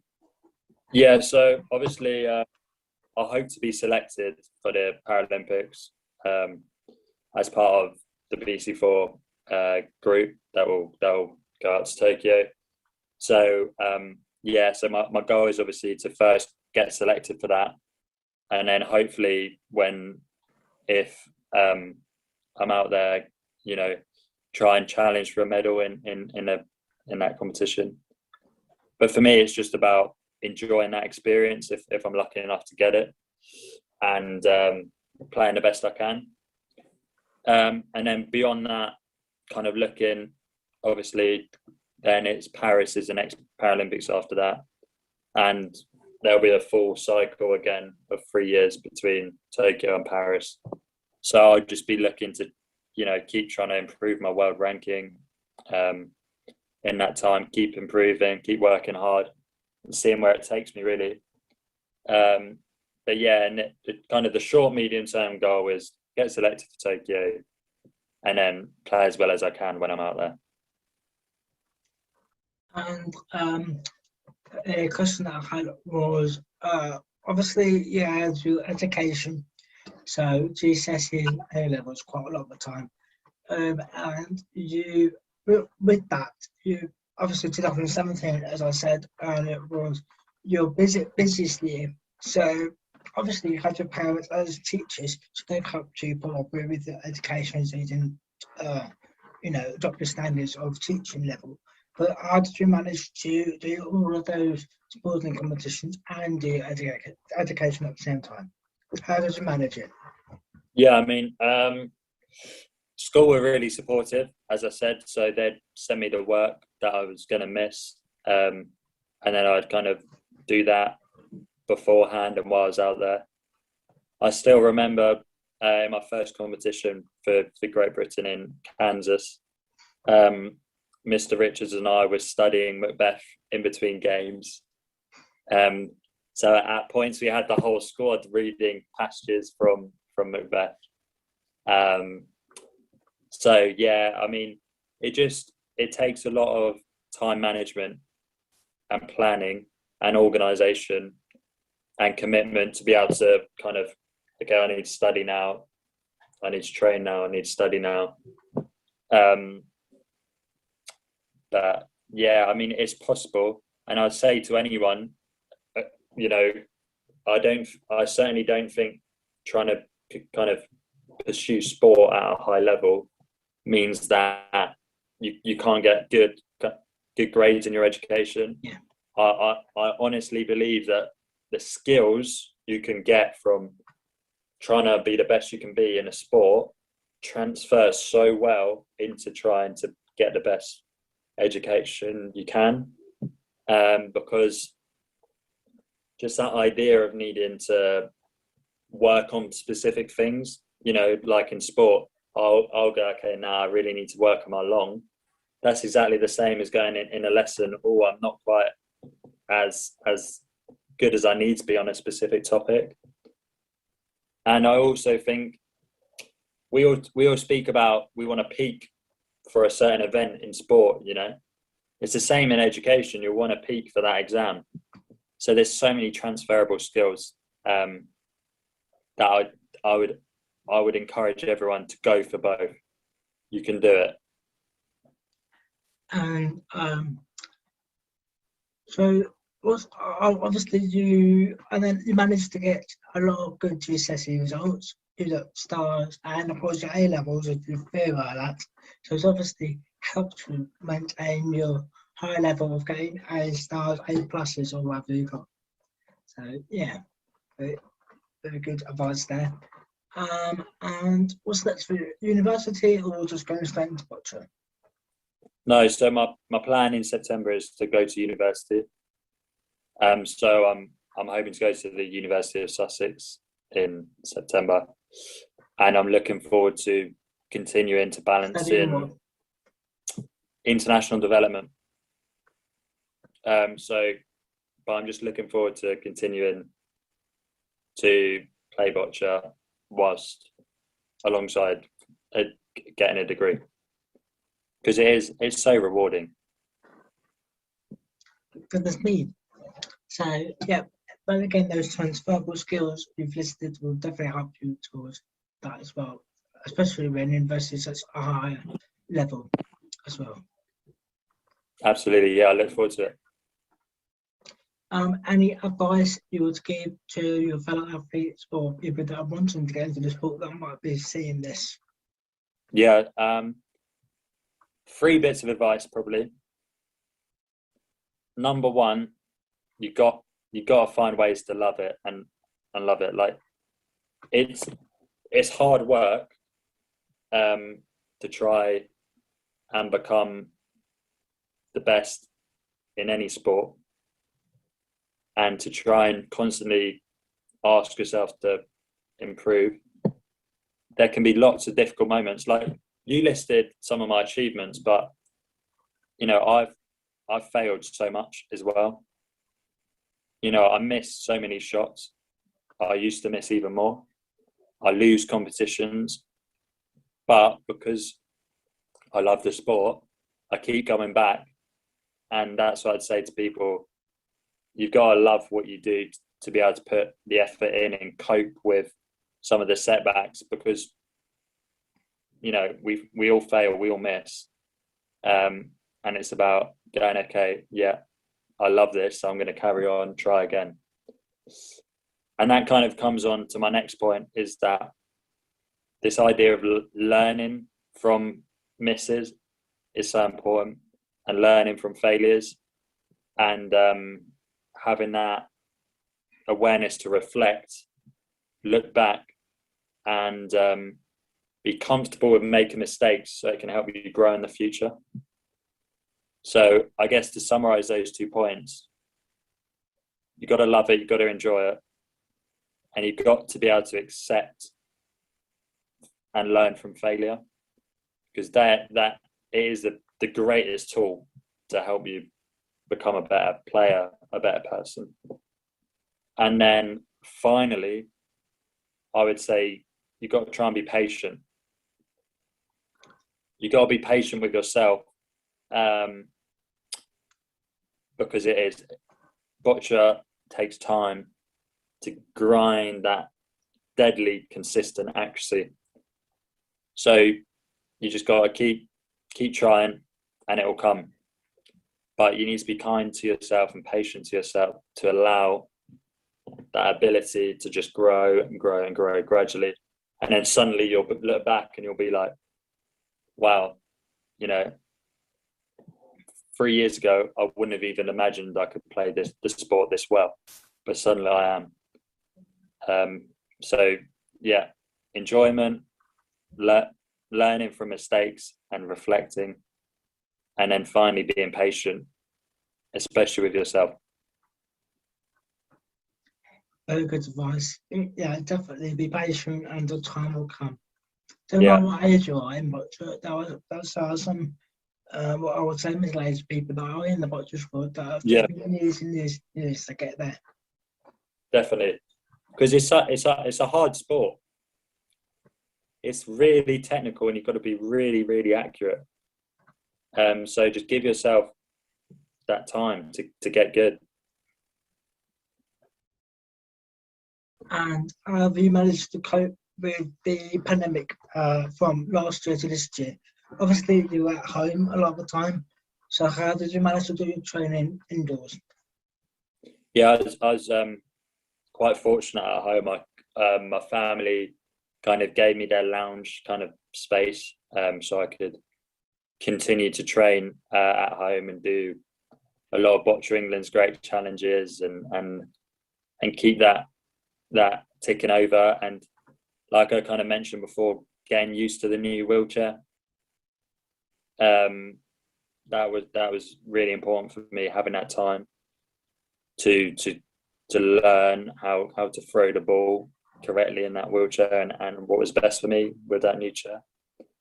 But yeah, my sister was a great support, kind of helping me train during that time. So I'm really grateful for all her commitment and enthusiasm, because I'm sure it got quite repetitive, but we got through it, and it was actually nice to have something to focus on.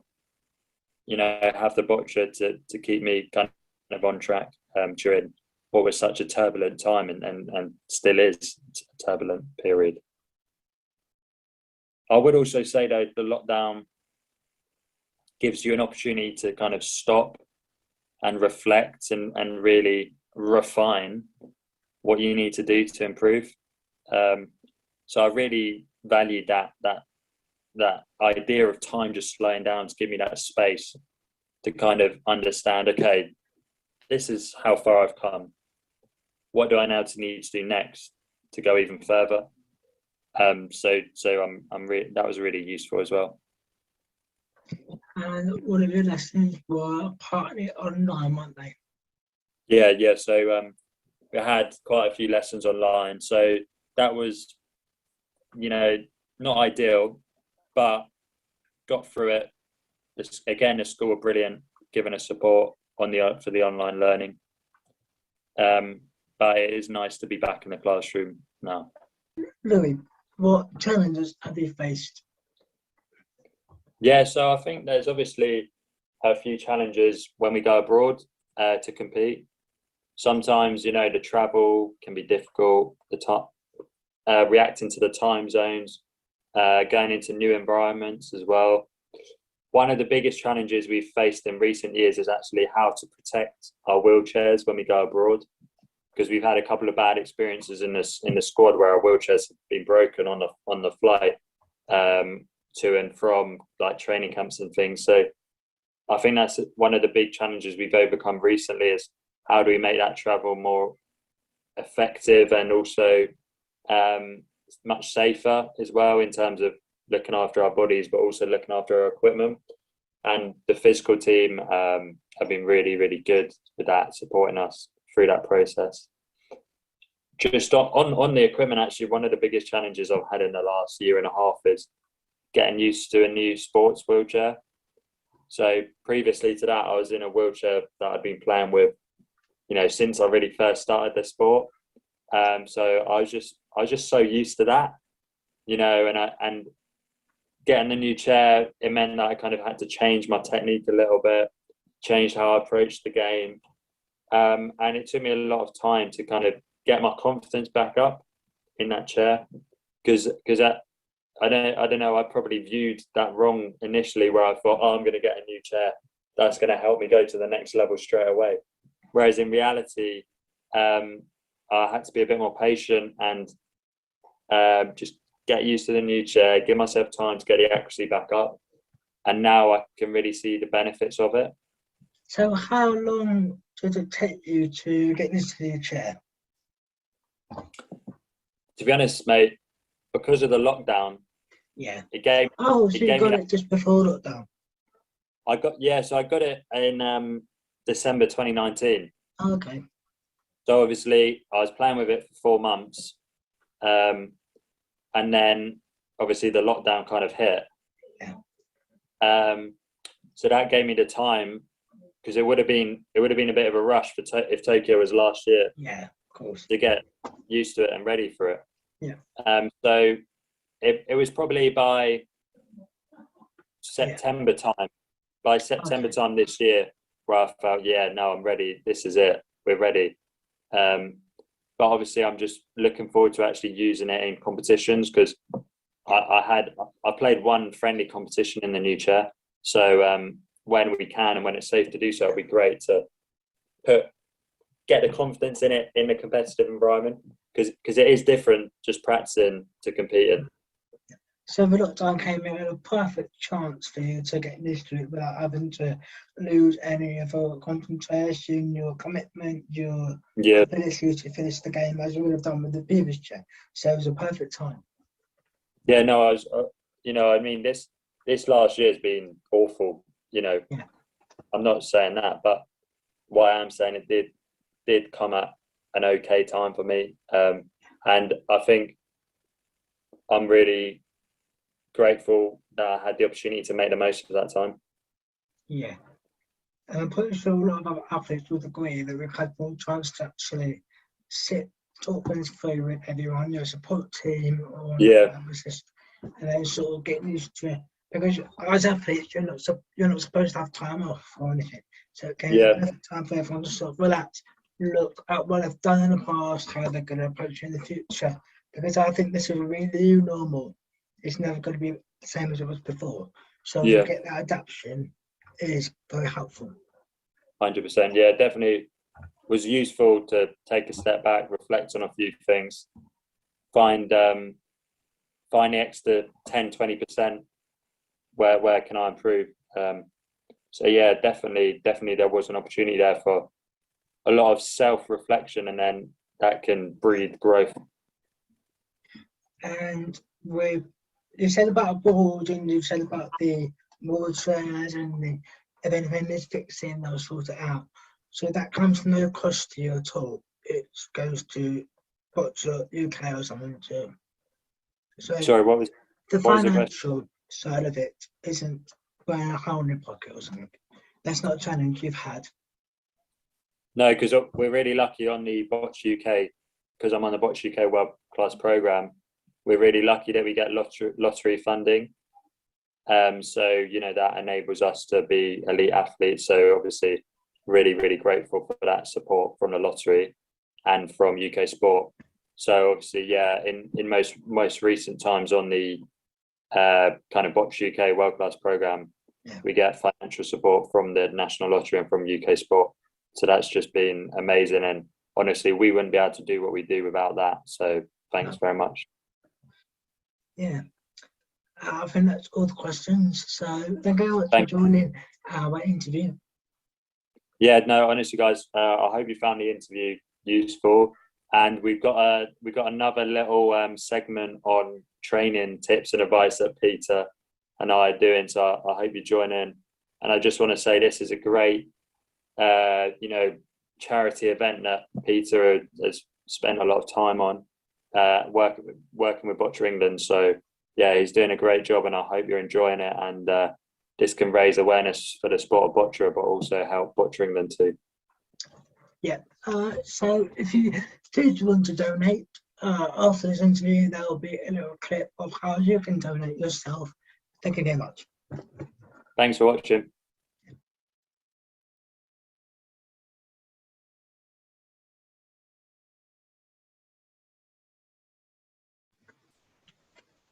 So, great questions from myself there. Thank you very much. And thank you for Louis for giving up his time to do those clips. The clip that we've just touched on, the tips, was actually shown to you yesterday, I think in part 1. So if you do want to look at that, you can do. Just rewind on part 1 of the Bocciathon and you'll find the tips there. Now, we've got another video coming on, I believe, in a few minutes' time. In about a minute's time. So I will just go through what needs to be said. So Richard Evans, who you might have seen already before, he interviewed someone from South Africa yesterday, I believe, in the pre-recorded sector. So he's back in a pre-recorded session with Lucy Hall, one of the founding members of Boccia England staff, way back in 2011. So 10 years ago now. So when Boccia England was obviously set up then. And of course, Richard Evans, if you're only just tuning in and you don't know who he is, he's an international official now, and he used to be a Boccia England member of staff. So it's lovely to have former members of staff come back to join us and help us out in this wonderful fundraiser of 24 hours. In this interview, Lucy will recall how the organisation came about of Boccia England and some of the challenges and opportunities that this organisation gave her. And if this triggers any old memories of Boccia for you, whether you're a player, an employee, member of staff, volunteer, parents, or just casually getting into Boccia, if it triggers any old memories, please do share them in the YouTube comments. And of course, if you're rewatching, you can still comment, I believe. So we're going to go over to Boccia England beginnings with Richard and Lucy. And I will see you at 5:45, I believe. So over to you guys. Thank you.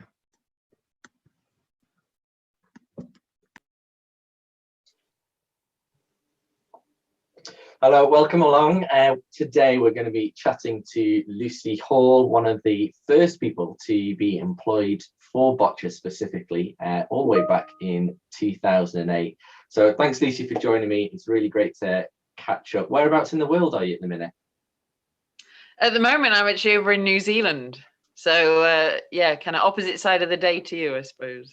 The land of the free, I think is... Land of the free and the no masks, that's right. So thank you so much for joining us to kind of reflect a little bit. I think the plan really for this session is to find out a bit more about what Boccia looked like back in the day a little bit, and yeah, what were the seeds, I suppose, that were sown that's kind of led us to Boccia England as it is now today. So do you want to just start by saying, like, when did you join? What was your job? Like, how did you kind of come to be involved back in the CP Sport days? Yeah, so it was actually 2007 when I joined CP Sport. I think it was around June, July time. Yeah, I applied for a job of boccia coordinator. I'd heard of the sport because I was working at a school prior to that, following doing a sports science degree. So I knew of the sport, didn't really know kind of the extent of the scale of the sport, I suppose, at that point. But I'd heard of it, which is probably a lot more than, you know, a lot of people in 2007.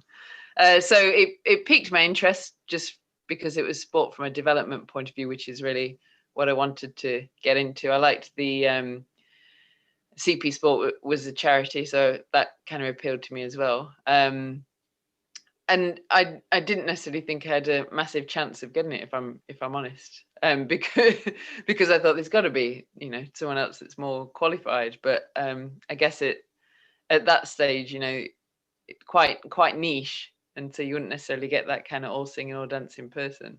So anyway, I was offered the job. Starting 2007, really. And I suppose boccia looked quite different then. It was taking over part of Bob Feeney's job. Bob, who had been the kind of boccia Bob before me. And my main role at that point was to coordinate the National Boccia League, coordinate the courses, deal with the ball sales. Yeah, just kind of that coordination of the activities to do with boccia that CP Sport ran. Yes, a niche sport, but quite a wide-ranging, all-encompassing role. And from what I remember, there were a lot of things like the ball sales and the courses that seemed to be a bit more ad hoc, and probably coordination was probably what they needed. So what was it like to take something that you knew about but weren't familiar with, but yet essentially to pull it all together into something a bit more coherent? Well, it was just I think anyone that knows boccia just kind of, once you get into that world, it's it's sort of hard to see outside it, because you don't know about it until you're in there. So you know, understanding about the people involved, a lot of the schools that you would kind of come up a lot. You'd end up going to a lot of the same people in various elements of the work. You know, it was quite a learning curve in terms of understanding the school structures, the course structures, and so on, as well as those names and the go-to people. But I think the great thing was being a part of CP Sport, which had you know, it was a very small team, kind of a bit of that family feel, where everyone sort of got involved with everything to some extent. So boccia was part of CP Israel as an international governing body at that point as well. BizFed or World Boccia didn't exist for a long time actually. But so CP Sport was covering a multitude of sports, I guess, and lots of different roles. So what kind of things were going on in the office, I suppose, outside of just your role looking after boccia?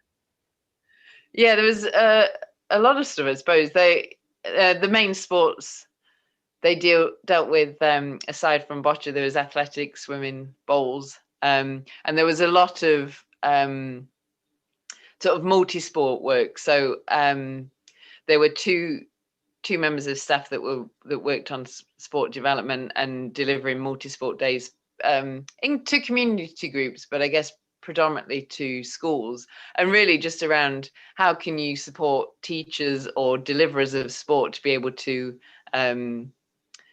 get young people with disabilities involved with playing. You know, what adaptations, what sports can you play?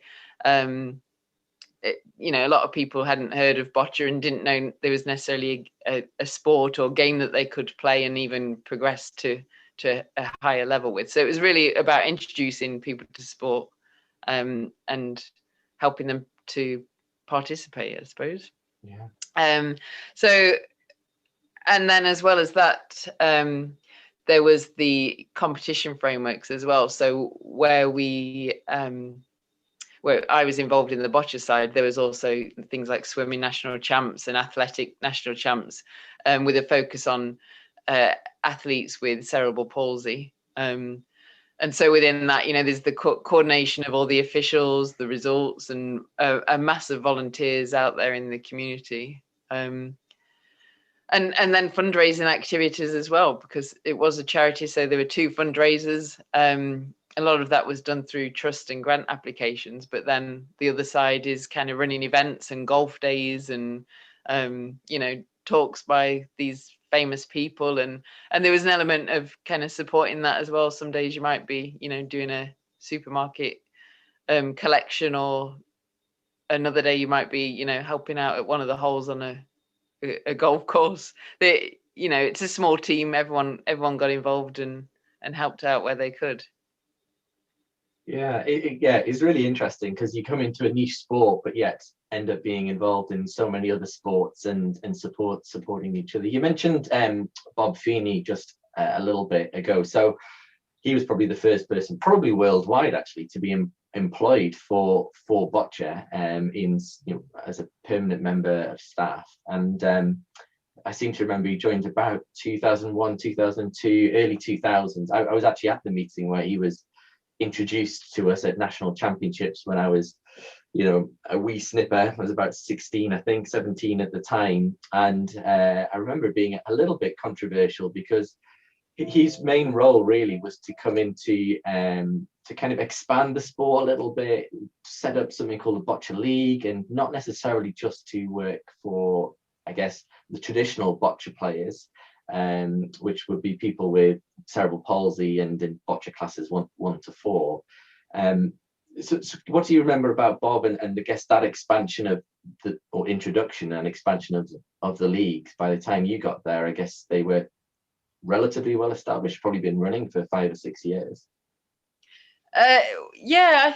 Maybe not quite that. I think it was probably 2 or 3 years into the league. And again, very small beginning. So I think when the first year I was there was around 30 teams involved in the league. And the first year he ran it, it was pretty much, just a national competition with, a handful of teams. So he really did a lot of work in those first few years to get people involved from different areas of the community. And that was a big change for the sport, because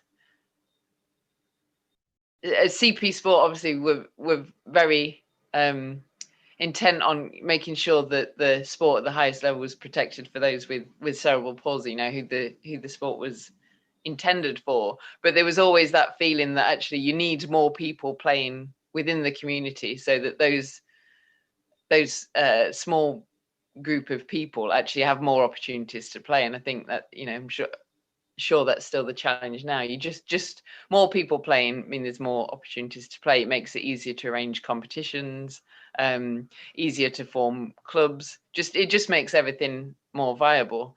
So he really got the league up and running, and that was multi-disabled Pan Disability League, it was called back then. I have a lot of fond memories of Bob, just because he had a real way about him, a real way of communicating and communicating the message of boccia. And he really did have a deep passion for the sport and wanted to share it and introduce it to people. He was, I think, but before CP Sport, as well as being a teacher and in education, he was a bit of salesman as well, and he certainly had a way of articulating the sport in a really positive way that got people interested and engaged. Yeah. So competitions wise, we've got the league in its infancy and growing, but obviously we've been having regional championships for decades, I suppose. So, but they probably didn't look quite the same as what they look now. So what did that kind of regional boccia competition look like through to kind of nationals? What did that look like? What was the scale, I suppose, and what did I guess maybe volunteering look like in that sense, from how official were people, I suppose? There was 5 regional competitions at that point.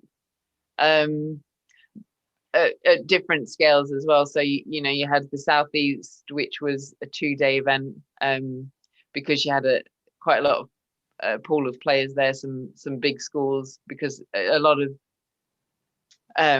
the players came from schools. There were some community groups and some individuals, but the main entry came from our school contacts, the likes of Trelaw and Victoria School and Percy Headley and so on. They really kind of brought the players to those competitions. Yeah, so there was 5 competitions that led to national champs, and it was a bit of a CP sport on tour to some extent. There was I would say at least 50% of the office would fill the car up with all the equipment and so on, head on down to whichever motorway we were heading, do a setup late that night, usually meeting up with some volunteers that evening to do the setup, or first thing in the morning, who'd also be being officials the following day. But there was a real camaraderie and kind of community spirit. We'd share a meal usually in the evening. Everyone would just get involved. And in terms of the officials, I suppose there was some kind of training, not necessarily the courses as they are these days, but it was very much kind of thrown in the deep end for some people, and it was, there was no timing or anything like this. It was, there's a paddle, these are the rules, off you go, and it was very much reliant on a small number of people, so there wasn't many breaks happening during the game, during the day. I remember my first championships. It must have been 99 or 2000. It was the Northeast Regional Championships, which was also the only championships that was midweek. From what I remember, the Northeast one was midweek, and that was because we could get Nissan's facility in Sunderland free. And they gave us that facility for many years, and I think then we moved up to, probably by the time you were there, we were up at Percy, because they got a new sports hall with marked out bocce courts. I remember that being a big thing. Marked out bocce courts at Percy Headley. How have I not even mentioned this? Marking the courts every competition. Wow. Well, I think that is still a chore to this day. In fact, there's now even more court markings than there was then, because we've got penalty boxes and all sorts of things right now. But yes, when it came to training, it was a case of, well, I guess my training was my dad, was because my dad was involved, therefore it was assumed that I knew, but I was given a paddle and off I went, really. And yes, it was not as structured, shall we say, as maybe as what it is now, but just, I guess, a wonderful environment to be in, a very welcoming and encouraging environment, especially for someone starting in the sport. It wasn't a critical time for officials. There weren't maybe the rules and checks on the referees that there are maybe now. It was a much more welcoming environment, I suppose, but also we didn't really know what we were doing, so I think the changes can only be viewed as positive. So from there, I guess we had about 5 championships. I'm trying to think of what the scale would have been for BC 1 to 4s from numbers of players, because there were some, like the Northeast Regional, where there was about 20 or 30 players. Northwest was pretty small too. The Southeast was the big one, but you probably I don't know what, they tended to be around 120 odd players, 120 players nationally. Each competition was probably around mid 20s. With you'd count the Southeast probably as a double that. But we were really talking about 120 odd players, with about 50 going to nationals, probably in Sheffield, Ponsforge, something like that. So the sport was still pretty small, and he said the league was around 30 odd teams entering. So there were other players coming into the sport, but we were definitely missing a critical element, like schools, a dedicated schools competition, which we'll which we'll get onto in the future. But it's kind of, I guess, worth throwing back to, 1984 was when boccia kind of first came into the Paralympics in New York. CP Sport being the first person to employ someone in the early 2000s, but really didn't really start to ramp up really until you came along in 2007. And then in 2008, we had Chris Fitzgerald joining, and Mary joined at the end of 2008 as well. I joined at the beginning of 2009. So it really did kind of ramp up towards the kind of the end of the 2000s. Why was that? What was the kind of the catalyst to some of that ramping up? Yeah, I think it was just this recognition of sport and disability sport, mainly to do with the London 2012 Olympics and Paralympics. So that had been awarded to London, and there was that real intent from LOCOG. That forgotten about LOCOG. Yeah, that just suddenly came to me then. That they wanted the Paralympics and the Olympics to really, go alongside each other, be in tandem, and held in that kind of the same regard. And also it was London 2012 was not just about the Olympic and Paralympic Games in terms of the event, but it was really how can we increase participation, get more people engaged with sport, involved in sport, whether it be participating, volunteering, or progressing in terms of being a talented athlete. So there was that recognition that actually to be able to achieve that, there needed to be an element of funding to the sports to be able to hopefully kind of capture and provide things for those people that were going to become interested in the sport. So the Sport England announced their next funding round, which would have been 09-13. And I remember we were invited to this launch event for it back in 2008. So myself and Chris Fitzgerald went along to Lord's Cricket Ground for this launch event, which was all, very interesting and insightful, and it sounded, pretty motivational. But we were still kind of sat there going, yeah, but why are we here? We didn't really understand, I think, at that point, the fact that we were going to be able to make a submission and apply for some funding. We just thought, we were invited to a launch event. So I guess it kind of started thinking that actually we were in that arena, we were in that same room alongside members of the FA and these really big national governing bodies, and we were in that same room and being recognised as a organisation for a sport. So yeah, I guess that's when things started to turn. So there was the Sport England funding, as well as then just general a bit more pots of funding around for different things, and with schools as well as community sport as well. So there was some of the Youth Sport Trust initiatives as well around increasing that participation and disability sport really being a focus, because I think people were starting to recognize that actually it wasn't really being supported in any way. It was very much voluntary fundraising. It had a long way to go. So just as a reminder, under CP Sport, boccia was essentially paid for through fundraising, ball sales, courses, a bit of membership, maybe a little bit of competition fees. And then suddenly you've got Sport England saying, actually, no, you can go for government, exchequer lottery money to help fund the sport. But there was a catch, wasn't there? And that really was kind of the start of Boccia England. What was the catch, and how did that kind of play out?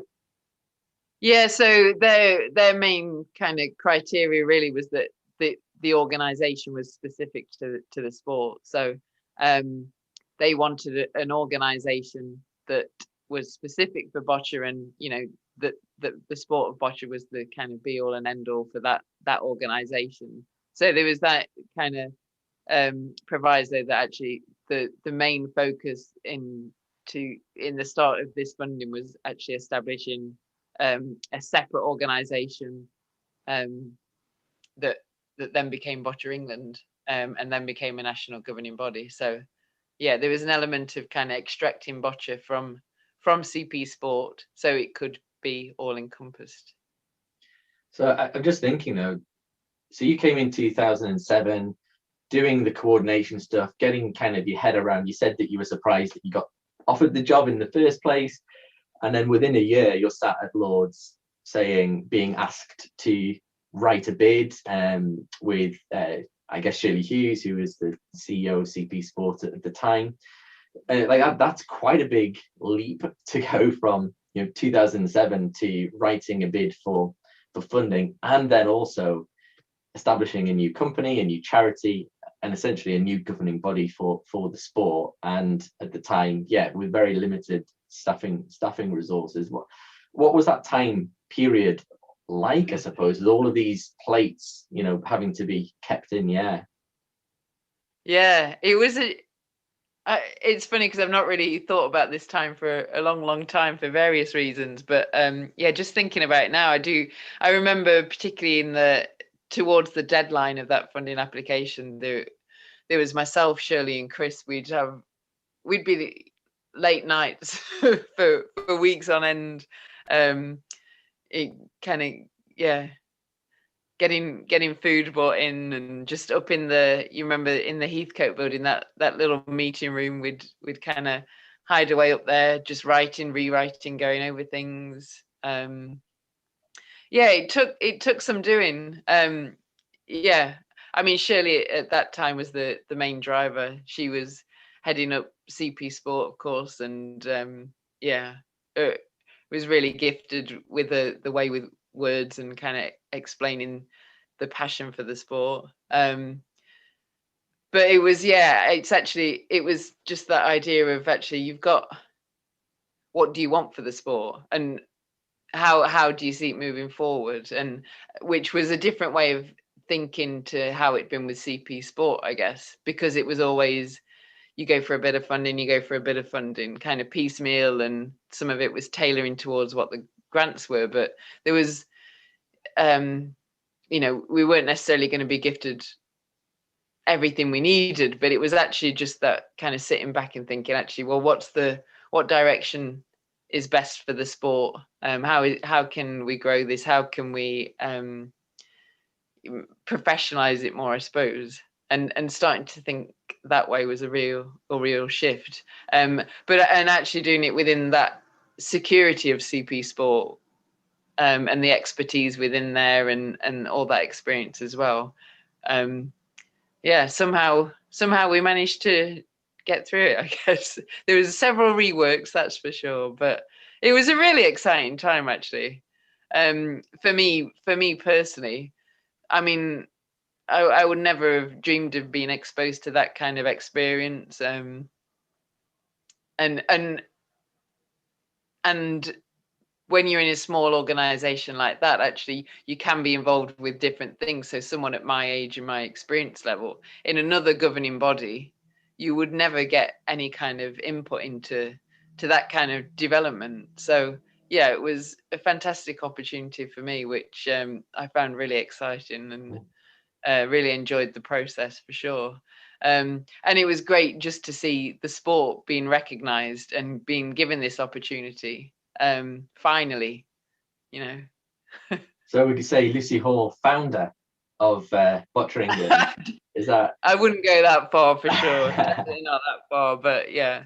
And I think it's interesting as well, because that we ended up being exposed to and having other opportunities as well for funding. And I think that was where we really started to grow. So as we kind of get towards 2008, 2009, and that Sport England funding's coming, and being introduced, we also then had Lord's Taverners coming on board for the first time, which was a schools program, and that saw the introduction of Mary Johnson being brought in. And again, that was slightly wider than your traditional BC 1 to 4 players, and was looking at kind of mainstream schools and as well as special schools, which was probably an expansion as well.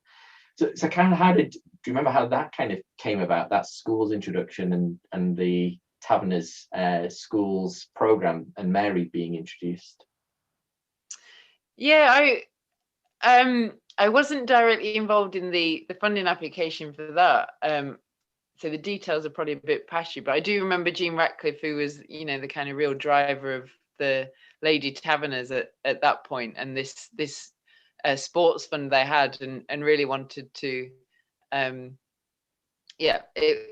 focus on young people involved in sport. So we were encouraged to make an application for that. Again, I wasn't specifically involved with it.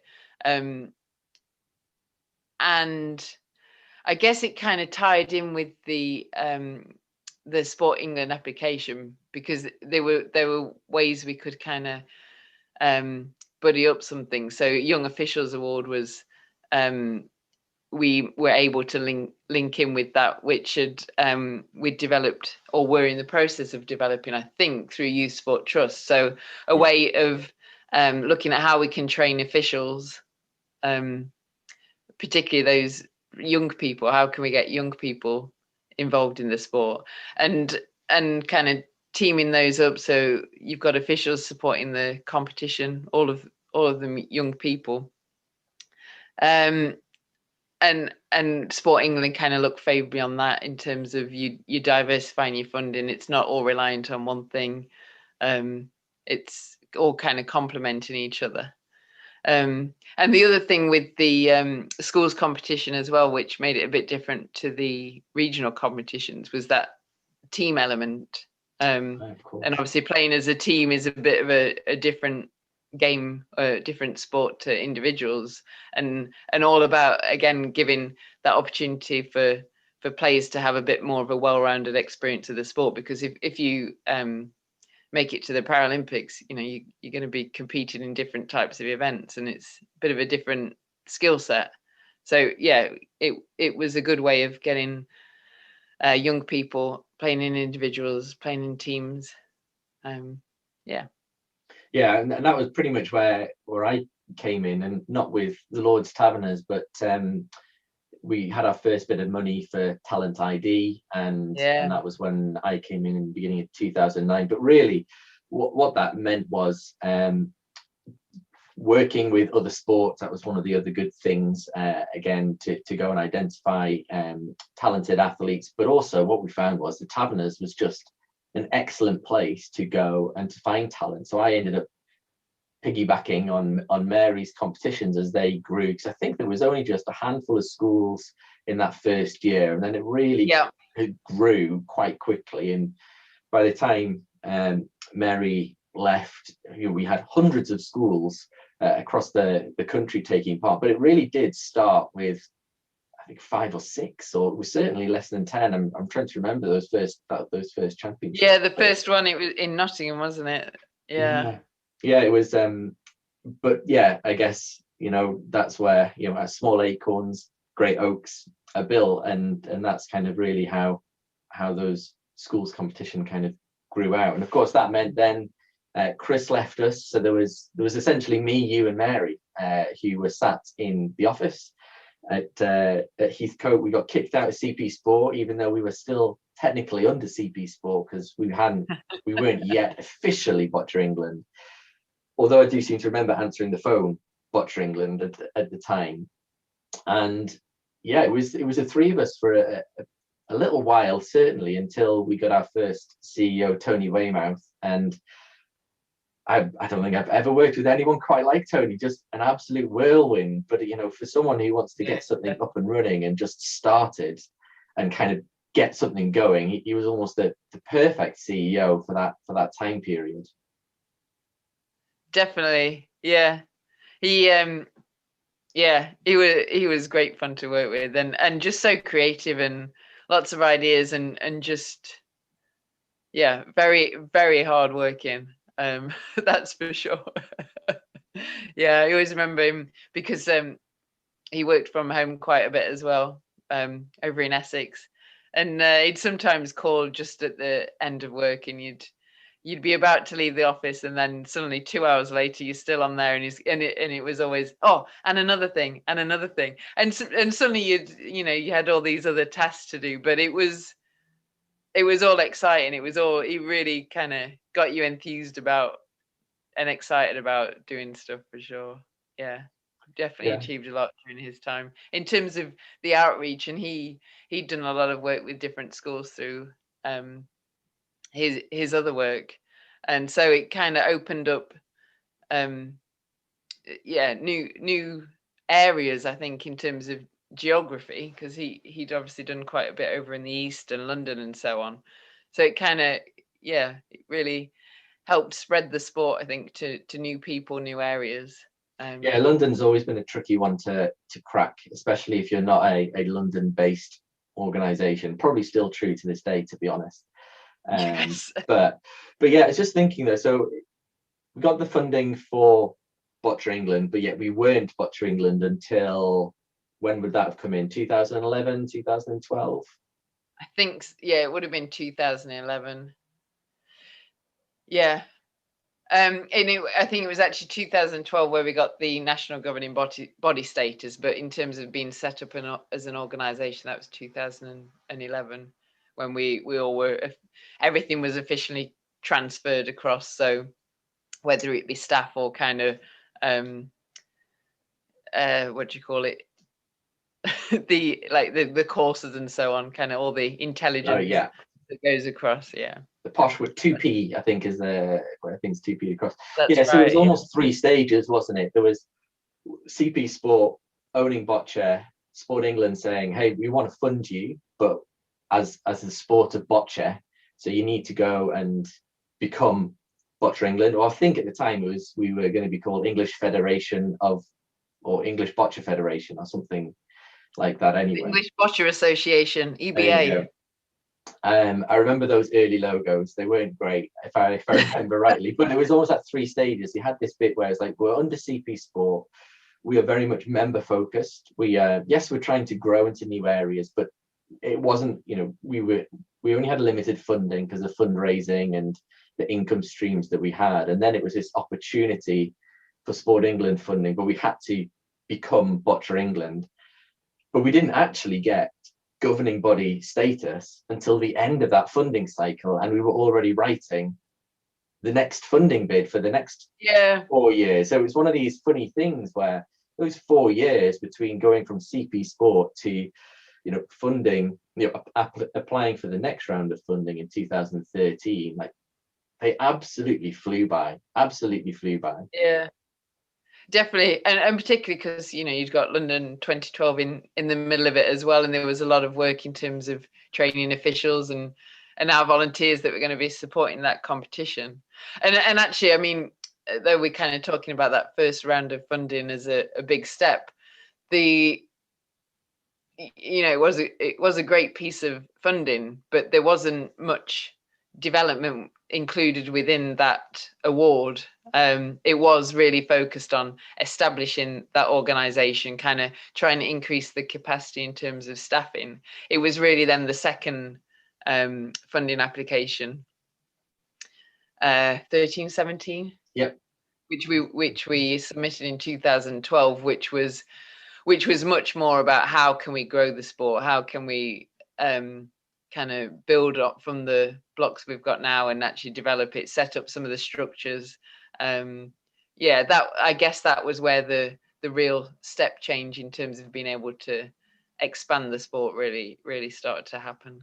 I think that's probably the bit which, if we looked at Boccia England today, that's probably the starting point, or those where we would recognize the roles that kind of came into place from needing someone dedicated for business support, for education and training, for competitions. We really, we had at that point, talent point of view, we had talent squads, and we had Lions in England. We really were a governing body from 2017. We might have had the status in 2012, but from a recognized structure and across lots of sports, big and small, it was really 2013 where I guess we got the funding to progress that, and the staff to kind of start to build to something like, I guess, what it looks like today, I suppose. And I suppose through that, probably the last key person to mention through that was Paul Chambers, who was the CEO that replaced Tony, and I guess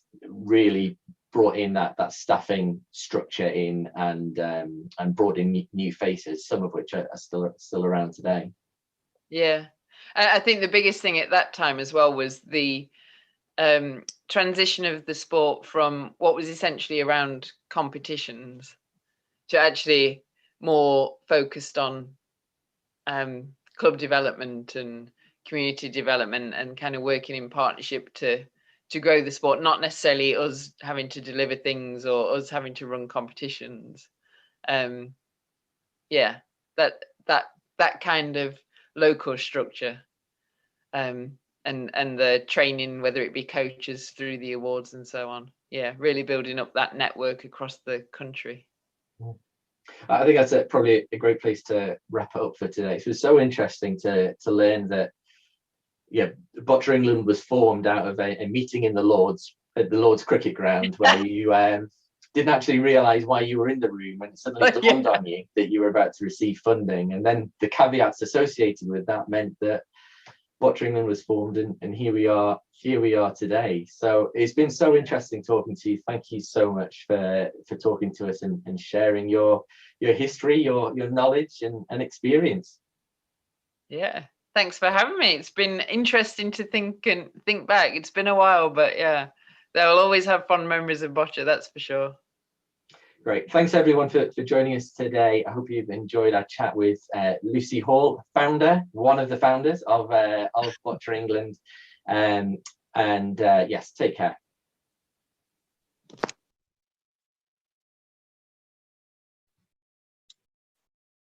Thank you very much for that lovely insight into how Boccia was created, Boccia England. To donate, we've got our next donation update at 7 o'clock, just before 7. So it's only about an hour's time. Let's see if we can raise a little bit more before that. So to donate £3, text Boccia to 70331. Just donate £5. Oh, it's gone again. It's all those technical difficulties that comes with the job. To donate £5, it's text Boccia to 90970. To donate £10, text Boccia to 70191. You can also donate online for any other wacky number that you could think of. Visit online to www.bocciaengland.org.uk/appeal/Bocciathon. You can tell I'm tired, can't you? My voice is deepening now. So now we're going to go to Sandra King for another one of her pre-recorded slots with some top tips on using TheraBands for conditioning. You don't need any fancy equipment, even if old tights will work. So if you do want to get involved, you can do, even though I'm pretty sure this time of day no one's here. But let's play it anyway. So over to you, Sandra.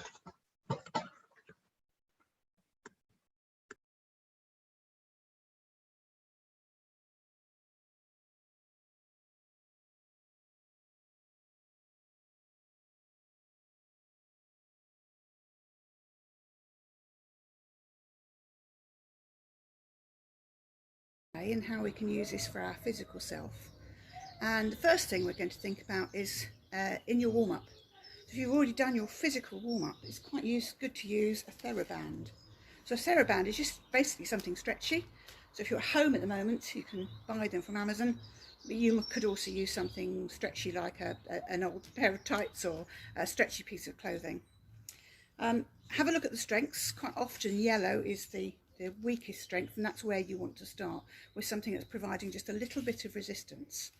And the idea is that the band is going to work in the opposite direction to the way in which you're throwing. So if you're doing an overarm dart throw, then you want to be pulling the band in that line. So having it at the side of me wouldn't be much good. I would need to get hold of the band and turn this way. I need to start with the band tight but not taut, and then I'm going to do my throwing action so that it stretches the band. Perhaps do that about 6 times. Now, what's really important is that you maintain the throwing action properly. So if you usually manage to keep your elbow in here nice and straight, then when you're using the TheraBand, it needs to make sure it's still nice and straight. If, as you pull on the TheraBand, it makes your elbow go out, or it makes you change your technique, then the TheraBand is too tight or too strong for you.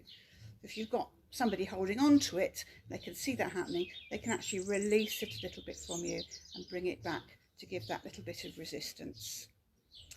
So that's an overarm dart shot. If we're going to use an underarm shot, it's exactly the same thing. This time, instead of tying the band up here, I've tied it down here. So actually, you might tie onto a doorknob or something like that, or for this next one, you could even tie it onto part of your wheelchair. So now I'm going to be using an underarm throw, and I'm starting from having it nice and, as I say, tight but not taut. It's just not floppy there, and then I'm going to go through my shot. Remembering that I'm trying to keep the style of my shot exactly the same all the time. So those are ways in which you can use the TheraBand in your warm-up to just prepare you for your shots, get ready for you for that. But actually you can also use them for strengthening and conditioning. And I've put in with the file, there's a link to a YouTube video which is really good, showing a professional strength and conditioning coach who's showing you some things that you can do for your upper body. It's really important actually that we always think of things in pairs. So when you're sitting in your chair, it's very often quite easy to come forward. So if you're doing something to strengthen the front of you, you also need to strengthen the back. So I've got some other examples of how we can use the TheraBand here. This one I've just tied in two, so this makes it now harder to use. So I might decide that I want to do something like this to open up, and this is really going to be working across the front of my chest. So if I'm going to do something like that, I need to be doing the opposite as well. So maybe I would start here. No, that's not going to be the right way round. Maybe need to go completely opposite way round. And ideally I would have one on each side for this, and now I can pull back so that I'm really trying to open up my chest and pull back my shoulder blades so they come to each other. So these two things work against each other in the same way that if I use my biceps, sorry, get that right. I use my biceps to pull up. I also want to use my triceps to pull back.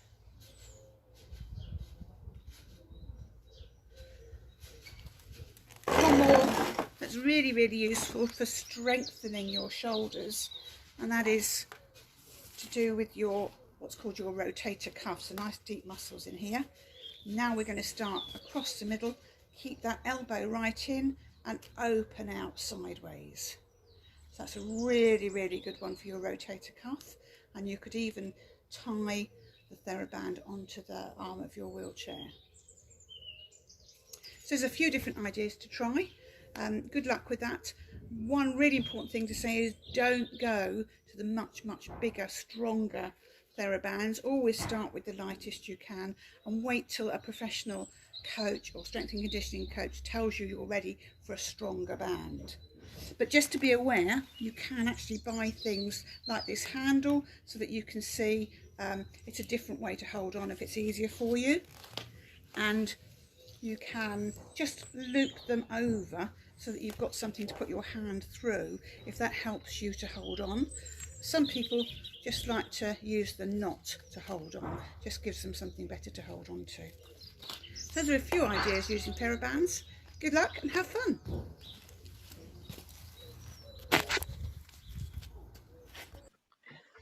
Thank you very much for that, Sandra. We're going to see some short videos now, and it's people explaining what boccia means to them. We are going to hear from Nick Brown from Blackpool Boccia Club, Liz Morland, a Boccia England board member, Roy McGee, who owns a boccia club, 3 boccia clubs in Norfolk, which we've seen before, and of course Gemma Moore, who runs Gem Boccia Club. She's also a player and a club lead from Bristol. So we're going to see what boccia means to them before we go to the next segment at 6. So I'll see you then. Thank you.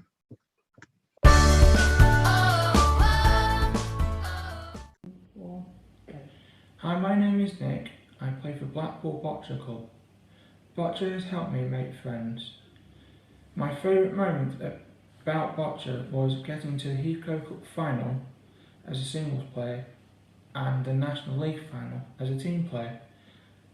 I am looking forward to playing the team soon.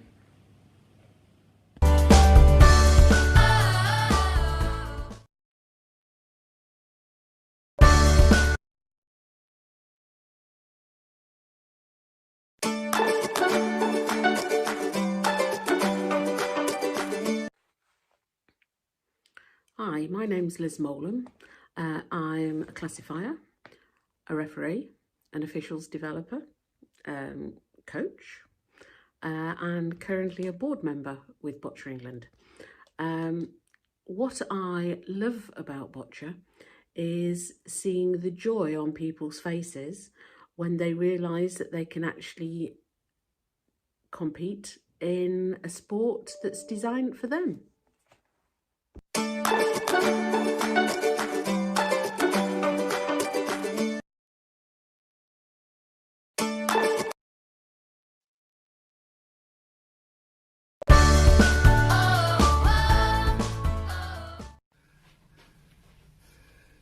Hello everybody, my name is Roy McGee and I'm a boccia coach and referee here in sunny Norwich. I run 3 clubs and one being a visually impaired club. I love my boccia because I can teach and train all those athletes here in Norfolk which are interested in boccia. Boccia changed my life because I'm unable to run and jump and do all the things that I used to at quite a high level.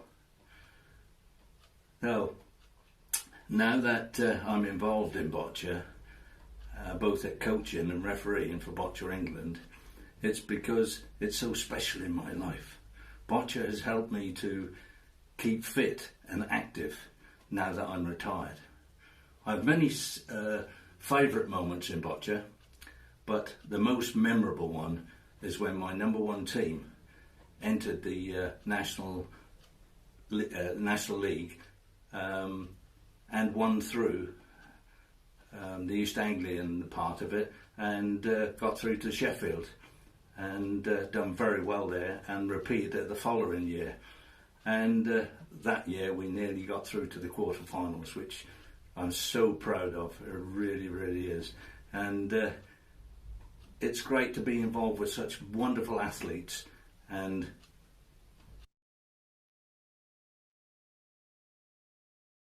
a wonderful sport of boccia. So thank you for listening and see you again soon. Bye.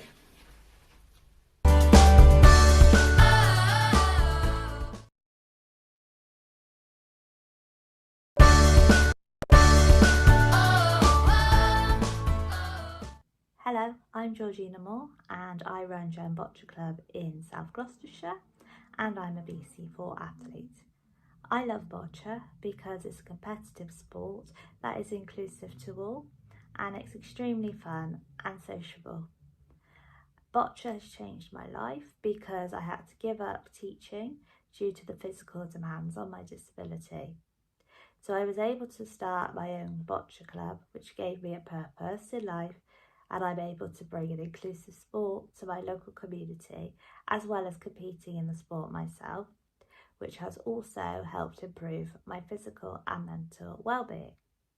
I have a lot of memorable moments of boccia throughout the few years that I've been involved in the sport, but I will always remember the joy and happiness it brings to all my club members playing a competitive sport together in unison.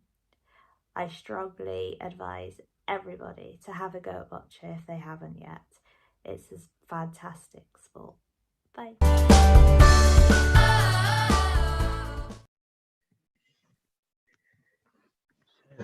Thank you for those clips from all 4 people there.